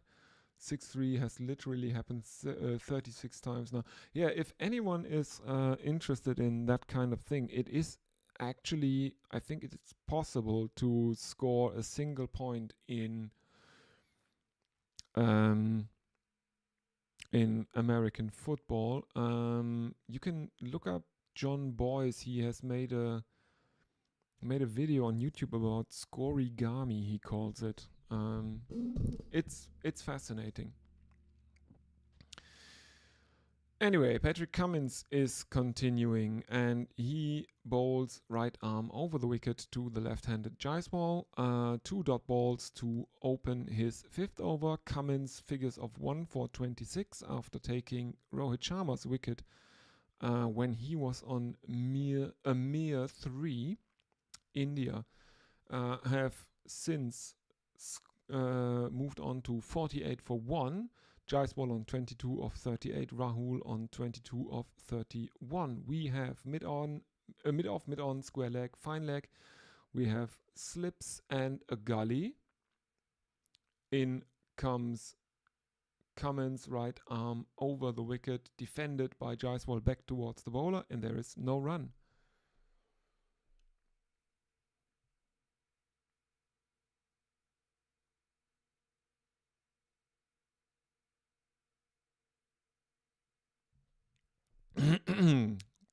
India trail by 426 runs. As what's going on here?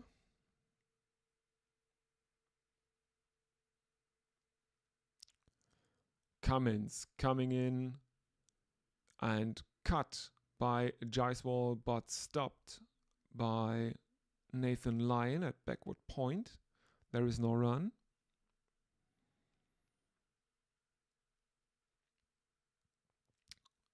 India remain on 48 for 1. 2 more deliveries in Pat Cummins over left.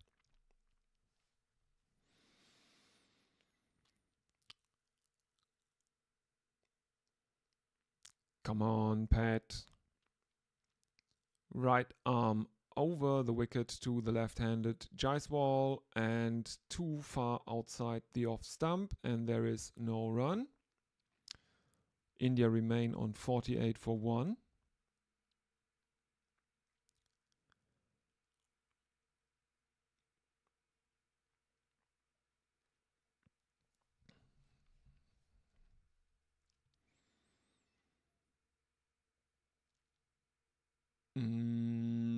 Patrick Cummins is walking back towards his mark now, turning around and starting his run up. In he comes, right arm over the wicket, and again Jaiswal leaves one alone. So India remain on 48 for 1.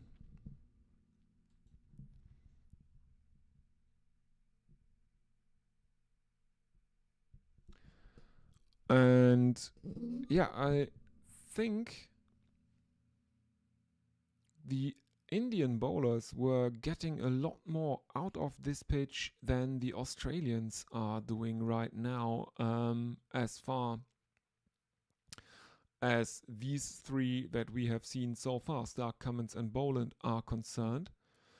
Rohit Sharma was, I don't know, he is having a horrible time. Jaiswal and Rahul making it look really, really flat.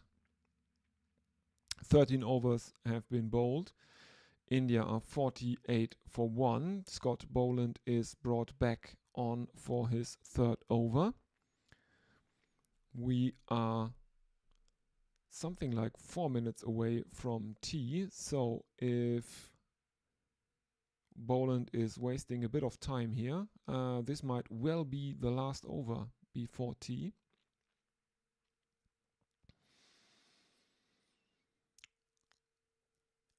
Two slips, short leg, a gully, and deep fine leg for KL Rahul, who clips the first delivery of this third Boland over for a couple of runs. 50 is up for India, 50 for 1.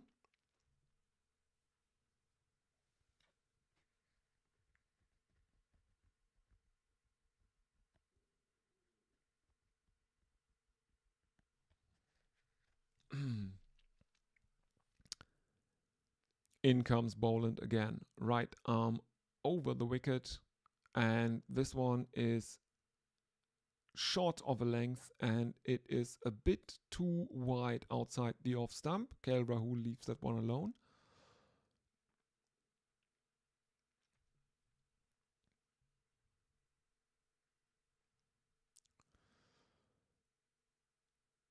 As we are seeing replays of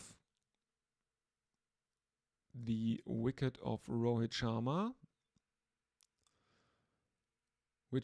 who of course was caught by Scott Boland, bowled by Pat Cummins. Off his legs towards mid-wicket again by KL Rahul, still no run.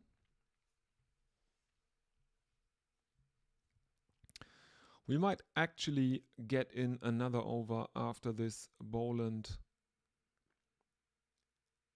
1. Again, replays of Rohit Sharma's dismissal. Yes, okay. He was playing a horrible shot, was very, very late on the pole and was caught out at mid-wicket. In comes Boland again, seems to hit KL Rahul on the hand. There is no run as he flinches. Yes, Boland hits KL Rahul on the bottom hand.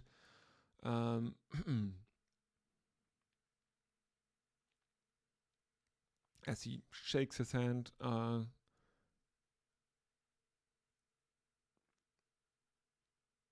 in comes Boland again. And this one is played towards the slips where it is stopped by Steve Smith. It dies short of him though, as Steve Smith stops that one on the bounce. He takes it in one hand though. Maybe he was thinking, oh, it's one bounce, one hand rules. But no, it is not. That is not out, but there is also no run. Final delivery of Scott Boland's third over. India remain on 50 for 1. Just a couple of this over so far. In comes Boland again. And this one is played out to point. And there is no run. Boland is handed his baggy green and his shades back by the umpire.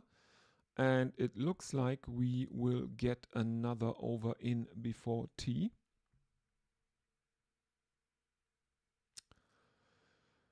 As the Indian batsmen are meeting in the middle of the pitch, having a bit of a talk. Now they bump their fists and Jaiswal returns to the striker's end. Let's have a look if anyone is with us. Before Pat Cummins continues. No, doesn't look like it. Okay, here we go. Cummins stays over the wicket to Jaiswal, who clips him into the leg side for a single.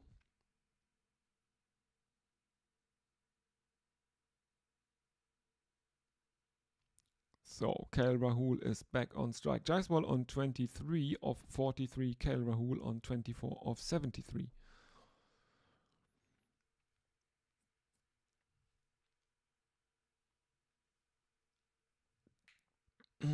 Cummins continuing over the wicket, it seems, to KL Rahul, who is readjusting his gloves at the minute.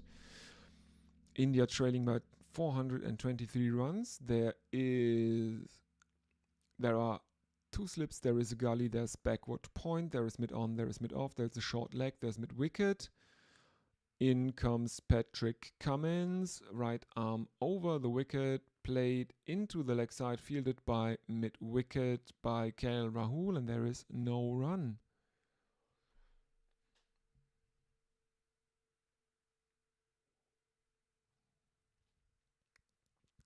(51 for 1) India.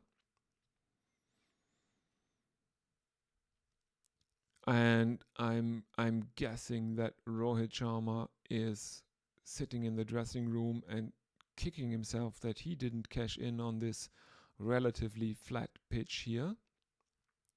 Next one is left alone outside the off stump by KL Rahul.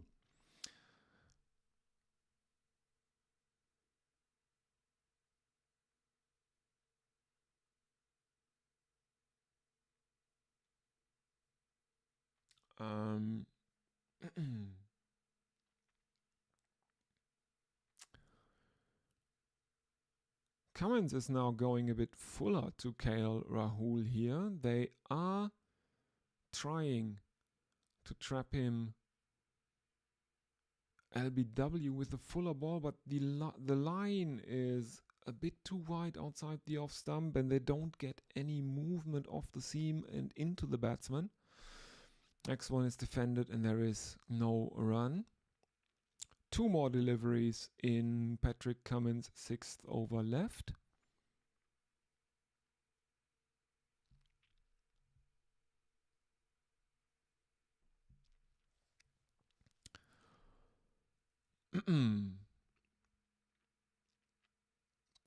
We are currently seeing aerial shots, and again this one is short and Rahul ducks under it, and there is no run as Carey takes it behind the stumps.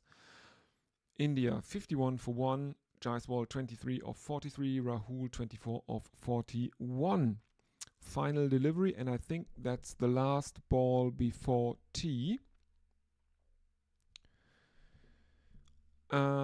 In comes Patrick Cummins now, as he is starting from his mark.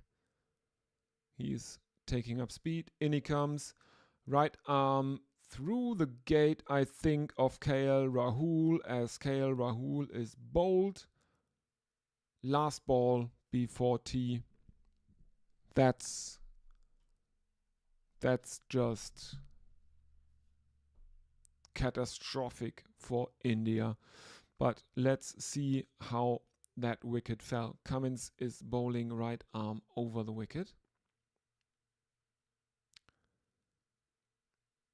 No, he manages to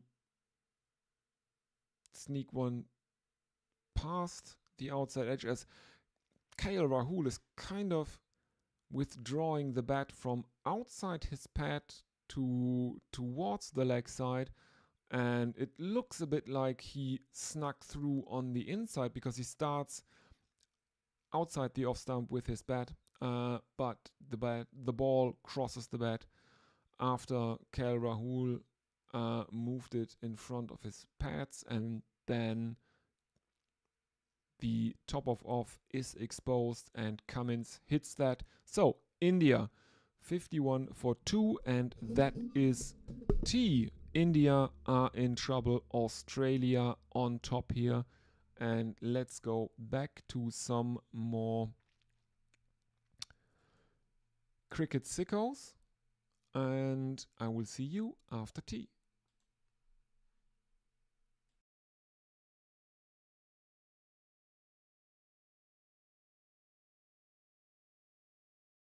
Look, I used to not be very good. I think I'm getting better at making most of time. And, you know, I was thinking about this recently because I am taking some time off at the moment. I've been doing some writing. In the past month, I've had various commissions, and I'm also doing a lot of planning, and I've actually got time to plan a number of things for next year, and I'm just kind of getting my ducks in a row, and it's a real luxury to me. And also just taking time to just for my own health and well-being as well. I've lost nearly 10 kilos since in the 6 weeks I've been back in Australia. Right. So that's one of the things I'm doing with time is going to the gym or going for a run or a walk pretty much every day, and just giving myself time to to reconnect with friends and family. Because in the past, what I will do is, as soon as I'm not working, I'm so stressed about not working that I waste the time that I've got by stressing about. And invariably the next thing does come along, but it's just always been really hard for me not to be totally consumed by that. So I think I'm becoming a bit better at it, maybe because I know that next year I've got certain things lined up already, and things that I know that will happen. So I'm maybe feeling just a little bit more relaxed about it, and determined to absolutely make the most of this time off, because when it starts and when it's going, it can be non-stop. Mhm. Like I've got a place where I live in England, and I was there for almost 6 months, and I reckon I spent no more than in 6 months, no more than 6 weeks sleeping in my own bed. Wow. Okay. So, that's realizing that Yeah. is when you're going. So it's been a real focus of mine to Mm. actually go, right, I'm not working. I'm going to use this time productively and enjoy it.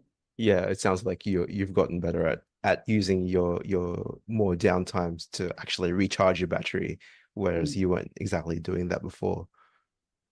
Um, and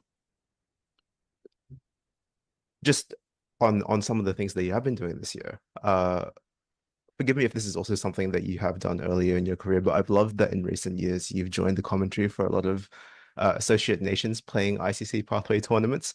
Could you talk about what those experiences are like? Absolutely love it. Yeah. Honestly, it's been so refreshing for a number of reasons. Partly because I love stories, Mm-hmm. and really, the big teams, by the time players get to play for their countries, you know most of their stories, and then Mm-hmm. a lot of them are there for a long time. So you're always looking for something new to try and say about things. And I've been really lucky in that I've been able to tell players stories in the past because I was with Cricinfo, in a way that they probably hadn't. But mate, you go to these, like I was doing the Europe sub qualifiers this year, and the stories from that, it's just amazing. And I'm always inspired and interested in that storytelling, and there were just so many. So to be able to do that through commentary, and I went to I made a huge effort to try and find out about as many stories as I could, and things about the players, because this is their time to shine. And so there was that was really refreshing, because there was so much to discover, and it was not stale. It hadn't all been done before. I also worked with some brilliant people on that, made some new friendships, doing the commentary for that, and on those sub-regional Sub-regional qualifiers. qualifiers. Mate, I got trying to They remember. are so long. ICC Men's T20 World Cup Europe sub-qualifier Group B and Group C. Jeez Louise. Oh, so hard. I never really got comfortable with it. But and then doing some of the Cricket World Cup League too as well. I was with Andrew Leonard and Sean Kutzer for those, and that was great. And I absolutely love Lenny's been a real friend to me. I was with the great Johnny Barron in Germany, and then wonderful Barney Reid in Guernsey. We were kind of the teams, and it was fantastic just making or developing, if I already knew those guys, just those friendships. And we had a ball. It was just so much fun. And it's good. It's good to step outside the bubble. Australian cricket in particular is very insular, partly because of that thing of, no, people only take notice when it's here. So I think Australia is possibly the most insular country, even more so than India, because Indian fans follow their team everywhere. So they become really well versed in players from other teams because they're following it. I find Australian cricket the most insular, probably of any country. Even the coverage of the Border Gavaskar series, which is being recorded, being played at the time of recording, the Australian coverage on the Indian players has focused like 90% on Kohli, 9% on Bumrah, and maybe 1% on everyone else. Yeah. Jaiswal's getting yes too, and they're lucky because they've had Channel 7 have had Bharat Sundaresan working for them, and he went to India, and so he's brought some great storytelling there. But yeah, it is very very, very insular here, and I enjoy stepping outside of that bubble. And in fact, I spend most of my time outside that bubble. But also not just that, outside the full member bubble, because I mean, I've learned so much from talking to, say, the Scotland cricketers, just about the realities, and that's given me real sort of pause to think about things. So I love stepping outside that. There's a lot of snobbery amongst sort of First Nation or full member nations, I should say, about associate cricket. I love it. It's very real. There's no ego. The accessibility is great. They tend to be the whole organisation. And even though they're a full member nation, I'll include Ireland in that, because it's similar when you go there. It's just like everyone embraces you, and they're so like they're really happy that you're there, kind of with them. And so for me, that's been just a breath of fresh air, and a way to just look at the game differently. Because now, when an issue comes up, I try not to just think, well, does this work? Is this, good for, if they change this, is this good for the full member nations? Actually, what's that going to mean for associate cricket? Because often it doesn't really get considered, but there are big ramifications that if the game is serious about expanding, it needs to always have that perspective of, hang on, wow, what's the knock-on effect a little bit further down? Like people saying, get rid of ODIs, but get rid of bilateral T20s. They're no longer a thing. We only play warm-up games and T20 World Cups. Well, what does that mean for associate nations? It's something that I think often gets thrown around from very much a full member perspective. Yeah, as a fan of associate cricket, I'm really happy that you've also joined the movement, because it's always great to get your perspective on things. We are getting towards the end of the episode, but I can't let you go without talking about John Boy Media's Ball in Play League and your role in that, because I especially loved it when you introduced the worm. Do you remember what the reception was like at the office at the time, and if you have any more ideas on cricket things that can be introduced to that? Yeah, look, it's interesting. I mean, I went into that. That came out of the blue last year. It was so random when they got in contact and asked me to go over, and it's kind of terrifying, because when I went over, I mean, I knew the cricket district guys, and I knew Dan from Dan Jadkovich from commentating with him in the UK, but I obviously knew of some players like an Aaron Jones, for example, but I knew very little else about it. And walking into that was just, holy hell, what am I doing? I seem like a complete Burke. But you know what? I don't think I've ever had so much fun over a 4-day period at work, because it was just, they were the nicest bunch of people. Everybody was so welcoming. Everyone, people were so happy I was there, and I was going like, why? I don't understand. I'm not very good at expecting people to be excited, but they were brilliant. Chris Rose, my co-commentator, he really looked after me. He was fantastic, because I didn't know what was going on. And Jimmy loves cricket. He really loves it. And I think it's brilliant, the way that they've got this mashup between baseball and cricket. And he'd said to me he wanted to introduce the worm. The thing is, because of the that was Jimmy's idea.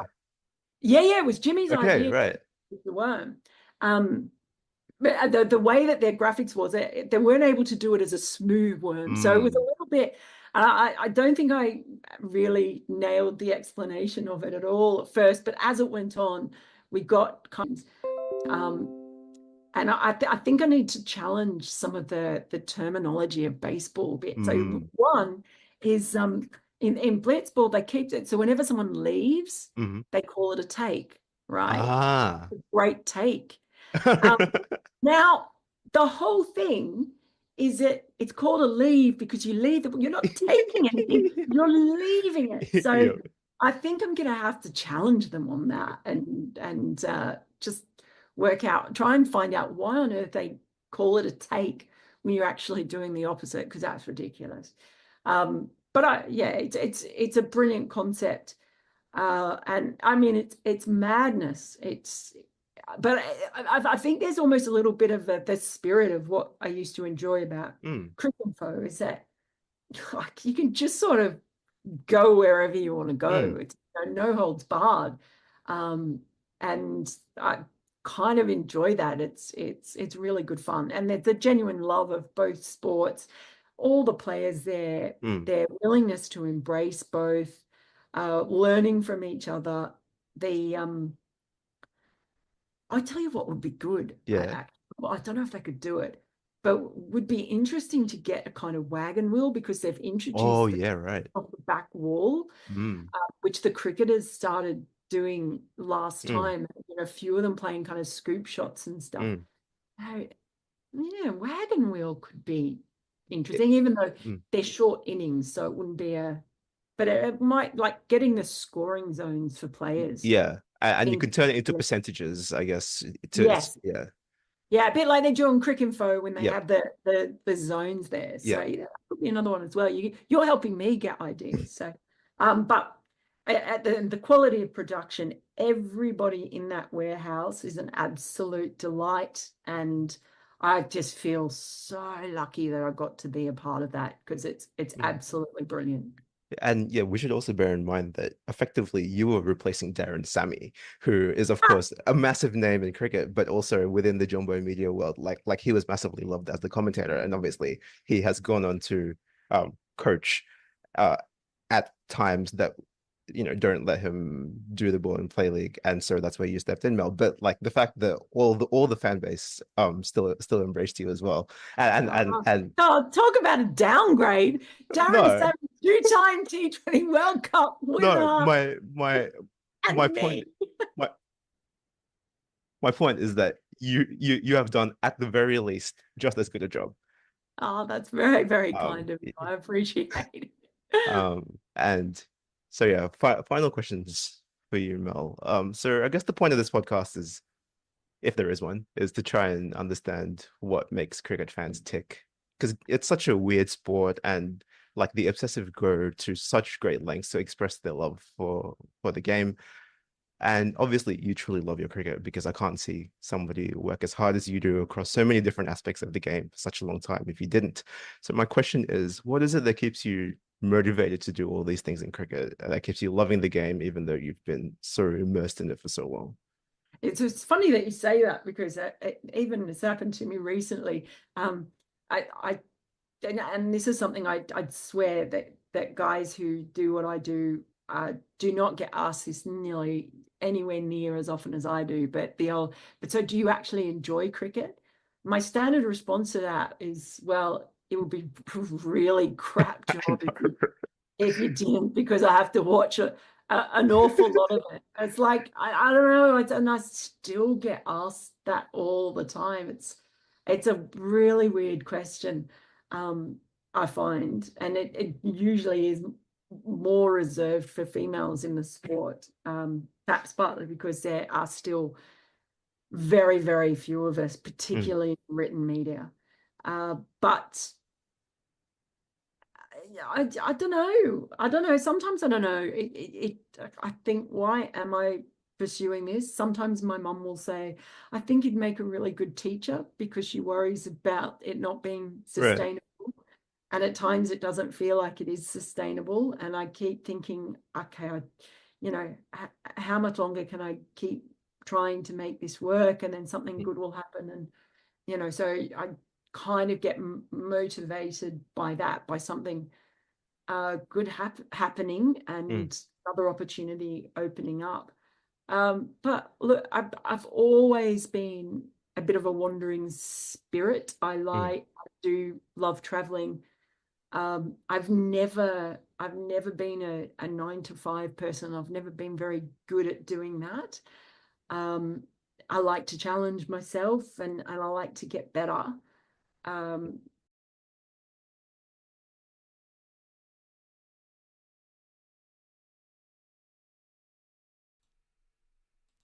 Welcome back, everyone. That was the Cricket Sickos interview with Melinda Farrell. If you like that, you can look for Cricket Sickos here on YouTube. It is a podcast by a friend of the channel, Adit. You should also follow him on Blue Sky. It's the bottom Blue Sky handle on your screen now. So, Australia well on top with that very, very well-timed wicket at the stroke of tea of KL Rahul. Very good delivery from Pat Cummins. That Rahul played slightly around, but there was also a lot of seam movement involved as he had his off-stump packed back.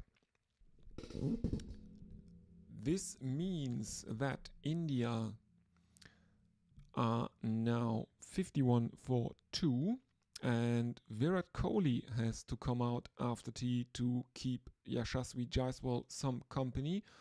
One would think that the Indians can't afford much more damage now.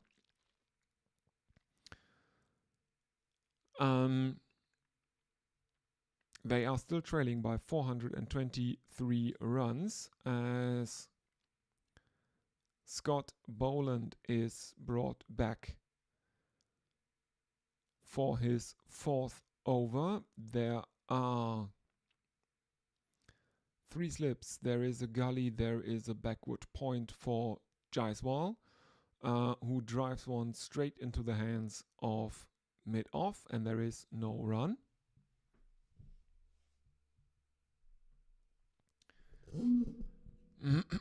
Let's have a look if anyone is with us on YouTube.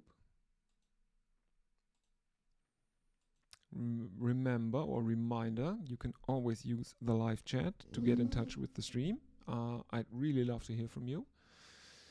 You can also use Blue Sky. The handle is the top one on your screen now. I will monitor both of these social media channels between overs.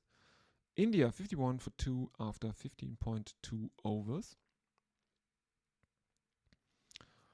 Jaiswal is on 23 of 45. Kohli has yet to face a delivery. Boland begins his 4th over with 2 dot balls. And Jaiswal is taking strike again. In comes Boland, right arm around the wicket, and again Jaiswal drives one, and it is stopped by Pat Cummins at mid-off, and there is no run.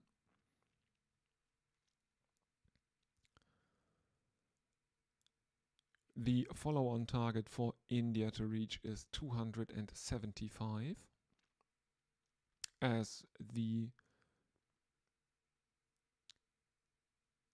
Australians will look for some more wickets in this session, as Jaiswal plays an inside-out kind of shot that is again going back to Pat Cummins at mid-off, and there is again no run.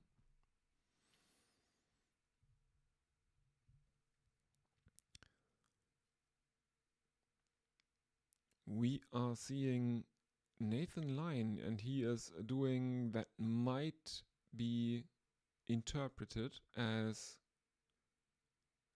very early warm-ups. In comes Boland again, right arm around the wicket, and Jaiswal looks to defend it but is beaten, and there is no run again. 51 for 2 India.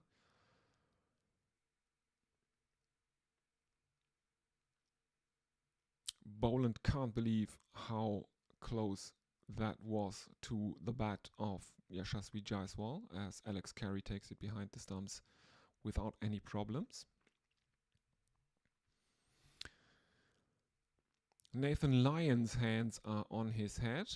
In comes Boland. This one is right arm around the wicket, but it is further outside the line of leg stump than the previous one, and Jaiswal leaves that one alone. There is no run. 51 for 2 India. Let's have a look if anyone is with us.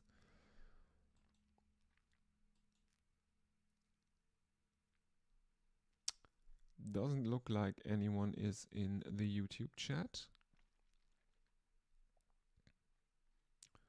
So let's check Blue Sky. No, doesn't look like it. I know it's probably early for most of my subscriber base, who I think are mostly Europeans. And of course, probably mostly in the UK, where it is even earlier than it is here. Anyway, Patrick Cummins continues, bowling to Virat Kohli. He comes right arm over the wicket, and Kohli is off the mark straight away with a single behind square on the leg side. 52 for 2. Kohli averages 52 at the MCG. He has not done that much in the series apart from the unbeaten 100 in the second innings of the first test in Perth. In comes Cummins again, and this one falls short of the slips as Jaiswal lays an outside edge onto that one. There are around 5 or 6 Australian fielders there. There's Manos Labuschagne, there's Steve Smith, there is Nathan Lyon, there is Usman Khawaja. All are behind the wicket. There are 4 slips, there is a gully, and there is a backward point.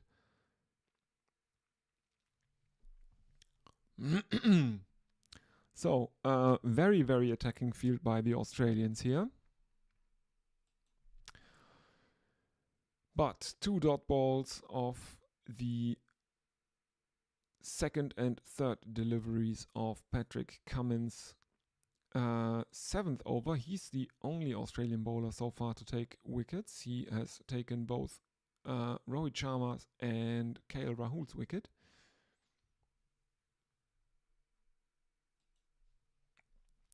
In comes Cummins again, and Jaiswal ramps one, and he ramps it. I think that might be... No, it's a 4. He ramps one over the first slip, and that brings him a boundary. Too short from Cummins here. And this has been a test in which unorthodox shots have ruled, as Sam Constas was scooping and reverse scooping Jasprit Bumrah on the first morning. There is now also a leg slip in place for Yashasvi Jaiswal. Next one is another dot ball though. India 56 for 2. Jaiswal on 27 of 53. Kohli 1 of 1.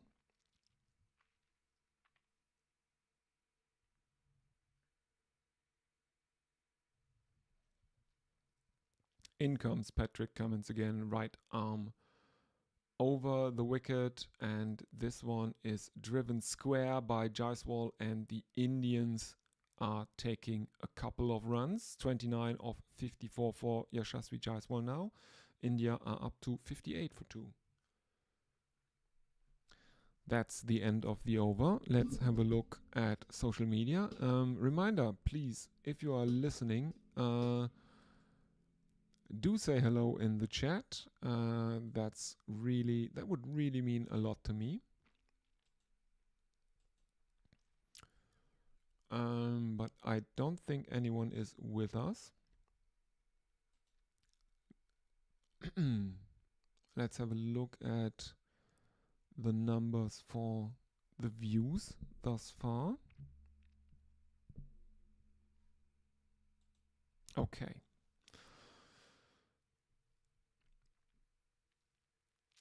Boland versus Kohli in test matches head to head 2 for 24. As Boland is brought back to face Virat Kohli. In he comes, right arm over the wicket, and this one is clipped, is glanced into the leg side behind the wicket by Virat Kohli. There is no run though, as Alex Carey is moving to his left to stop that.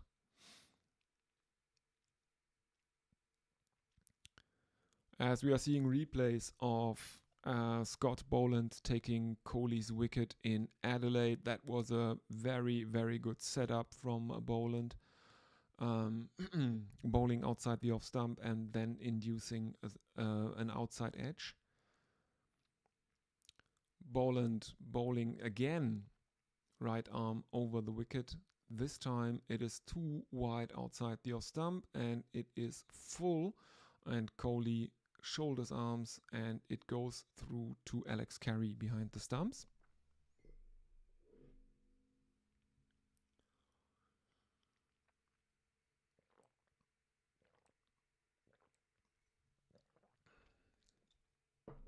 Two dot balls to begin the over. Kohli on 1 of 3 now. There are still a lot of slips and a gully and backward point and all the good stuff. Fielders behind the bat, very attacking field set for the Australian paceman by Captain Pat Cummins. 3 dot ball. Okay. We are back. Reconnected successfully. Okay. Kohli was hit on the hip by a Boland, well too high for any shout.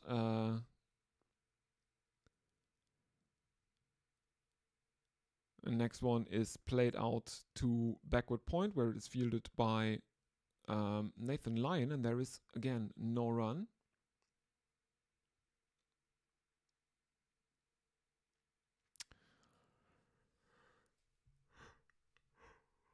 Excuse me. Final delivery of Scott Boland's 5th over. Virat Kohli is on strike. In he comes again. And this one is played out to cover, and Kohli is farming the strike. They take a single. Jaiswal on 29 of 54. Kohli on 2 of 7. India 59 for 2. Let's have a look at social media.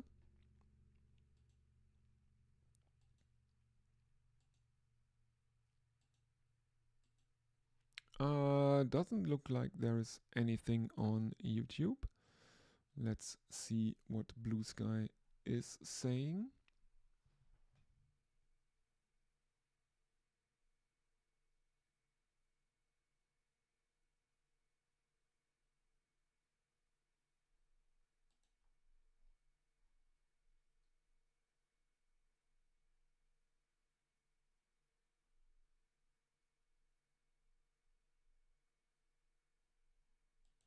Okay, nothing there. So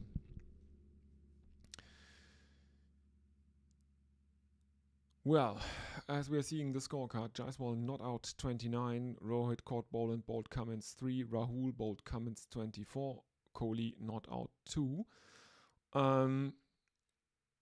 India under pressure here. This third wicket partnership needs to go big between Kohli and Jaiswal. After Jaiswal and KL Rahul looked to play a very, very solid partnership, but KL Rahul was dismissed on the stroke of tee, final delivery before tee by, granted, a beauty from Pat Cummins that had a lot of seam movement. But Rahul played inside the line of that ball, basically. Very, very, very risky from him there. As Patrick Cummins is continuing for his 8th over, there are still a ton of slips, gullies and backward point in place for Virat Kohli, who can not make any runs of the first two deliveries he sees of Cummins' 8th over. India remain on 59 for 2. The deficit 415. In comes Cummins again, right arm over the wicket. This one is Yorker length, but it's wide outside the off stump, and Kohli lets it go. Both Kohli and Cummins see the comedy in the situation. Both are smiling.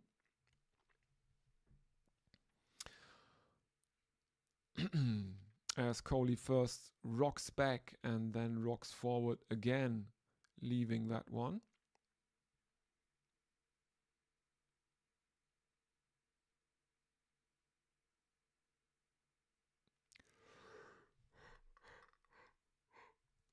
Cummins in again, right arm over the wicket, defended by Virat Kohli. And there is no run as it dribbles into the offside. And India remain on 59 for 2. 2 more deliveries left in Patrick Cummins' 8th over.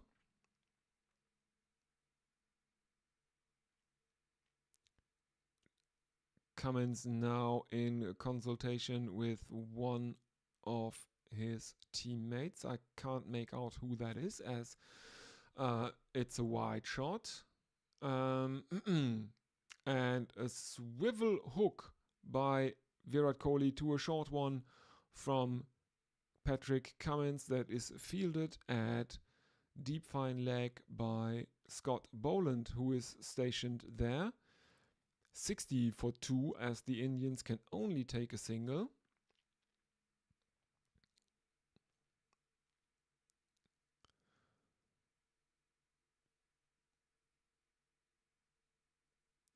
As the Aussies are now waving their floppy sunheads. There is a floppy sunhead sitting on a pedestal beyond the boundary in remembrance of Shane Warne, of course, as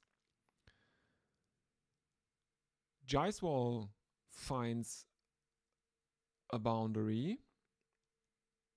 4 runs as Cummins is again a bit too short, pull shot that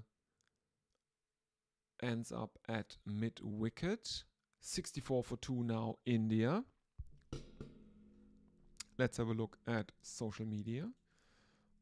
Again, if you are listening to this, I would love to hear from you in the YouTube chat or on Blue Sky. Let's see. As we are seeing some of the highlights of Yashasvi Jaiswal's innings so far. Kohli is on strike again as Scott Boland continues.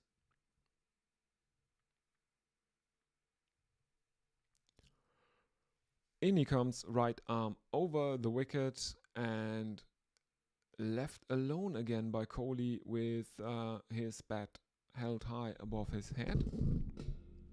There is no run.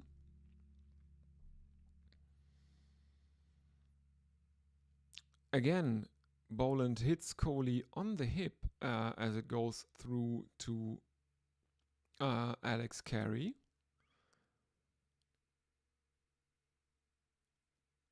If that's the plan to pin him LBW, Boland will need to bowl a bit fuller here.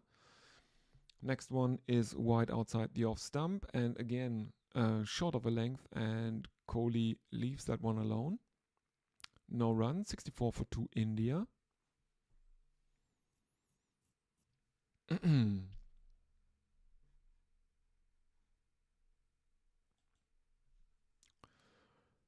Kohli taking guard for the third delivery of the over. Boland has a full slip cordon, a gully, and a backward point, and Kohli plays one out to backward point where it is fielded by Nathan Lyon, and there is no run.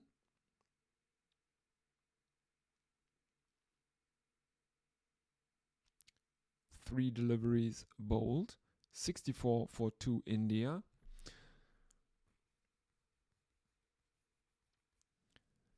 The Australians will probably be relatively happy with how this day has gone for them so far.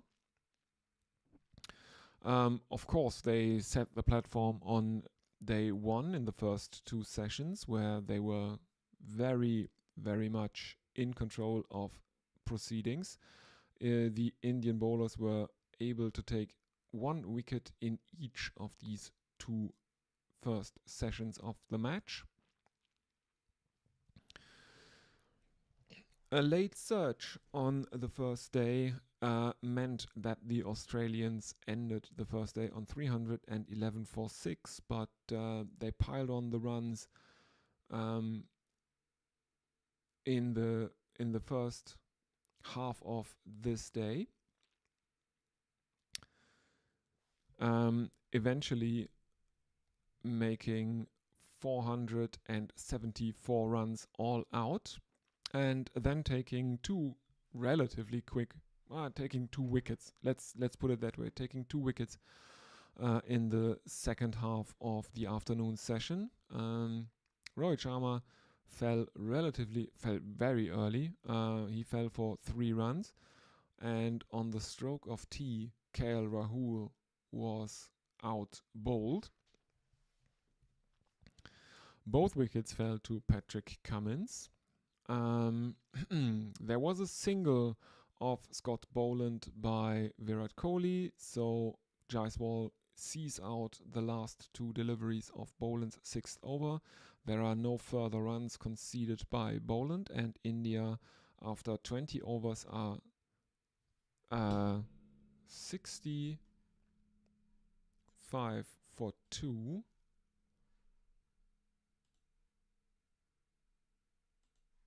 $65 for 2, yes.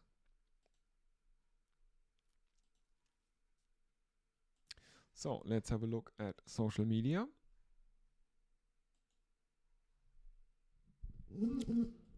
Nothing on YouTube, and let's have a look at Blue Sky. Nothing. Okay. In comes Cummins to Kohli, right arm over the wicket, and this one is played out to mid-on by Virat Kohli, and there is no run.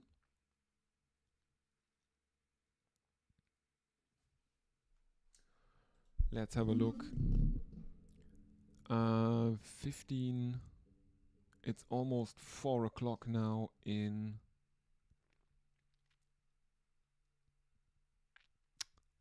Melbourne.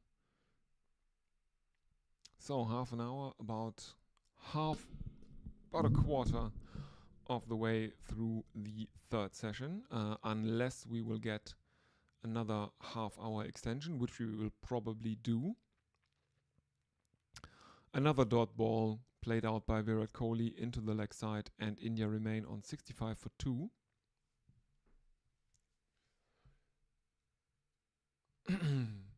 Third delivery coming up now. There are still a ton of slips, a gully, and backward point in place for Virat Kohli. Because the Indian batting lineup has been kind of rejigged. Shubman Gill has been left out after, a disappointing first 3 tests as Cummins comes in right arm over the wicket, and this is a gorgeous drive from Virat Kohli that finds the boundary, and that is the first boundary to Virat Kohli, who moves on to 8 of 19. India 69. Nice. For 2. Lovely drive from Kohli. So the Indian batting lineup has been kind of rejected because Shubman Gill has been left out, and instead of a top order batsman, they have opted for another all-rounder. They have 3 all-rounders in this 11. They have Ravindra Jadeja, Nitish Kumar Reddy, and also Washington Sundar. Shortening their top order in the hopes that the lower order can contribute something to this batting lineup.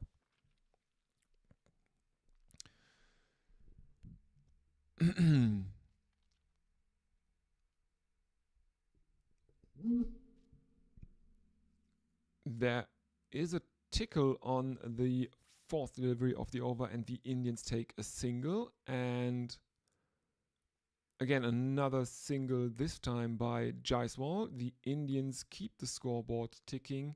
71 for 2. Kohli is back on strike, 9 of 20. Jaiswal looking very good here.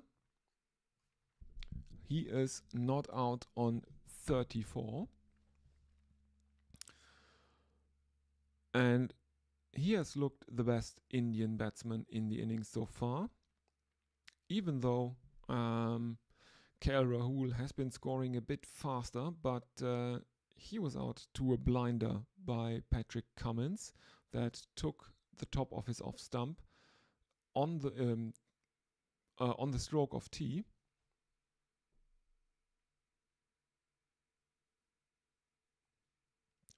In comes Cummins, and it's defended back towards the bowler by Kohli, and there is no run.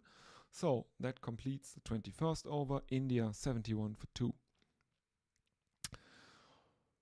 There is a question how long until Nathan Lyon will get a look in, because Jadeja was getting turn today.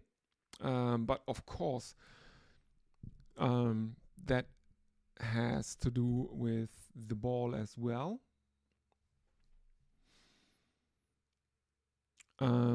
I think, let me have a think.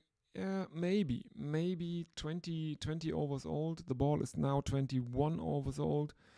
Yeah, you might actually start thinking about bringing Lyon on for a bowl. Jadeja was getting turn with the ball that was around 20 overs old.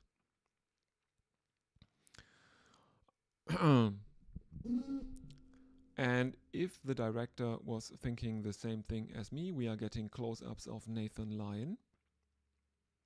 But for now, Patrick Cummins is persisting with Scott Boland, who is driven into the onside by Jaiswal, and he finds the boundary. So that is another 4 runs for India. Jaiswal on 38 of 59, India 75 for 2.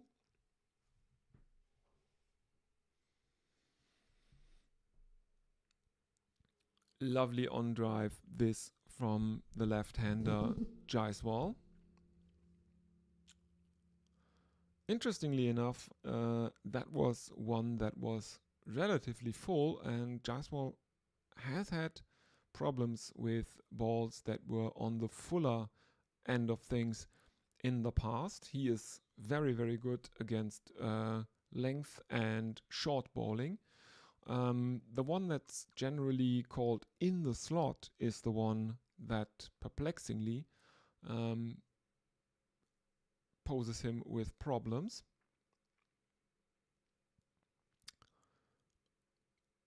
Anyway, he is on strike. Second delivery was a dot ball. Boland continues right arm around the wicket, and this one is driven back towards the bowler and there is no run. India have brought the deficit down below 400. It is now 399. The follow-on target is 200 runs away. Because the Australian angled across way too much. Slips are coming out now. Only 2 slips and a gully in place or 2 slips and a backward point. That's probably a better description. For Jaiswal in place now. 5th delivery is another dot ball, and the final delivery coming up for Scott Boland's 7th over. Jaiswal on 38 of 63. India's deficit still 399. In comes Boland, right arm around the wicket again, defended back towards the bowler, and there is no run. India 75 for 2 after 22 overs. Let's have a look at social media. If you are listening to this, please go ahead. Say hello in the chat. I'd be really delighted.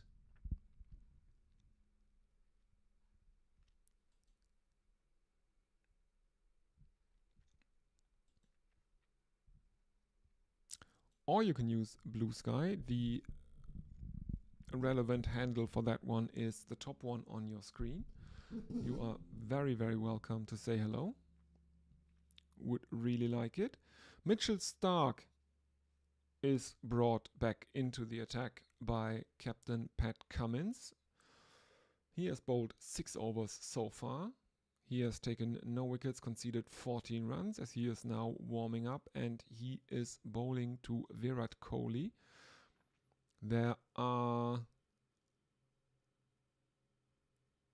either 3 slips a gully or 4 slips a gully, and there is also backward point, but the first delivery is played out to mid-on by Virat Kohli and there is no run. India remain on 75 for 2. Kohli twiddling the bat in his hands, surveying the field. There are 3 slips and a gully and a backward point now. There is mid-on, mid-off, there is mid-wicket. And the first delivery of Mitchell Starc's over has been given as a no ball, as it looks like he has overstepped. Yes, he does. Next one is defended back towards the bowler by Virat Kohli, and there is no run. And thanks to the no ball, India move on to 76 for 2. As Starc is walking back to his mark, as the Australians say. Mitchell Starc has taken Virat Kohli's wicket 5 times in Test cricket. He has conceded 260 runs for those 5 dismissals. As he continues left arm over the wicket, angling it across Kohli, and there is no run. For some reason, we are seeing replays in the middle of the over of Kohli and Jaiswal coming out to bat post tee. I don't know why exactly. Okay, and we're back to live pictures, apparently. Kohli taking strike and guard, and Starc is coming left arm over the wicket. He is driven by Virat Kohli, very straight. Pat Cummins running around, running after it from mid-off, and the Indians have taken a couple. So Kohli is now in double figures, 11 runs for him off the bat.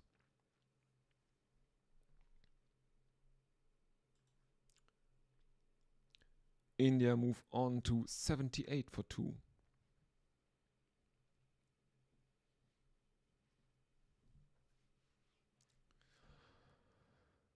In comes Stark again. Left arm over the wicket, angled across Kohli, who leaves that one alone. That is passing him probably on a where a fifth stump would be. 2 more deliveries left in Mitchell Stark's 7th over. India trail by 396 runs.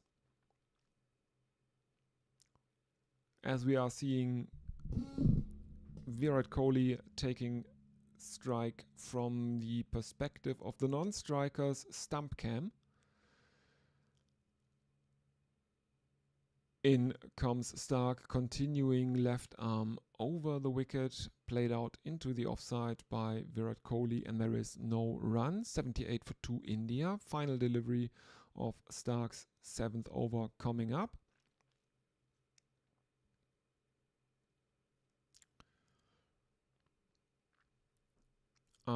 Again, the stump cam view of Virat Kohli from the non-striker's end. Seen from the non-striker's end. In he comes again. Left arm over the wicket, and this one is short. It is not as wide, but Kohli leans under that one as it flies over the stumps, and there is no run. Let's have a look at social media. Come on, people, if you are watching this, have the decency to say hello in chat. Really makes a difference. Also, everyone, if you are watching this, please consider liking and subscribing. Even though this channel started as a German language cricket channel, there is now a lot of English language content on there. And I have put that all in one convenient place for everyone who doesn't speak German. There is a playlist on this channel called English language content. There is live commentary. There is a lot of interviews with people from around the internet and around the world talking to me, which thank you everyone who was willing to talk to me on camera.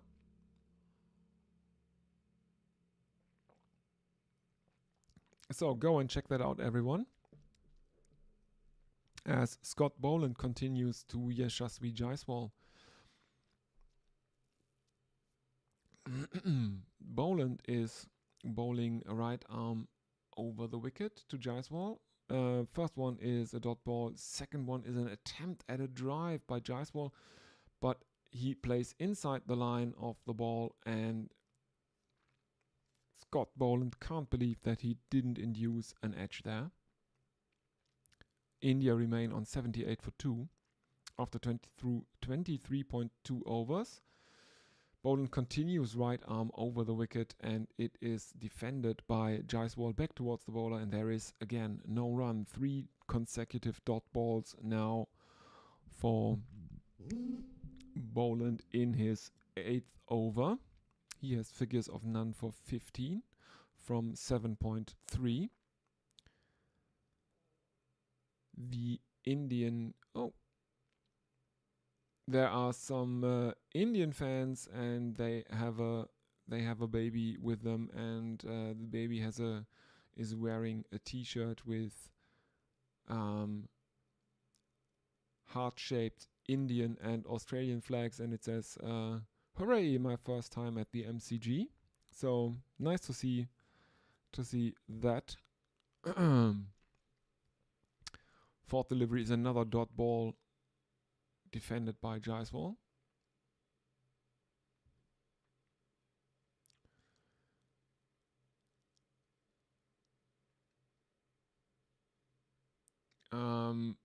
And good to see some of the Indian fans in the crowd. There is an Indian fan in the crowd with a green and gold turban, but he's wearing an Indian shirt, so at least some of the sections in the crowd seem to be very, very well mixed.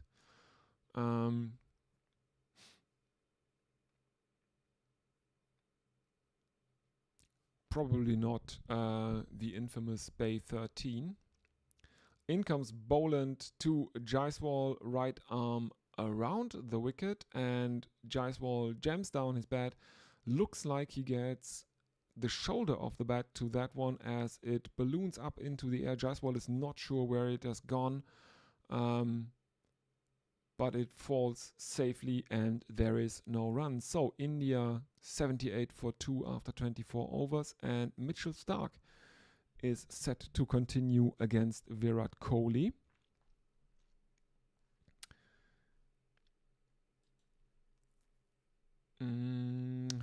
Let's have a look at social media, top chat, live chat. No, doesn't look like it.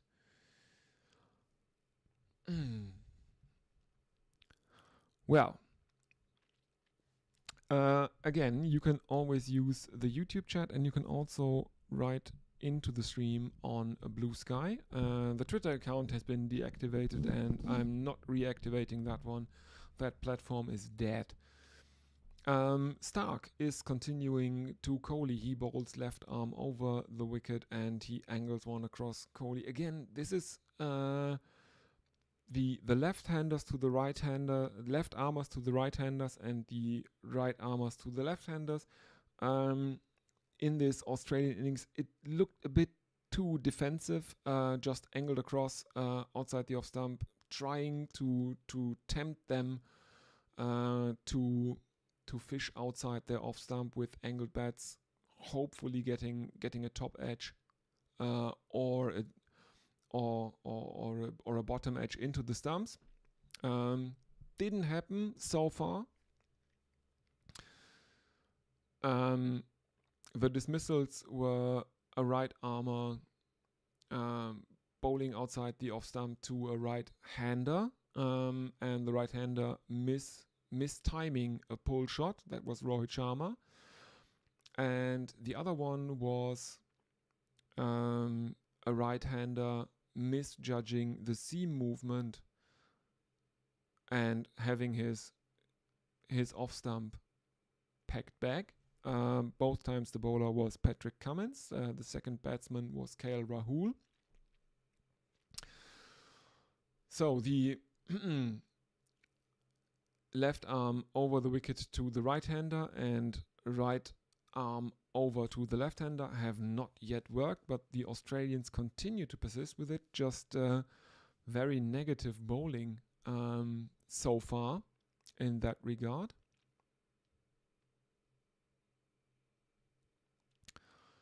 So 3 dot balls. We have slips, gully, extra cover, mid off, mid on, square leg, or mid wicket. He is moving around quite a bit there. And Starc continues with his negative line, angling it across Kohli. And there is no run as Kohli leaves another one alone. India remain on 78 for 2. The deficit is 396 runs.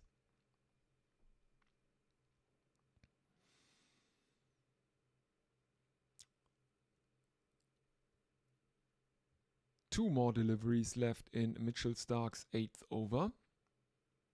Kohli taking guard now again.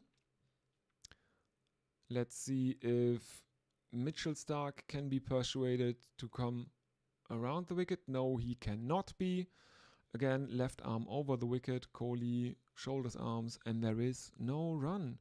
Final delivery coming up now of Mitchell Starc's 8th over. He is bowling fast, 140 kilometers per hour at the point of release. Not bad.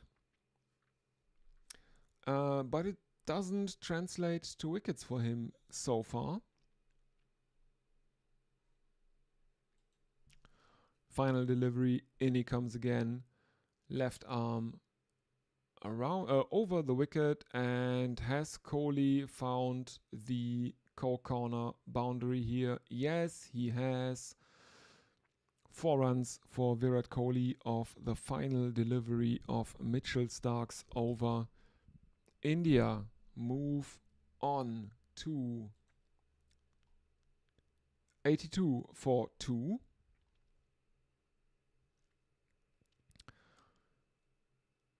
So the follow-on target is now less. The follow-on target is less than 200 runs away for India. They need 275 to avoid the follow-on, as Virat Kohli is joking around with Nathan Lyon at the non-strikers end, because we have spin for the first time in this Australian innings. Nathan Lyon is given the ball.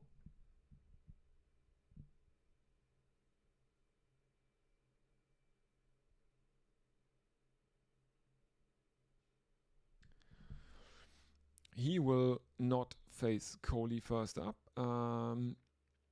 Jaiswal is the on-strike batsman. Let's see. There is a short leg in place for Jaiswal. There is a slip, as Lyon is resetting his field a bit. But I'm not shown where everyone is moving. We are seeing Nathan Lyon gesticulating to his fielders. All I can tell you is that there is one slip, and I think yes, there is a slip, there is a short leg, there is a mid wicket, and it is cut by Jaiswal, but stopped at backward point by the debutant.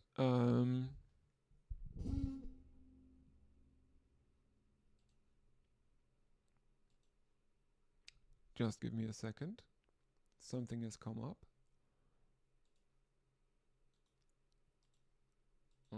Just a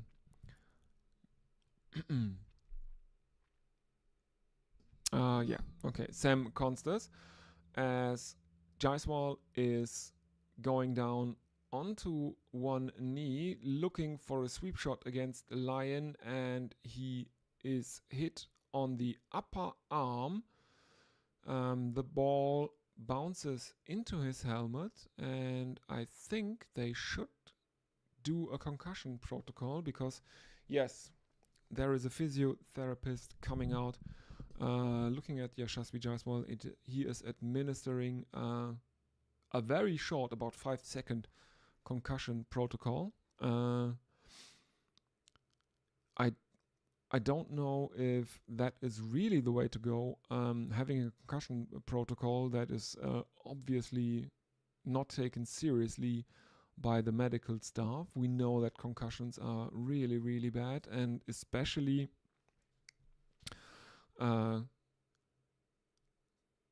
because of the fact that any subconcussive blow is then aggravated after having a concussion, and your brain kind of bounces around in your head when you're running very hard, sprinting between the wickets, and running around concussed can have very, very dangerous long-term effects.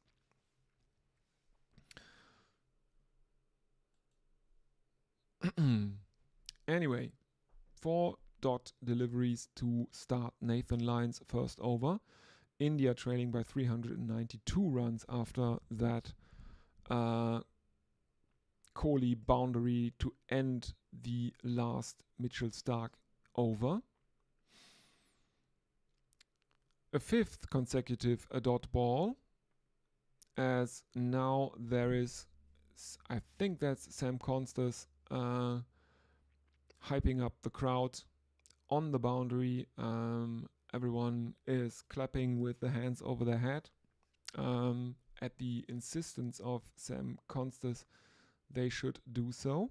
And that is the end of the over. 26 gone, India 82 for 2. And let's have a look at social media. Anyone with us? If you are listening to this, I would really love if you for you to say hello in the YouTube chat. You can also use social media like Blue Sky, or I say like Blue Sky, you can use Blue Sky to get in touch with me. I am monitoring the YouTube chat and the linuxlear at bsky.social, at linuxlear.bsky.social, that handle, it's on your screen now. I will be monitoring both of those, so please say hello. And what are your predictions for this match? Are India doomed to play only for the retention of the Border Gavaskar Trophy in Sydney, or are they still in with the shout to make the final of the World Test Championship cycle?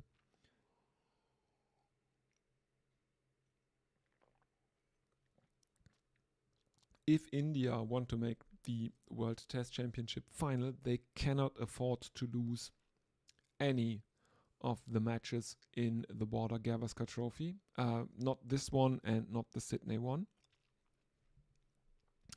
And they need to win at least one of them. And if they win only one, I think they are dependent on results that are out of their control.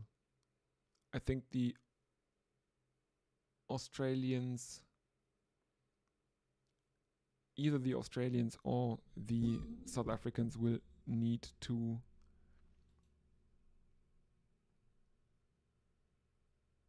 lose their series.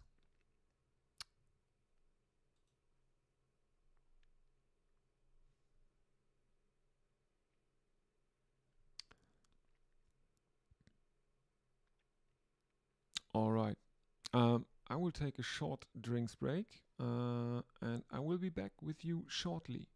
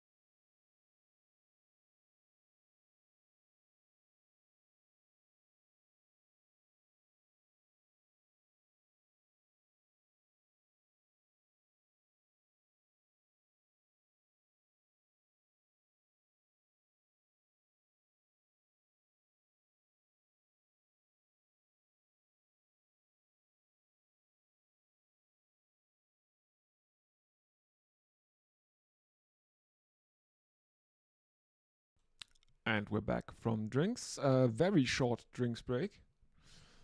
Don't know why. Virat Kohli hit a boundary of Mitchell Starc, then followed it up with 3 dot balls. The Indians now trail by 388 runs, 86 for 2 India.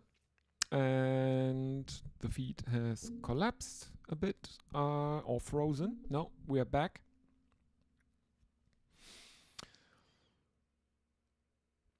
Two more deliveries in Mitchell Starc's 9th over left. India 86 for 2, 26.4 overs gone. In comes Starc, left arm over the wicket, and this one is too short and is left as much on length as it is left on line by Kohli, I think. Final delivery coming up now.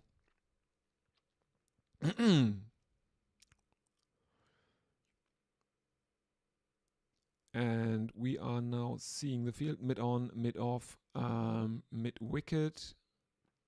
There are 2 slips. There's a gully, there's a backward point.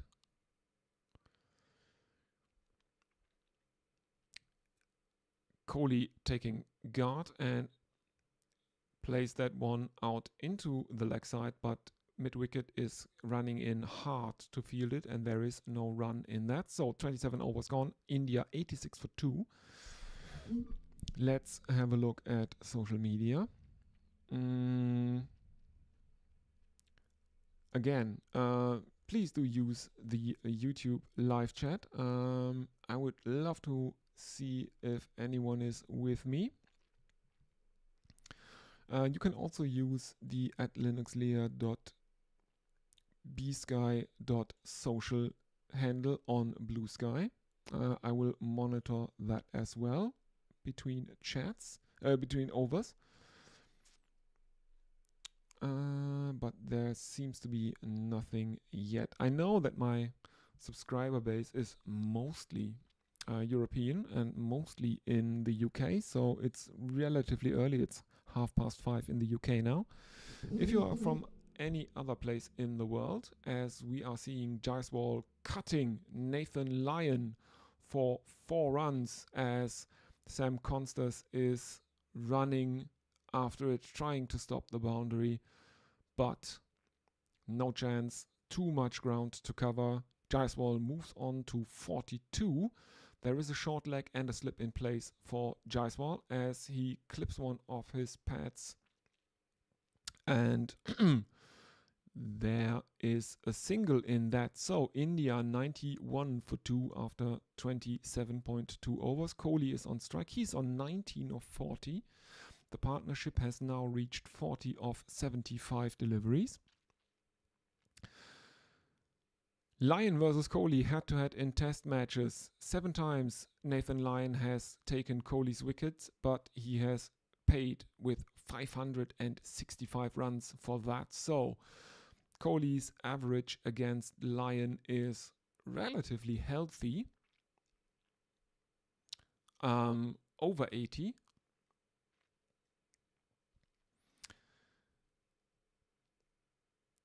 This time he can't raise it though, as there is another dot ball.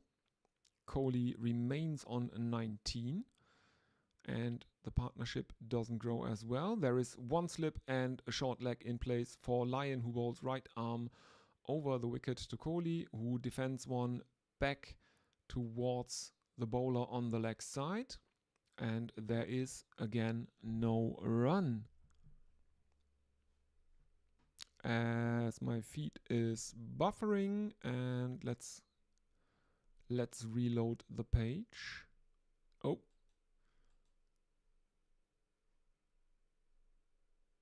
stream is currently unavailable. Let's try that again. Currently unavailable, no feed. Thank you very much.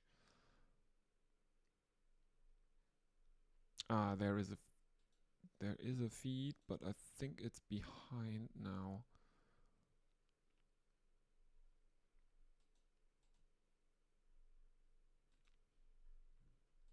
Let's have a look. Damn. Yeah, I'll keep you updated from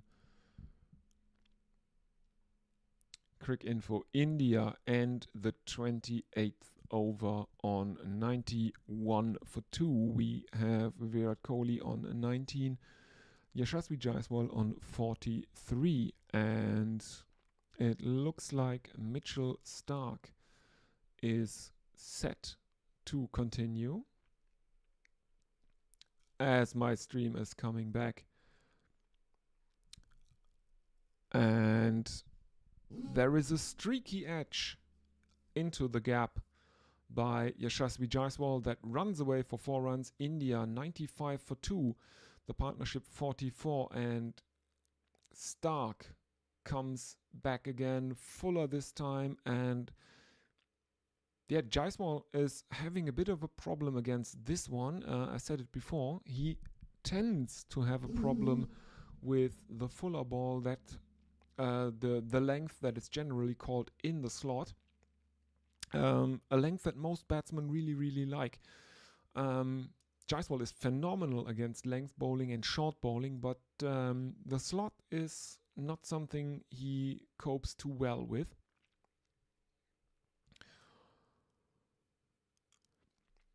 Anyway, in comes Starc again, left arm over the wicket, cut powerfully by Jaiswal.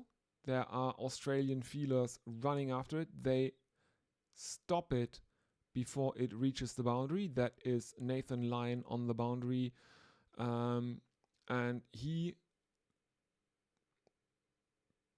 pulls it back into the field of play, where it is picked up by, I think that's Sam Constas, who throws it in. The Indians take a triple though, and that brings up Yashasvi Jaiswal's 50. It's only his second 50 of the series. The other, or 50 plus score of the series, the first 50 plus score of the series, of course, was his monumental 161 in the second innings in Perth. A knock that definitely can be described as match winning. I think he won Man of the Match award for that one. In comes Mitchell Starc to Virat Kohli, left arm over the wicket, and the Indians can take another single of that delivery. So Jaiswal is back onto strike. Kohli has also broken the barrier of 20. India one away from triple figures as a team, 99 for 2. 2 more deliveries left in Mitchell Starc's 10th over, after 28.4 overs have been bowled. Jaiswal in 18 test matches, 400s and 950s. In comes Mitchell Starc, left arm over the wicket, and this one is bowled onto the legs of Jaiswal, who digs it out and helicopters it. It's a Yorker, and Jaiswal helicopters it towards cow corner for 4 runs.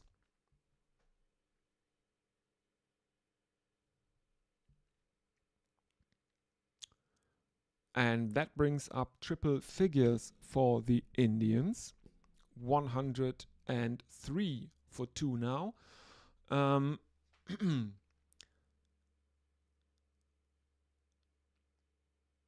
In comes Starc again.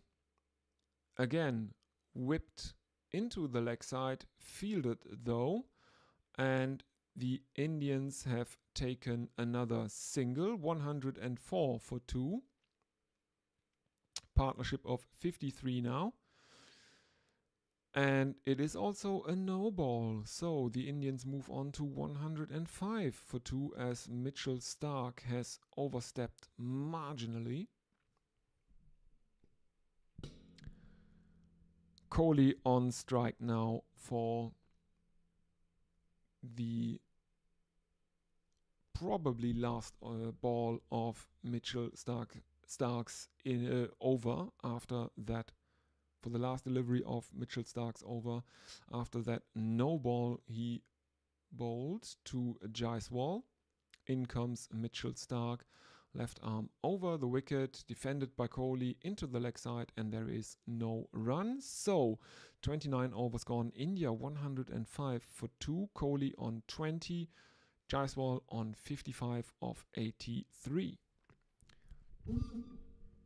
Let's see if anyone is with us on social media. Please do use the YouTube chat. It's always good to hear from someone to so I see that I'm not just here sitting here screaming into the void or babbling into the void. So do get in touch with me. Or you can use Blue Sky, obviously. And as always, if you are watching this, please consider liking and subscribing, as Nathan Lyon is continuing to a Jaiswal, who deposits him over long on for a boundary. 4 runs, India 109 for 4.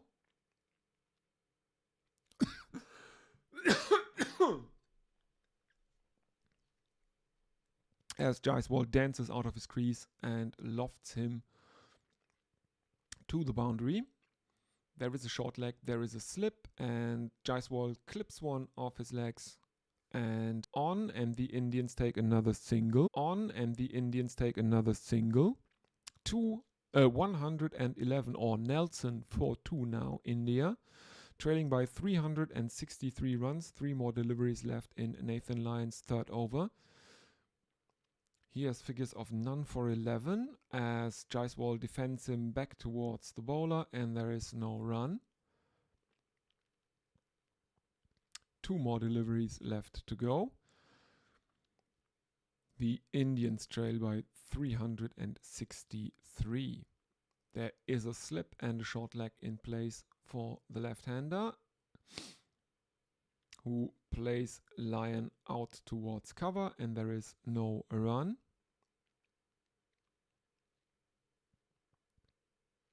Final delivery of Nathan Lyon's third over coming up now.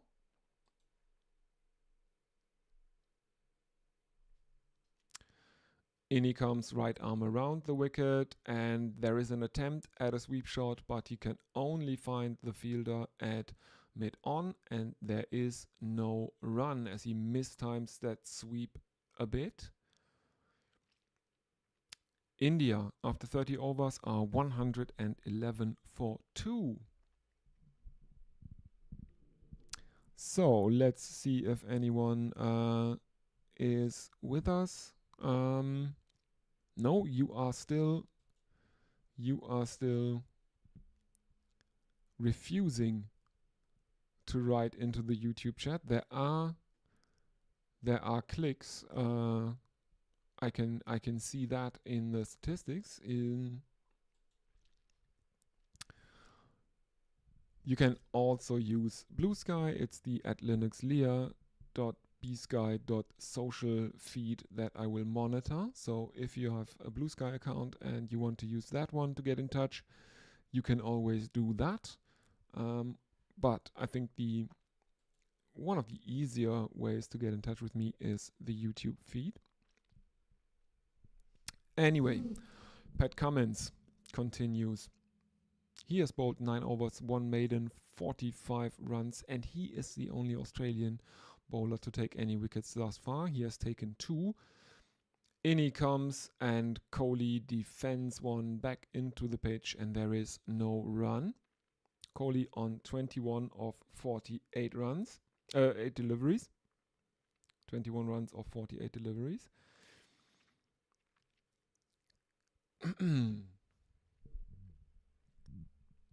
Let's see how many overs are left in the day. There are 19 overs scheduled after this one, and I don't think we will get them in today. We are 45 minutes away from the close of play. I think it is 7.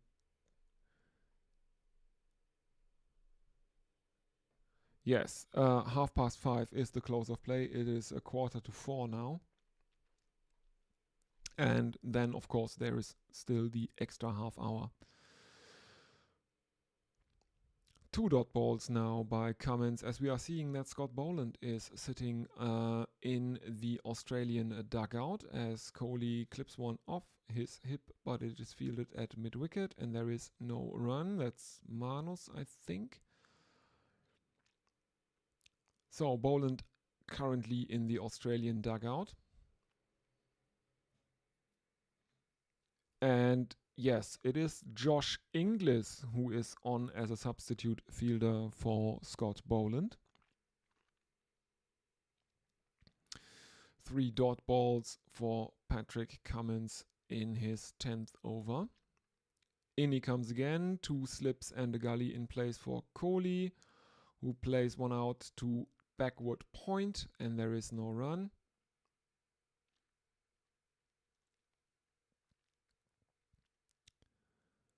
Two more deliveries left in the over. Kohli on 21 of 51. And there is a fielder coming back closer to the pitch at mid-wicket. There is cover, there is backward point, there is a gully, there are 2 slips. In comes Cummins again, and this one is played out into the leg side to mid-wicket towards the fielder that was brought back in after the previous delivery, and there is no run.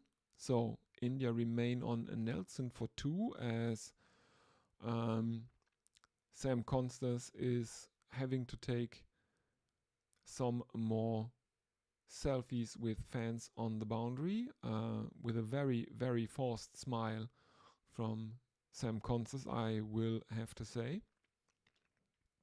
Doesn't seem like a natural regarding the fan interactions. And another dot ball to end Patrick Cummins' 10th over.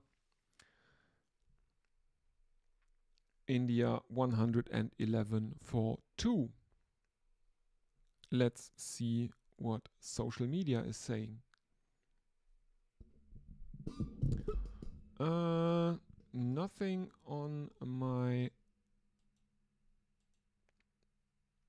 the live chat, but I will just see if that is if that's a problem with my with OBS. If the YouTube OBS chat isn't updating or something like that, I'll have a look at the live chat over on YouTube.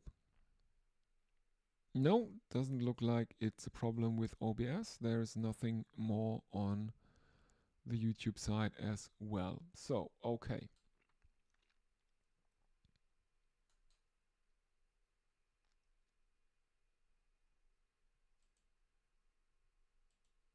Okay. Lion returns and he starts with a dot ball to Jaiswal. Second one is defended back towards the bowler by Jaiswal as well, who is on 60 of 90.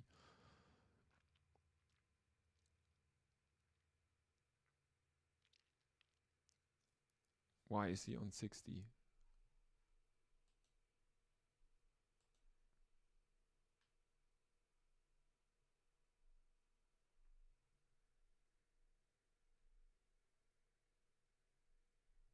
Oh, because it was on 60. All right.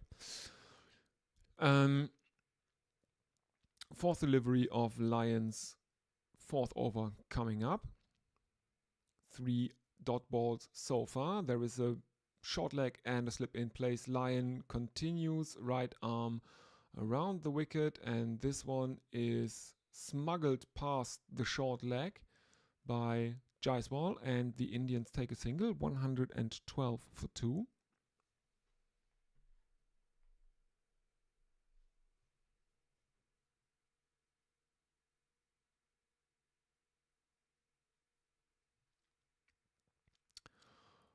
Kohli stretches out and gets that one to long off. They take another single. Joel Wilson is gesticulating, gesturing or whatever, talking with his hands to someone. There is a bit of a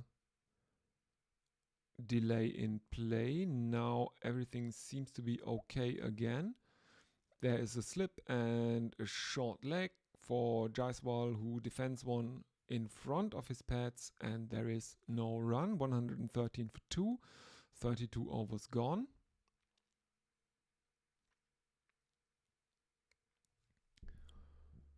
Let's have a look again. Come on, people. There are clicks on the live stream. I can see that. Please get in touch. I don't bite, at least not a lot of the time. Yeah, and if you are watching this, please consider liking and subscribing. Really helps the channel.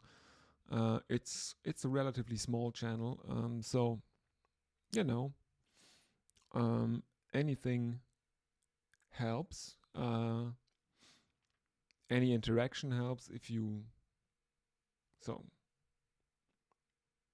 just want to say hi in the chat, that would also help. Any interaction is good for the algorithm. I have learned that much in my time on YouTube. Also have a look around on my channel. I know it started as a German language cricket channel, but there is a lot of English language content these days on there as well. As Patrick Cummins bowls one short that runs away to the backstop boundary for 4 byes. As Kohli ducks under it, Carey can't get a glove to it. And that is 4 byes.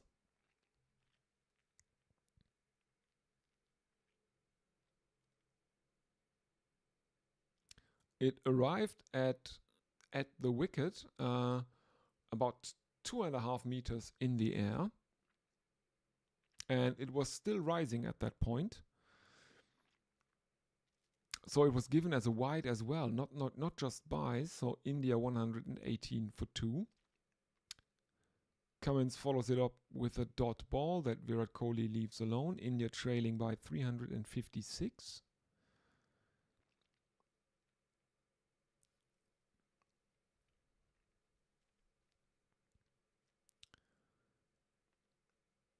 Three more deliveries left in the over. Kohli on 22 of 56. In comes Cummins again. Right arm over the wicket, and Kohli leans forward, leaves that one alone though, shoulders arms as they say, and there is no run. Oh yes, there were 5 wides in that one, so there are still 3 deliveries left in the over. So yeah, as I was saying, this one started out as a German language cricket channel about trying to give Germans the background to enjoy cricket and explaining some things like what are the Ashes, stuff like that. But recently I've done a lot of interviews with my cricket circles, my internet cricket circles, and most of those people don't speak English, so don't speak German, so most of it is in English, or all of it is in English. And I have collected all of these English language content for you in a conveniently named English language content playlist on my YouTube channel. So if you are interested in that kind of stuff, interviews with authors like Anindo Dutta, internet personalities like WG Rumblepants, people from Guerrilla Cricket and stuff like that, have a look around, and also check out friend of the channel Adit and his Cricket Sickos podcast. And thanks again to Adit for letting me play those podcasts during breaks in play, during intervals. Thank you very, very much. And everyone, go follow Adit. It's the bottom one of the Blue Sky handles on your screen now. Follow him and look for Cricket Sickos on YouTube. Search for Cricket Sickos on YouTube. Subscribe to his channel. It is criminally underrated.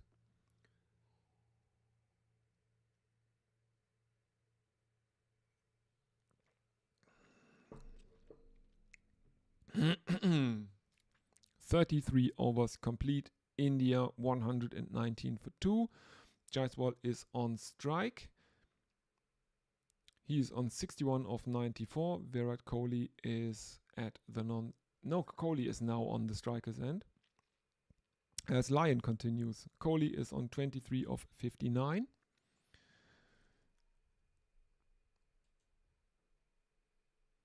Let's see if anyone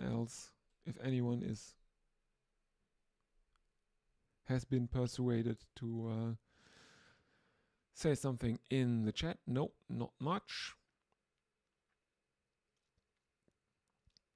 Lyon is bowling at almost 90 kilometers per hour. There is a slip and a short leg in place for Virat Kohli as Nathan Lyon is bowling right arm over the wicket to the right-handed Kohli, and he blocks that one, and there is no run.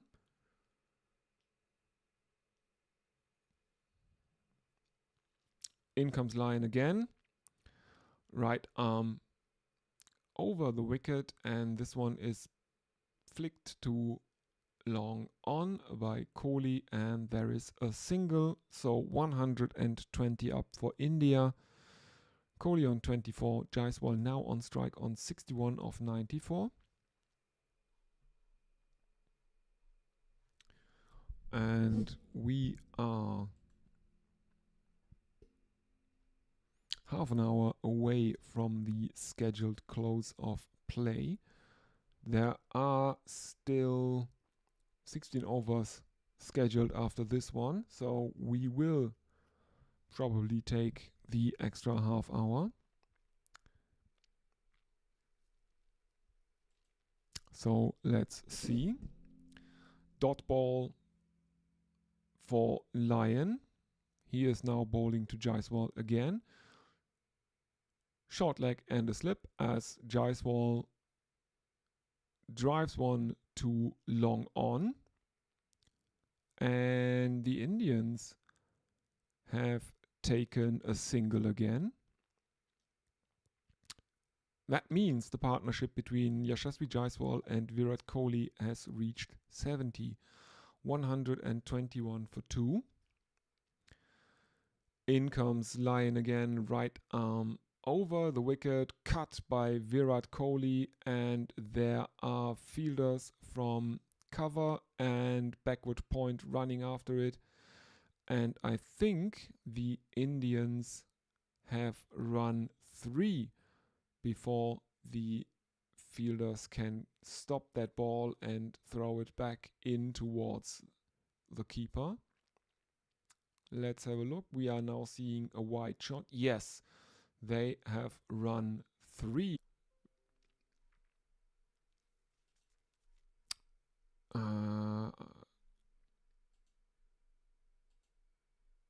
Okay. We are now seeing highlights of Jaiswal's boundaries, but we are only seeing his shots, not any context or anything like that.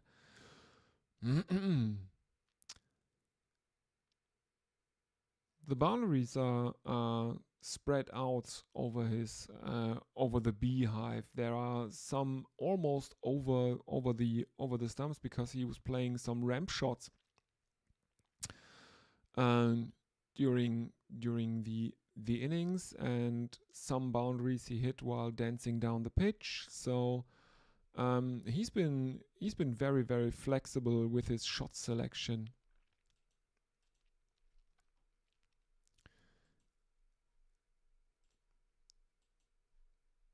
or adaptable. Let's call it adaptable with his shot selection.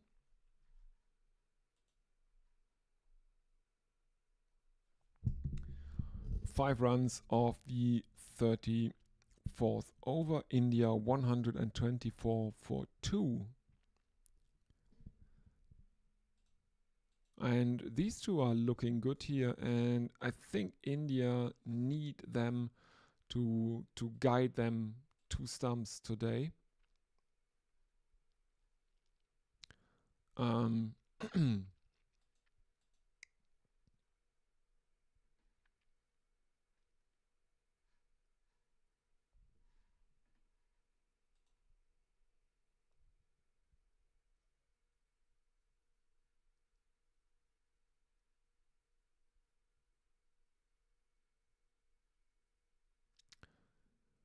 As we are now seeing a Virat Kohli pull shot, there has been some delay in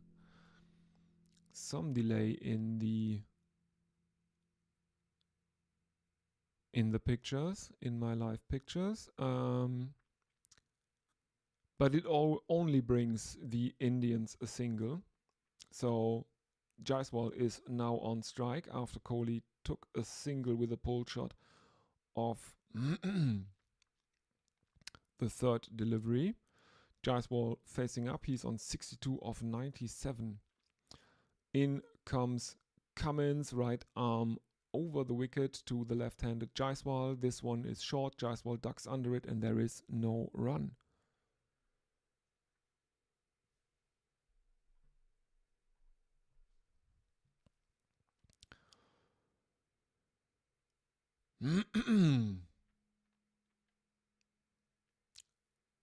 So this is exactly the partnership the Indians needed, probably between, well, Jaiswal and Rahul would have been pretty good. Jaiswal clips one off his hips into the onside, and the Indians have run a single. 126 for 2, 34.5 overs gone. Kohli on strike on 28. Final ball of Cummins' 12th over.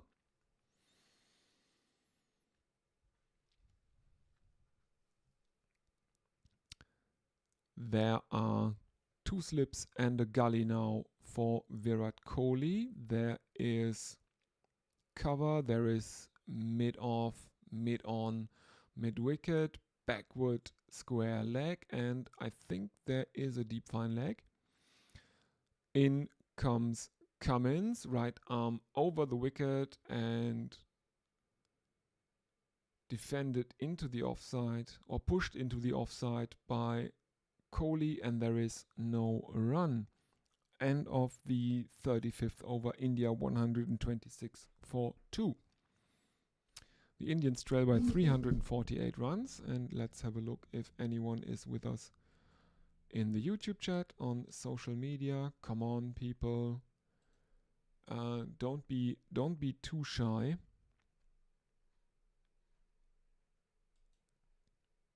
Well, I can't force you, but Mitch Marsh is into the attack for the first time. 46 matches, 51 wickets at an average of 39.82. 1-5 wickets, 1 fifer, best figures of 5 for 46.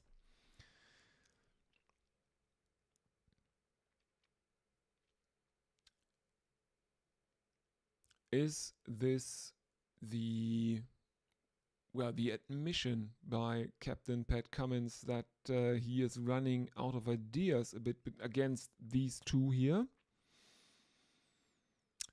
In comes Mitch Marsh, right arm over the wicket, down the leg side by of the left-handed Jaiswal, but there is a leg glance and the Indians take a single as I think that is Scott Boland coming around from a deep fine leg to field it and throw it back into the middle. India 127 for 2, 35.1 overs gone now.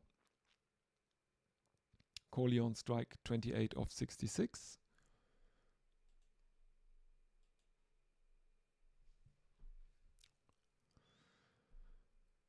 The Indians are trailing by 347 runs.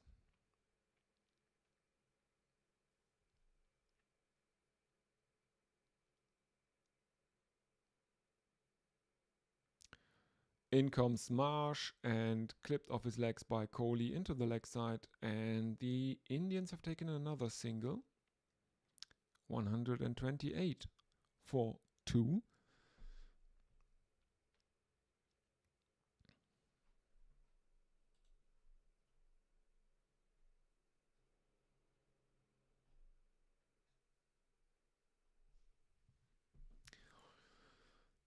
India will need this partnership to guide them through to stumps today, because after that it starts to get a bit streaky, maybe. We know that Rishabh Pant, who would be in at number 5 for India, he can play an innings, but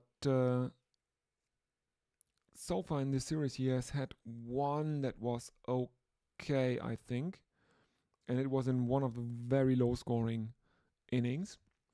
After that it's into the all-rounders with Jadeja, Reddy and Washington Sundar, and after that it is just the tail, Bumrah, Deep and Siraj.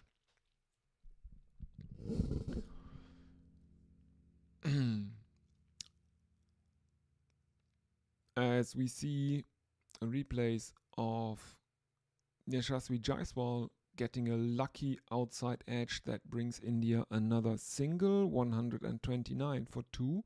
2 more deliveries in Mitch Marsh's first over to go. Kohli on strike now, he's on 29 of 67.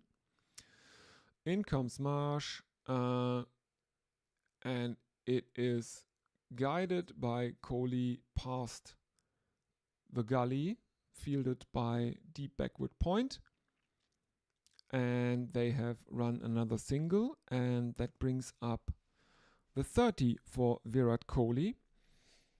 30 of 68 deliveries now for him, and it brings up India's 130 as well. 130 for 2. Partnership is 79, so one more run and they bring up the 80 of the partnership, but not this time, not during this over. The first one that is bowled by Mitchell Marsh, as Jaiswal defends one into the leg side, and there is no run. Shadows are getting longer at the MCG now.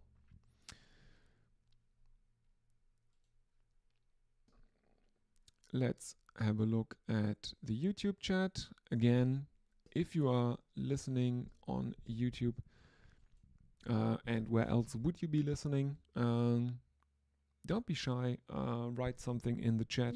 Really, really helps. Otherwise, it can sometimes feel a bit like talking into the void. Kohli is on strike. Cummins continues. There are 2 slips. There is a gully. In comes Cummins, right arm over the wicket, defended into the leg side by Kohli, and Sam Constance coming in from mid-wicket fields the ball as Cummins shows no interest in picking it up and is walking instead back to his mark. India remain on 130 for 2.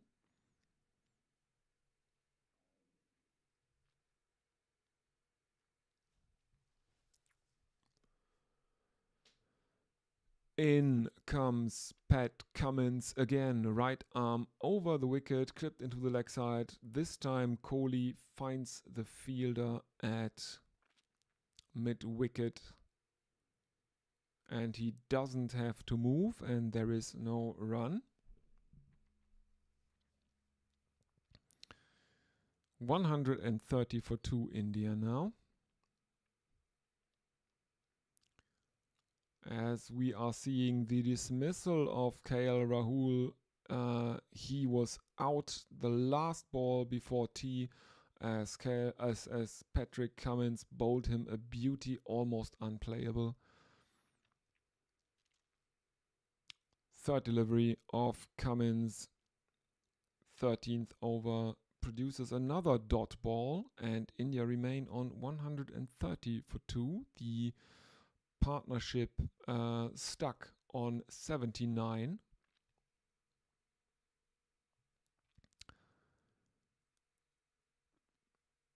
Three more deliveries left in Patrick Cummins over. In he comes for the fourth of them.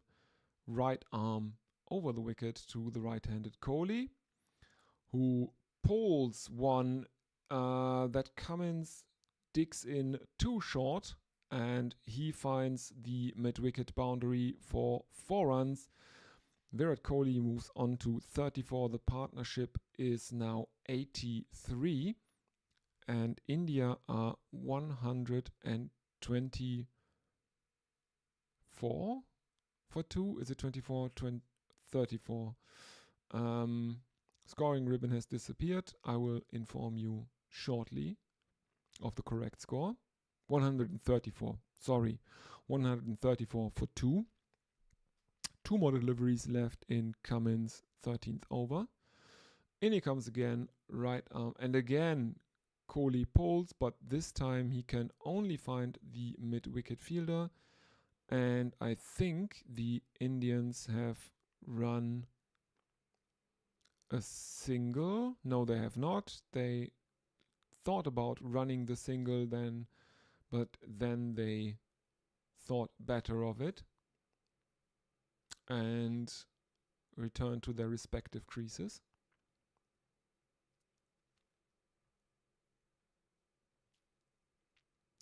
In comes Cummins for the final delivery, and this one is defended into the leg side by Kohli, and there is no run. So 37 overs gone, India 134. And there is a drinks break.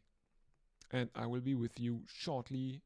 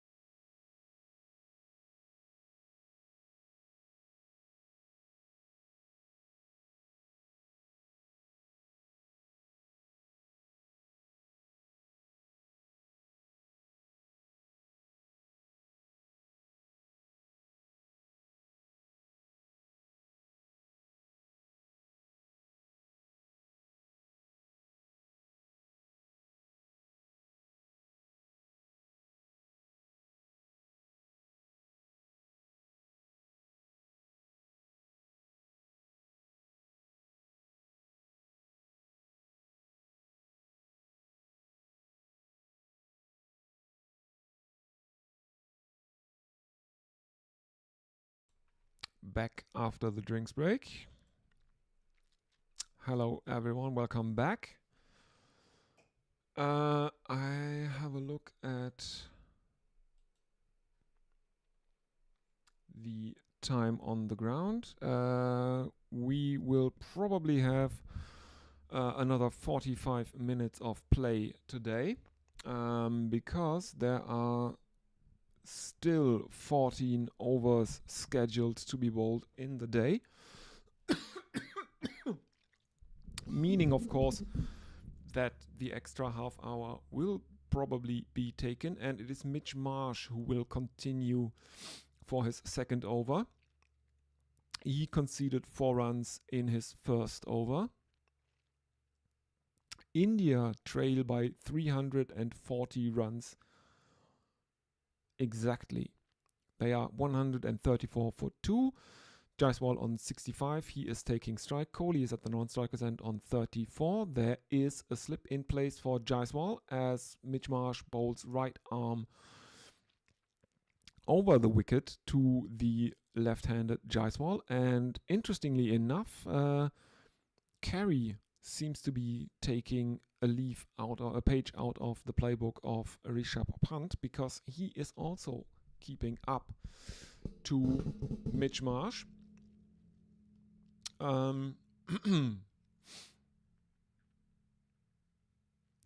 Interesting. You don't see too many Australian keepers stand up to the stumps for pace bowlers, even if they are Mitch Marsh. Outside edge for Jaiswal that flies between the keeper and the very wide first slip. And there is another boundary for the Indians. 138 for 2. Next one is cut by Jaiswal, but it is fielded by Nathan Lyon, who comes around from deep third man. And the Indians have taken a single, I think. Kohli is now on strike. He is asking Jaiswal, or talking to Jaiswal. He is smiling though.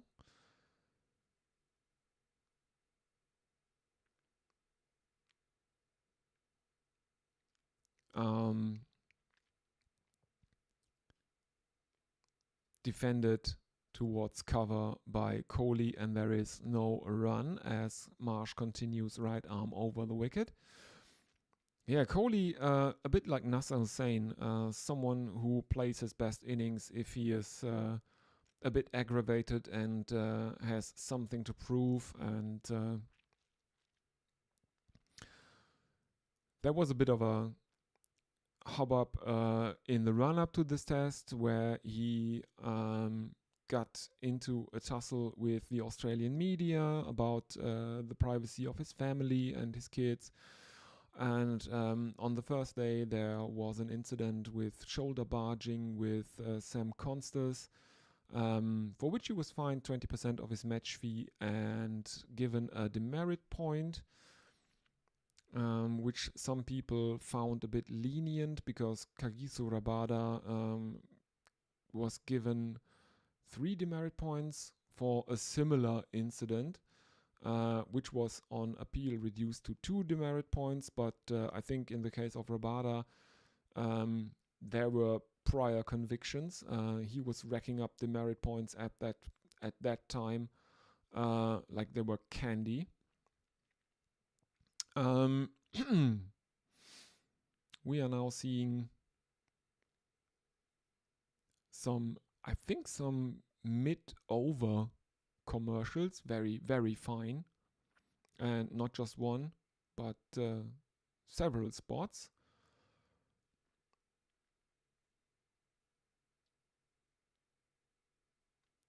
We are now seeing a replay, and I don't know if I've seen that shot in real time. Anyway, the 38th over ended with 3 dot balls, 139 for 2. Boland is back into the attack for his 9th over. Jaiswal is on strike. He has 70 runs to his name in this innings. He has faced 106 deliveries for those 70 runs as Boland bowls right arm over the wicket to the left-handed Jaiswal. There are slips and a gully in place for Jaiswal. India 139 for 2.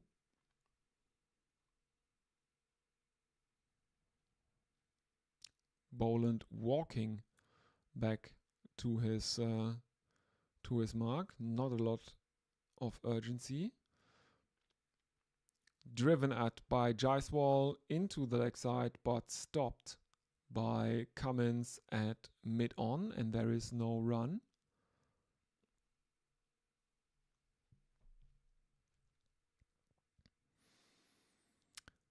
Most test runs in 2024. Yashasvi Jaiswal is in second place. He played 2 fewer matches than Joe Root, who is the number 1. Jaiswal is followed by Duckett, Brook, and Kusal Mendes.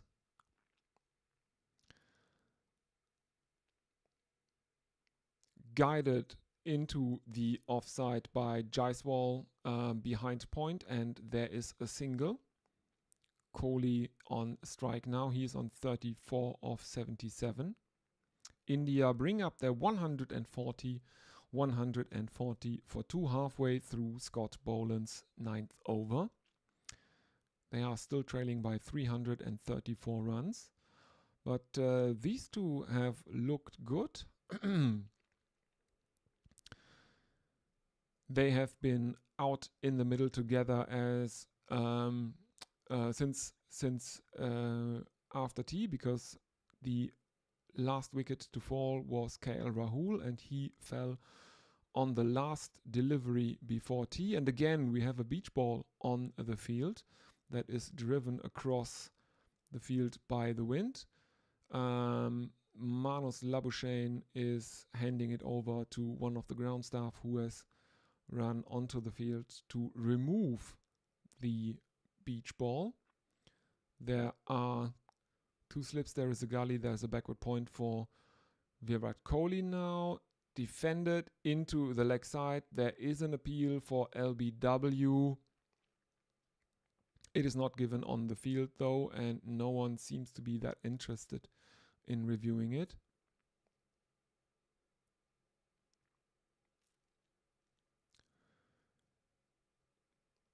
And it is because Virat Kohli gets an inside edge between his legs, and they run a single, 141 for 2. Jaiswal now on strike. Mid-on, mid-off in place as you would expect. In comes Boland, right arm over the wicket, cut by Jaiswal, and it is fielded at point, and the Indians take another single. Jaiswal moves on to 72 of 110. 142 the score for the loss of 2 wickets. 1 more delivery left in Scott Boland's 9th over.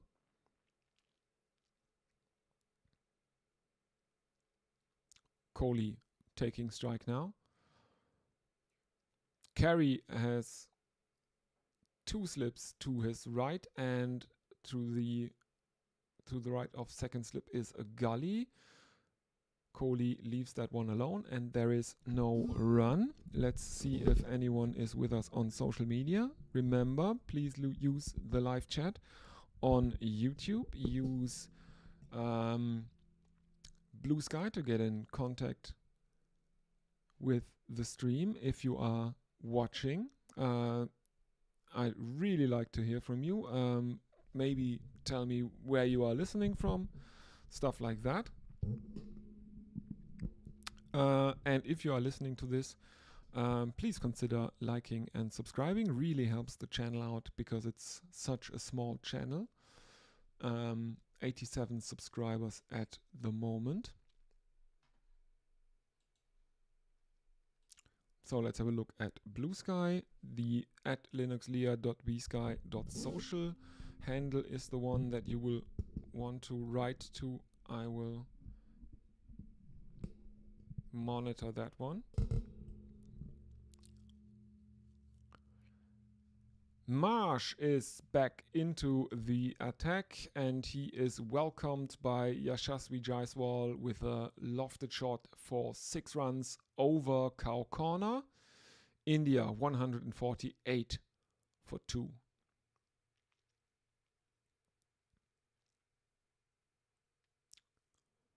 That is a very, very powerful slog by Jaiswal. Looks a lot like a T20 shot from him. Opening his legs and depositing the ball over cow corner. In comes Marsh again. Appeal for LBW not given out by Joel Wilson on the field. Marsh in conversation with Alex Carey, and now Captain Pat Cummins has reviewed the decision, I think. Yes, the decision has been reviewed. Yashasvi Jaiswal is looking nervous.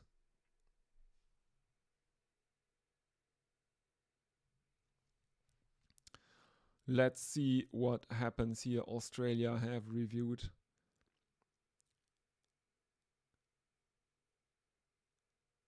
The question is, did it pitch in line? And if it did pitch in line, did it straighten enough to threaten the stumps? It hits him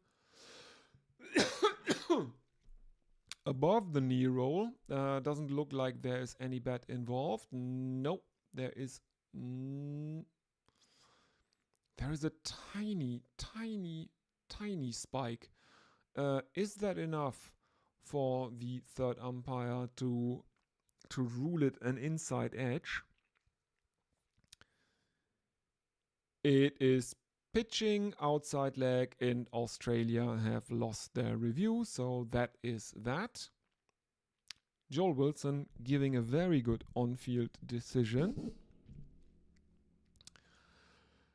Australia lose the review. India still have 3 left. The Australians now 1 down. India 148 for 2, and looks like both Mitch Marsh and Joel Wilson see the funny side of the situation, because it is only pitching marginally outside leg.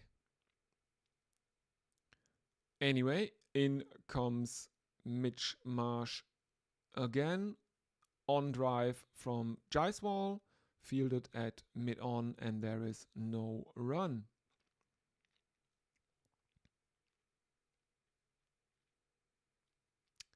Replays of the LBW appeal again. Marsh was convinced that he had Jaiswal pinned LBW in front. Marsh continues right arm over the wicket, defended into the offside by Jaiswal, and there is no run. 2 more deliveries left in Marsh's third over. The Indians trail by 326 runs. They are 148 for 2. It would have hit him plumb in front if it had pitched about 5 millimeters more towards the offside, but doesn't matter. 5th delivery is another dot ball, as the Indians continue to trail by 326. They are 148 for 2. This is comfortably the second highest score that Jaiswal has made in this series. He only made 3 innings of double figures or more. There was another 24. And of course, in the second innings of the Perth Test, the monstrous 161. Otherwise, not that many runs from Yashasvi Jaiswal in the series. So let's have a look at social media. Do we have anyone with us on YouTube? Please, again, use the live chat. I'd love to hear from you. Where are you listening from?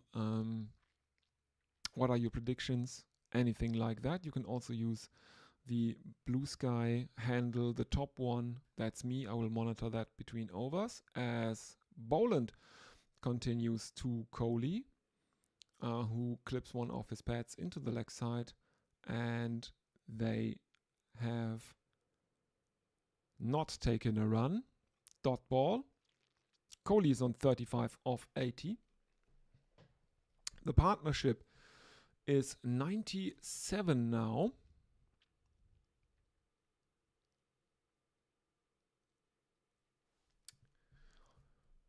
.1 overs have been bowled. Boland continues right arm over the wicket, defended towards point by Kohli, and there is no run.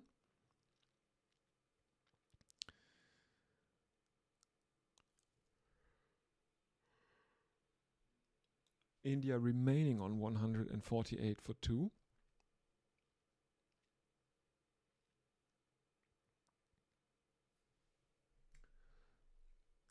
Let's have a look how many more overs are scheduled after that one. 9 overs after that one, and we still have half an hour, or we are 3 minutes past the scheduled close of play. So the extra half hour will undoubtedly be taken, and we might actually get most of the overs in again on the day. I would really hate them scheduling the start of play half an hour earlier tomorrow. Third delivery is another dot ball. In comes Boland. Leg lands by Kohli. Fielded by Carey, who has taken off the right glove to pick up the ball and throw it in. Single taken though. Now it's a leg by. 98, the partnership.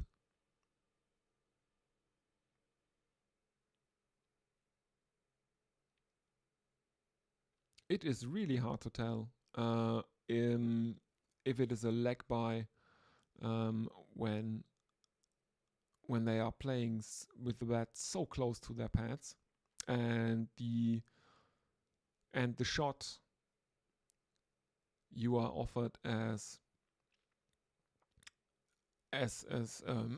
on the screen is so wide. Anyway, Jaiswal is on strike late cut, and that one is late cut for 4 runs as Boland continues bowling right arm over the wicket, and the Indian fans in the ground have understandably come alive.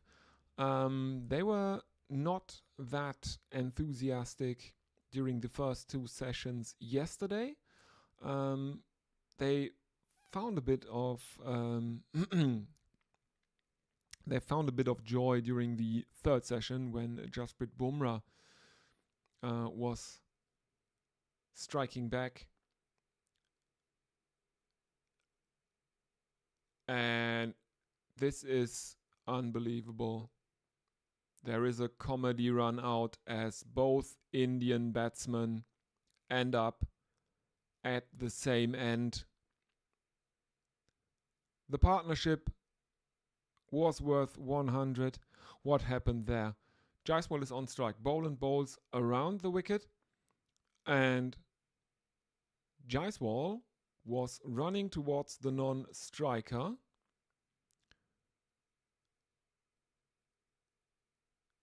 Perhaps thinking that it was his call, but the ball ends up at the striker's end, and he is easily run out because Kohli probably thought that it was his call. He expected the Australians to throw to the striker's end. Comedy run out. Very, very bad.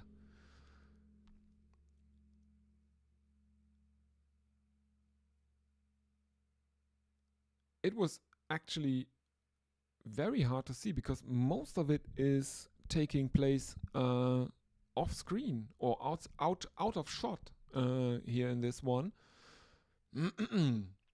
Because Jaiswal is playing it into the leg side.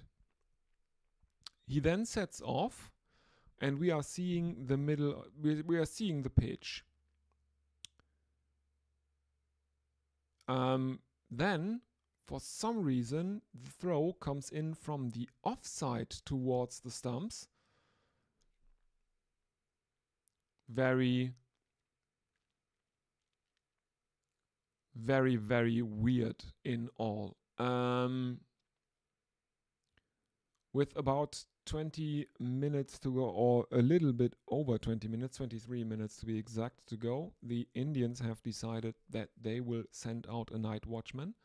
They have sent out Akashdeep, and oh no.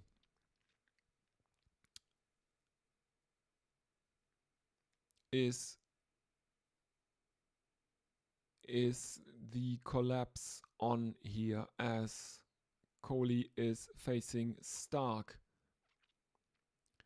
Stark bowls left arm over the wicket. Kohli defends into the offside, and there is no run.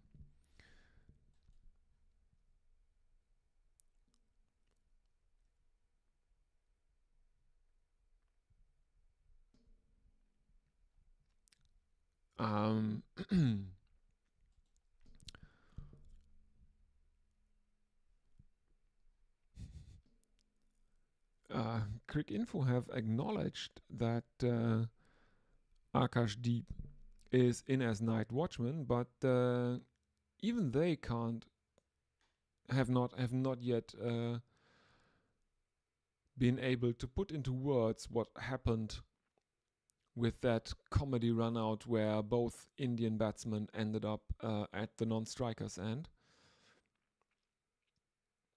As, oh dear, the Indians have taken a single.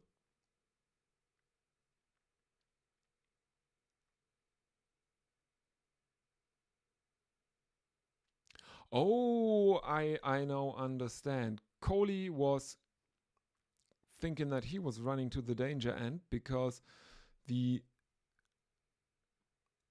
fielder from the leg side threw it in. There were overthrows off screen, but there was backup in the offside who stopped the ball and threw it back into the keeper, who then ran Jaiswal out. Okay, so I think that's it.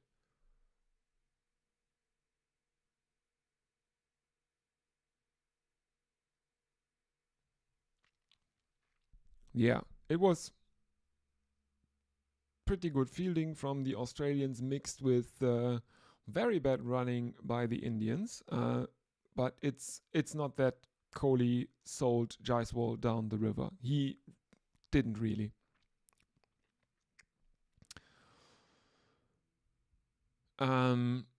As there are still some nervy balls left in Mitchell Stark's 11th over because Akashdeep might have to face two of them.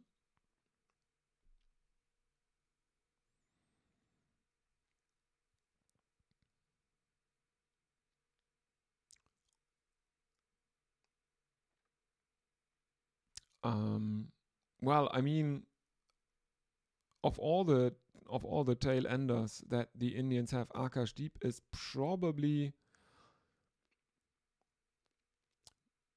the best one as a night watchman. He was out in the middle with Jasprit Bumrah when the Indians avoided the follow-on in Brisbane, and he looked pretty solid there. He faced a lot of deliveries in that innings. So he was there when the Indians got over the line of the follow-on target in Brisbane. Let's have a look. How many deliveries did he face?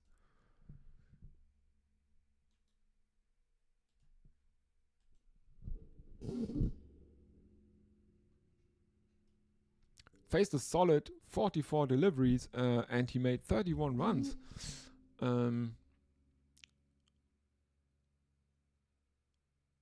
Pretty good from Akashdeep in the last match. End of the over. India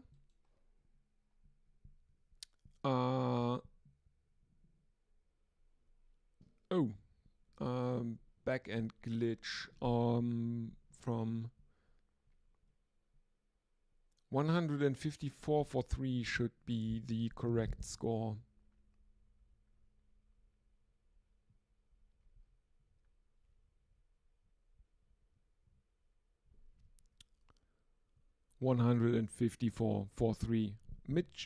Scott Boland continues to Virat Kohli. In he comes, right arm over the wicket, and there are celebrations for an outside edge of Virat Kohli, and I think it is given out on the field. Kohli walking back, he is out, caught behind for 36. And India are in trouble here. He looks to push at it. Carey behind the stumps takes it, and if there is an edge, it is a feather of an edge, but Kohli is walking, so I think he knows that he got an edge to that one.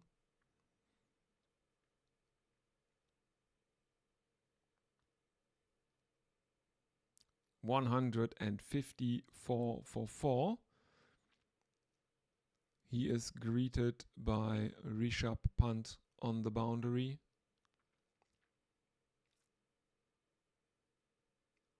India still 321 runs behind, and Kohli knows that this was a mistake. He pushed at it needlessly and got an outside edge.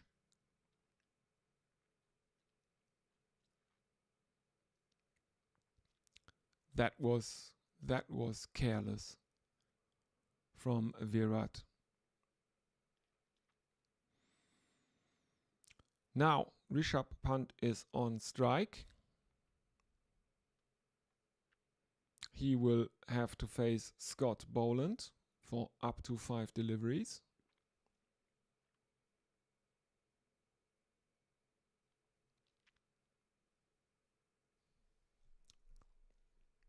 Oh dear.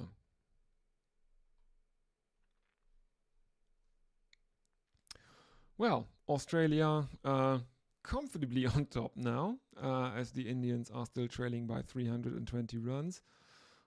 They have lost Jaiswal and Kohli in quick succession, and the collapse might actually be on as Boland continues right arm over the wicket to the left-handed Rishabh Pant, who is off the mark first delivery. Don't know if that is really what the Indians want, because it means that Akashdeep will have to face the rest of, potentially have to face the rest of Boland's over.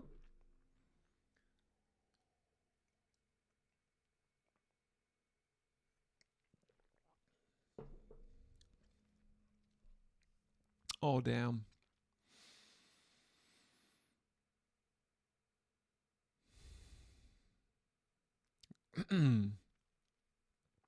Boland now with figures of 1 for 23. Akashdeep taking strike. He is out there. He has an arm guard on, facing the fearsome Scott Boland, who is coming in, right arm over the wicket, and it is solidly defended by Akashdeep back into the pitch, and there is no run.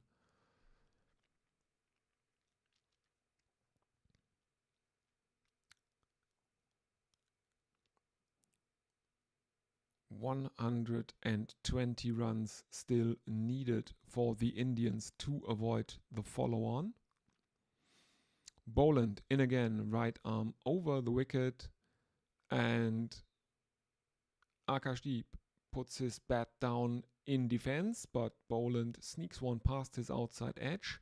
That was very, very close again.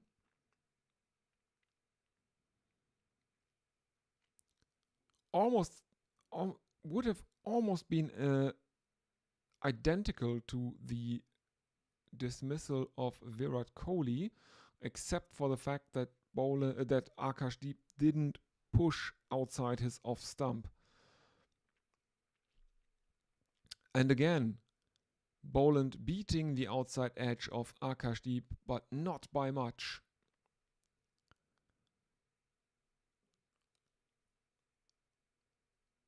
Very, very tense moments for any Indian fan at the moment.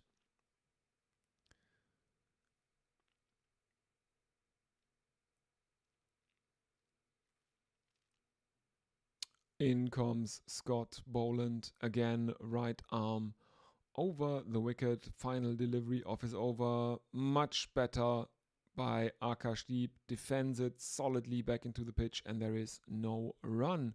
43 overs have been bowled. India are 155 for 4 in reply to Australia's 447 all out. Let's have a look if anyone is with us in the YouTube chat. Doesn't look like it. Let's have a check over on Blue Sky. No, doesn't look like there are any mentions there either.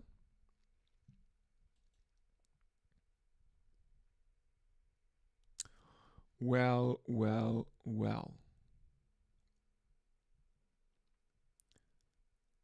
There are, I think, 12 minutes left in the day.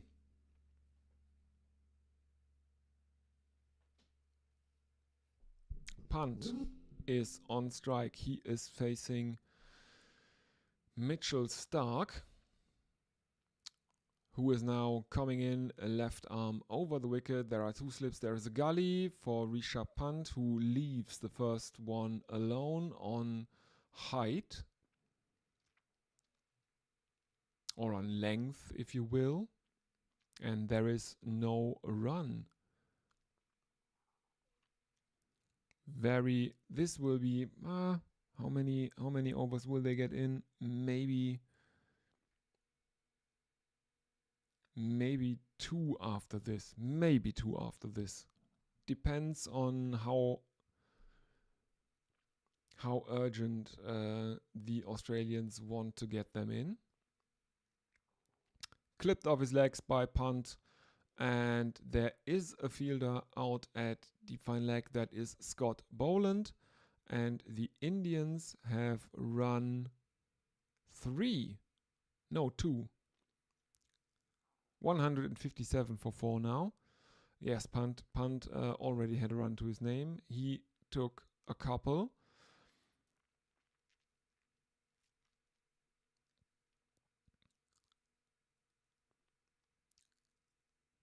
It would probably a very, very bad idea to expose Akashdeep to Mitch Starc at this stage of the game. Clipped off his legs, and the Indians have now taken a single, I think.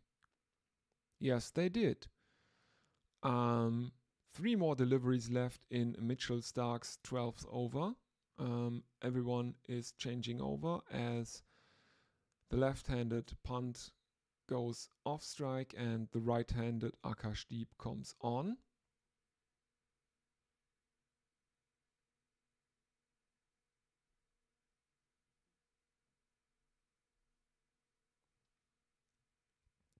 Okay. India trail by 316 runs. 10 minutes left in the day. In comes Mitchell Starc, left arm around the wicket, and this one is defended by Akashdeep, who has to hop up into the air to get his bat over that one. There is no run.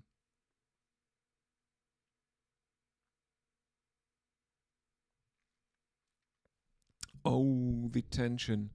The tension, everyone. India 158 for 4. Their last wicket to fall was Virat Kohli.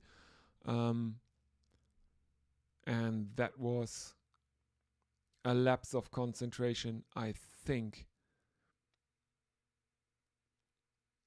Akashdeep survives the 5th delivery of Mitchell Starc's over.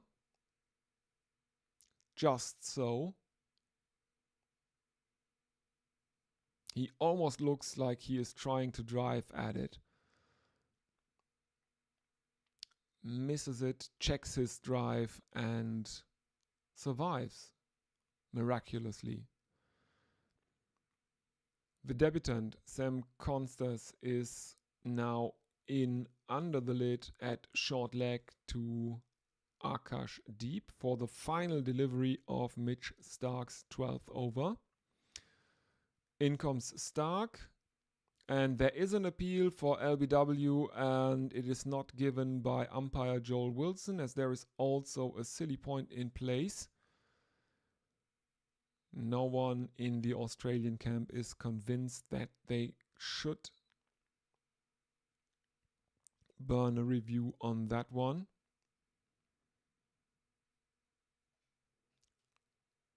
I think the line is wrong here. It probably slid down leg. It hits Akashdeep on the back thigh, and that, of course, is a welcome excuse for night watchman shenanigans, meaning the physio is coming out, Akashdeep is standing out in the middle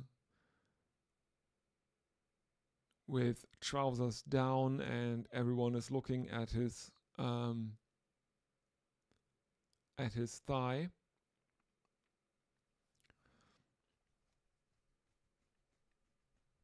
So let's see if they can waste enough time that there will be no more play today, as Sam Constance is again at the boundary, taking selfies with young fans with that forced smile of his, or this grin almost, teeth exposed.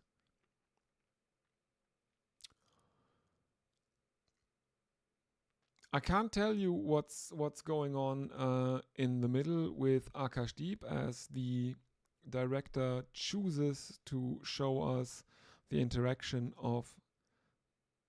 Oh, apparently it's all good again, because Scott Boland is bowling right arm over the wicket to the left-handed Rishabh Pant, who jabs one out into the offside, and there is a single taken. So Akashdeep will have to survive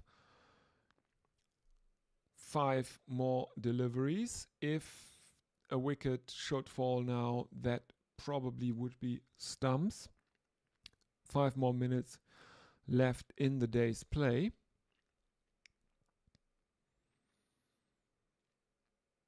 Boland coming in right arm over the wicket.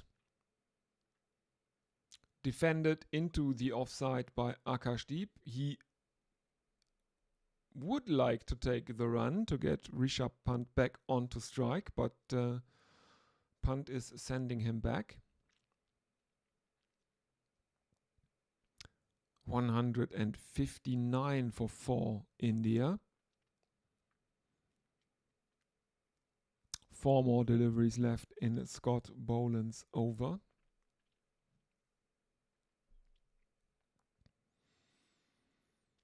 In he comes again, 3 slips and a gully, and this one is a catch, I think, and Akash Deep has to go. He is out caught of an inside edge at leg slip or leg gully, no leg slip, I'd say. It is Nathan Lyon who takes the catch there. Let's see the replay.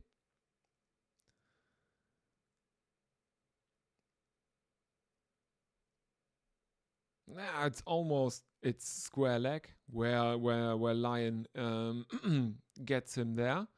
And that means the Indians are 159 for 5. Yeah. Akashdeep has to go for a duck. He's outcaught Lion Bolt Boland. India still trail by 315 runs. Is that stumps?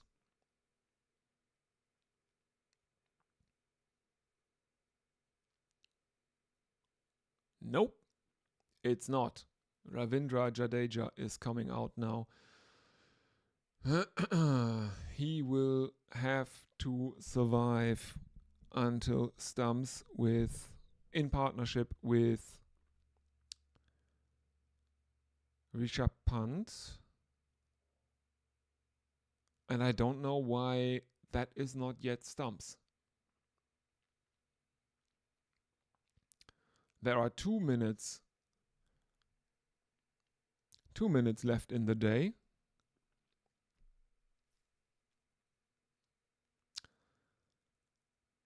Jadeja does his best to waste a bit of time, gardening a bit, the usual you would do. Boland coming in, right arm over the wicket, defended by the left-handed Jadeja. There is no run though, even though Jadeja is really, really keen on a quick single, but he is sent back by Pant, who would be the batsman to run to the danger end.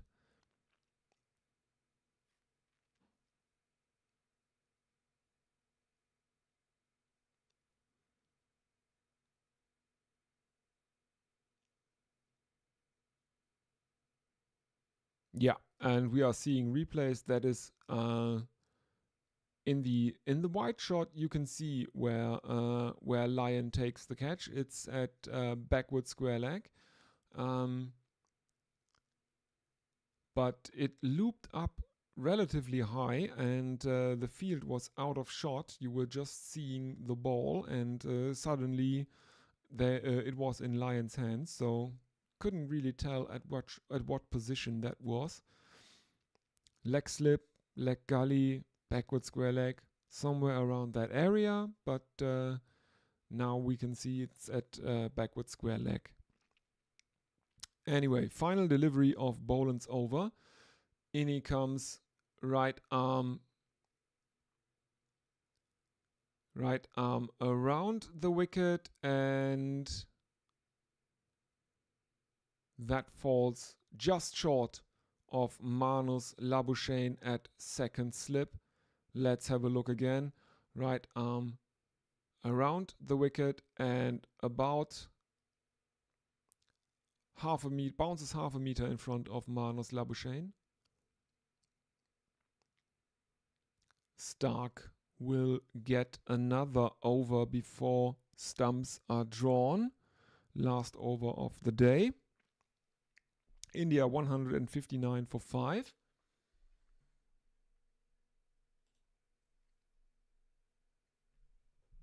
Abhishek is saying hi in the chat. Hello, welcome Abhishek. I think you are new here. Well, not a good day for India after all. After Kohli and Jaiswal were looking pretty solid. First, the comedy run out of Jaiswal, then Kohli threw his wicket away carelessly, probably thinking about the comedy run out he was involved in.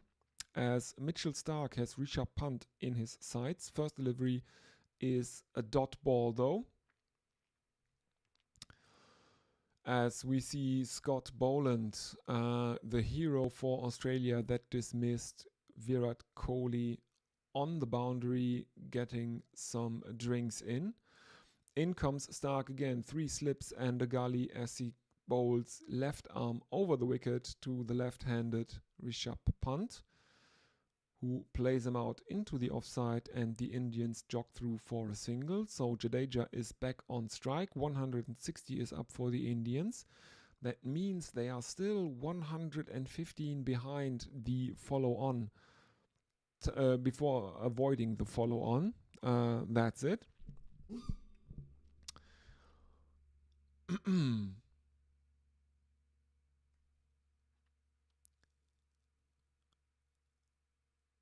So Jadeja now taking his guard again. He is. I don't know if you need to waste any time now. It's clear it's the final over of the day.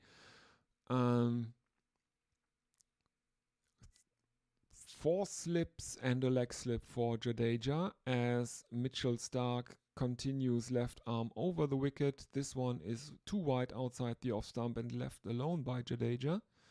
3 more deliveries to come. 160 for 5 the Indians.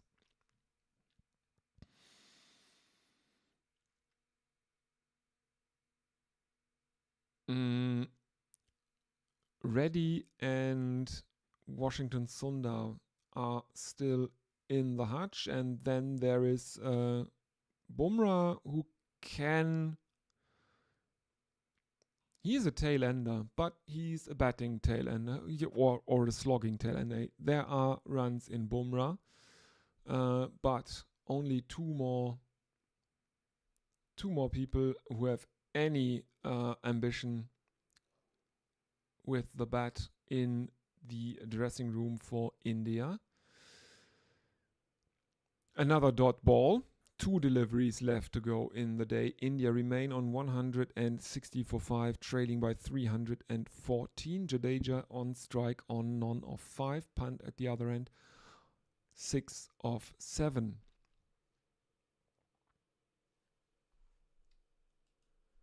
Let's have a look at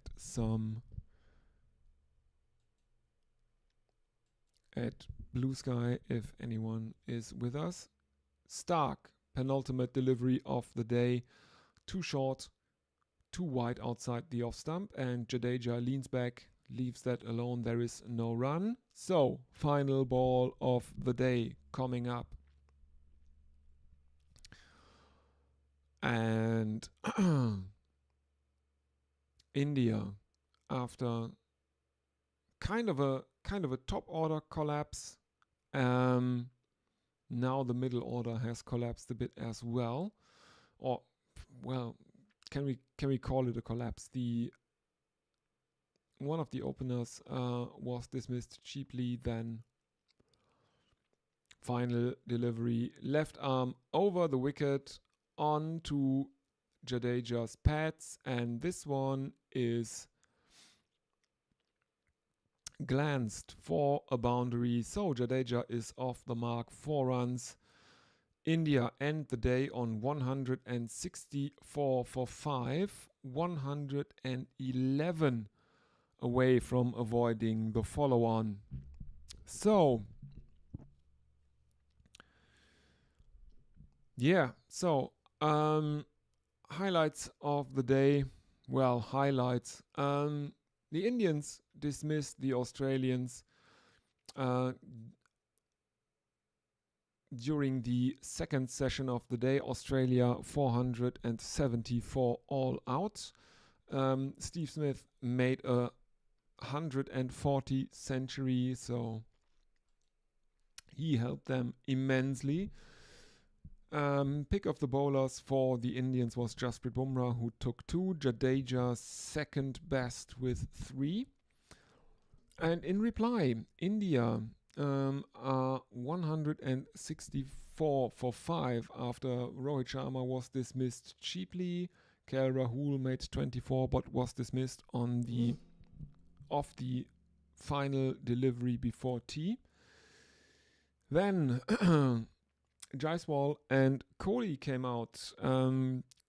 Jaiswal was the next wicket to fall, victim of a comedy run out that involved both batsmen being at the non-striker's end when the ball was thrown in towards the keeper, and Jaiswal was the one that was run out in that instance. He had to go for 82 run out carry.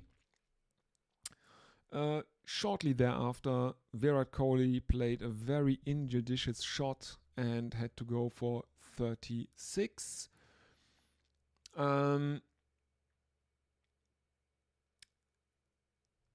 As after the fall of Yashasvi Jaiswal, the Indians had brought out night watchman Akashdeep. He, of course, was also dismissed before stumps were drawn. He had to go for a 13-ball duck. So at the end of the day, Rishabh Pant and Ravindra Jadeja are out in the middle for the Indians. 164 for 5. As I said, 111 runs away from avoiding the follow-on, the Indians. So this will be a nervy morning session tomorrow, I'm pretty sure. So, as I've been commentating the whole day on my own flying solo, please forgive me if I wrap it up relatively shortly. Thank you everyone for listening. If you did, please consider liking and subscribing so you don't miss the start of play tomorrow, and because I will schedule the stream for the third day sometime later today. So if you don't want to miss anything on that front, please like and subscribe, and I will say thank you and see you all for tomorrow.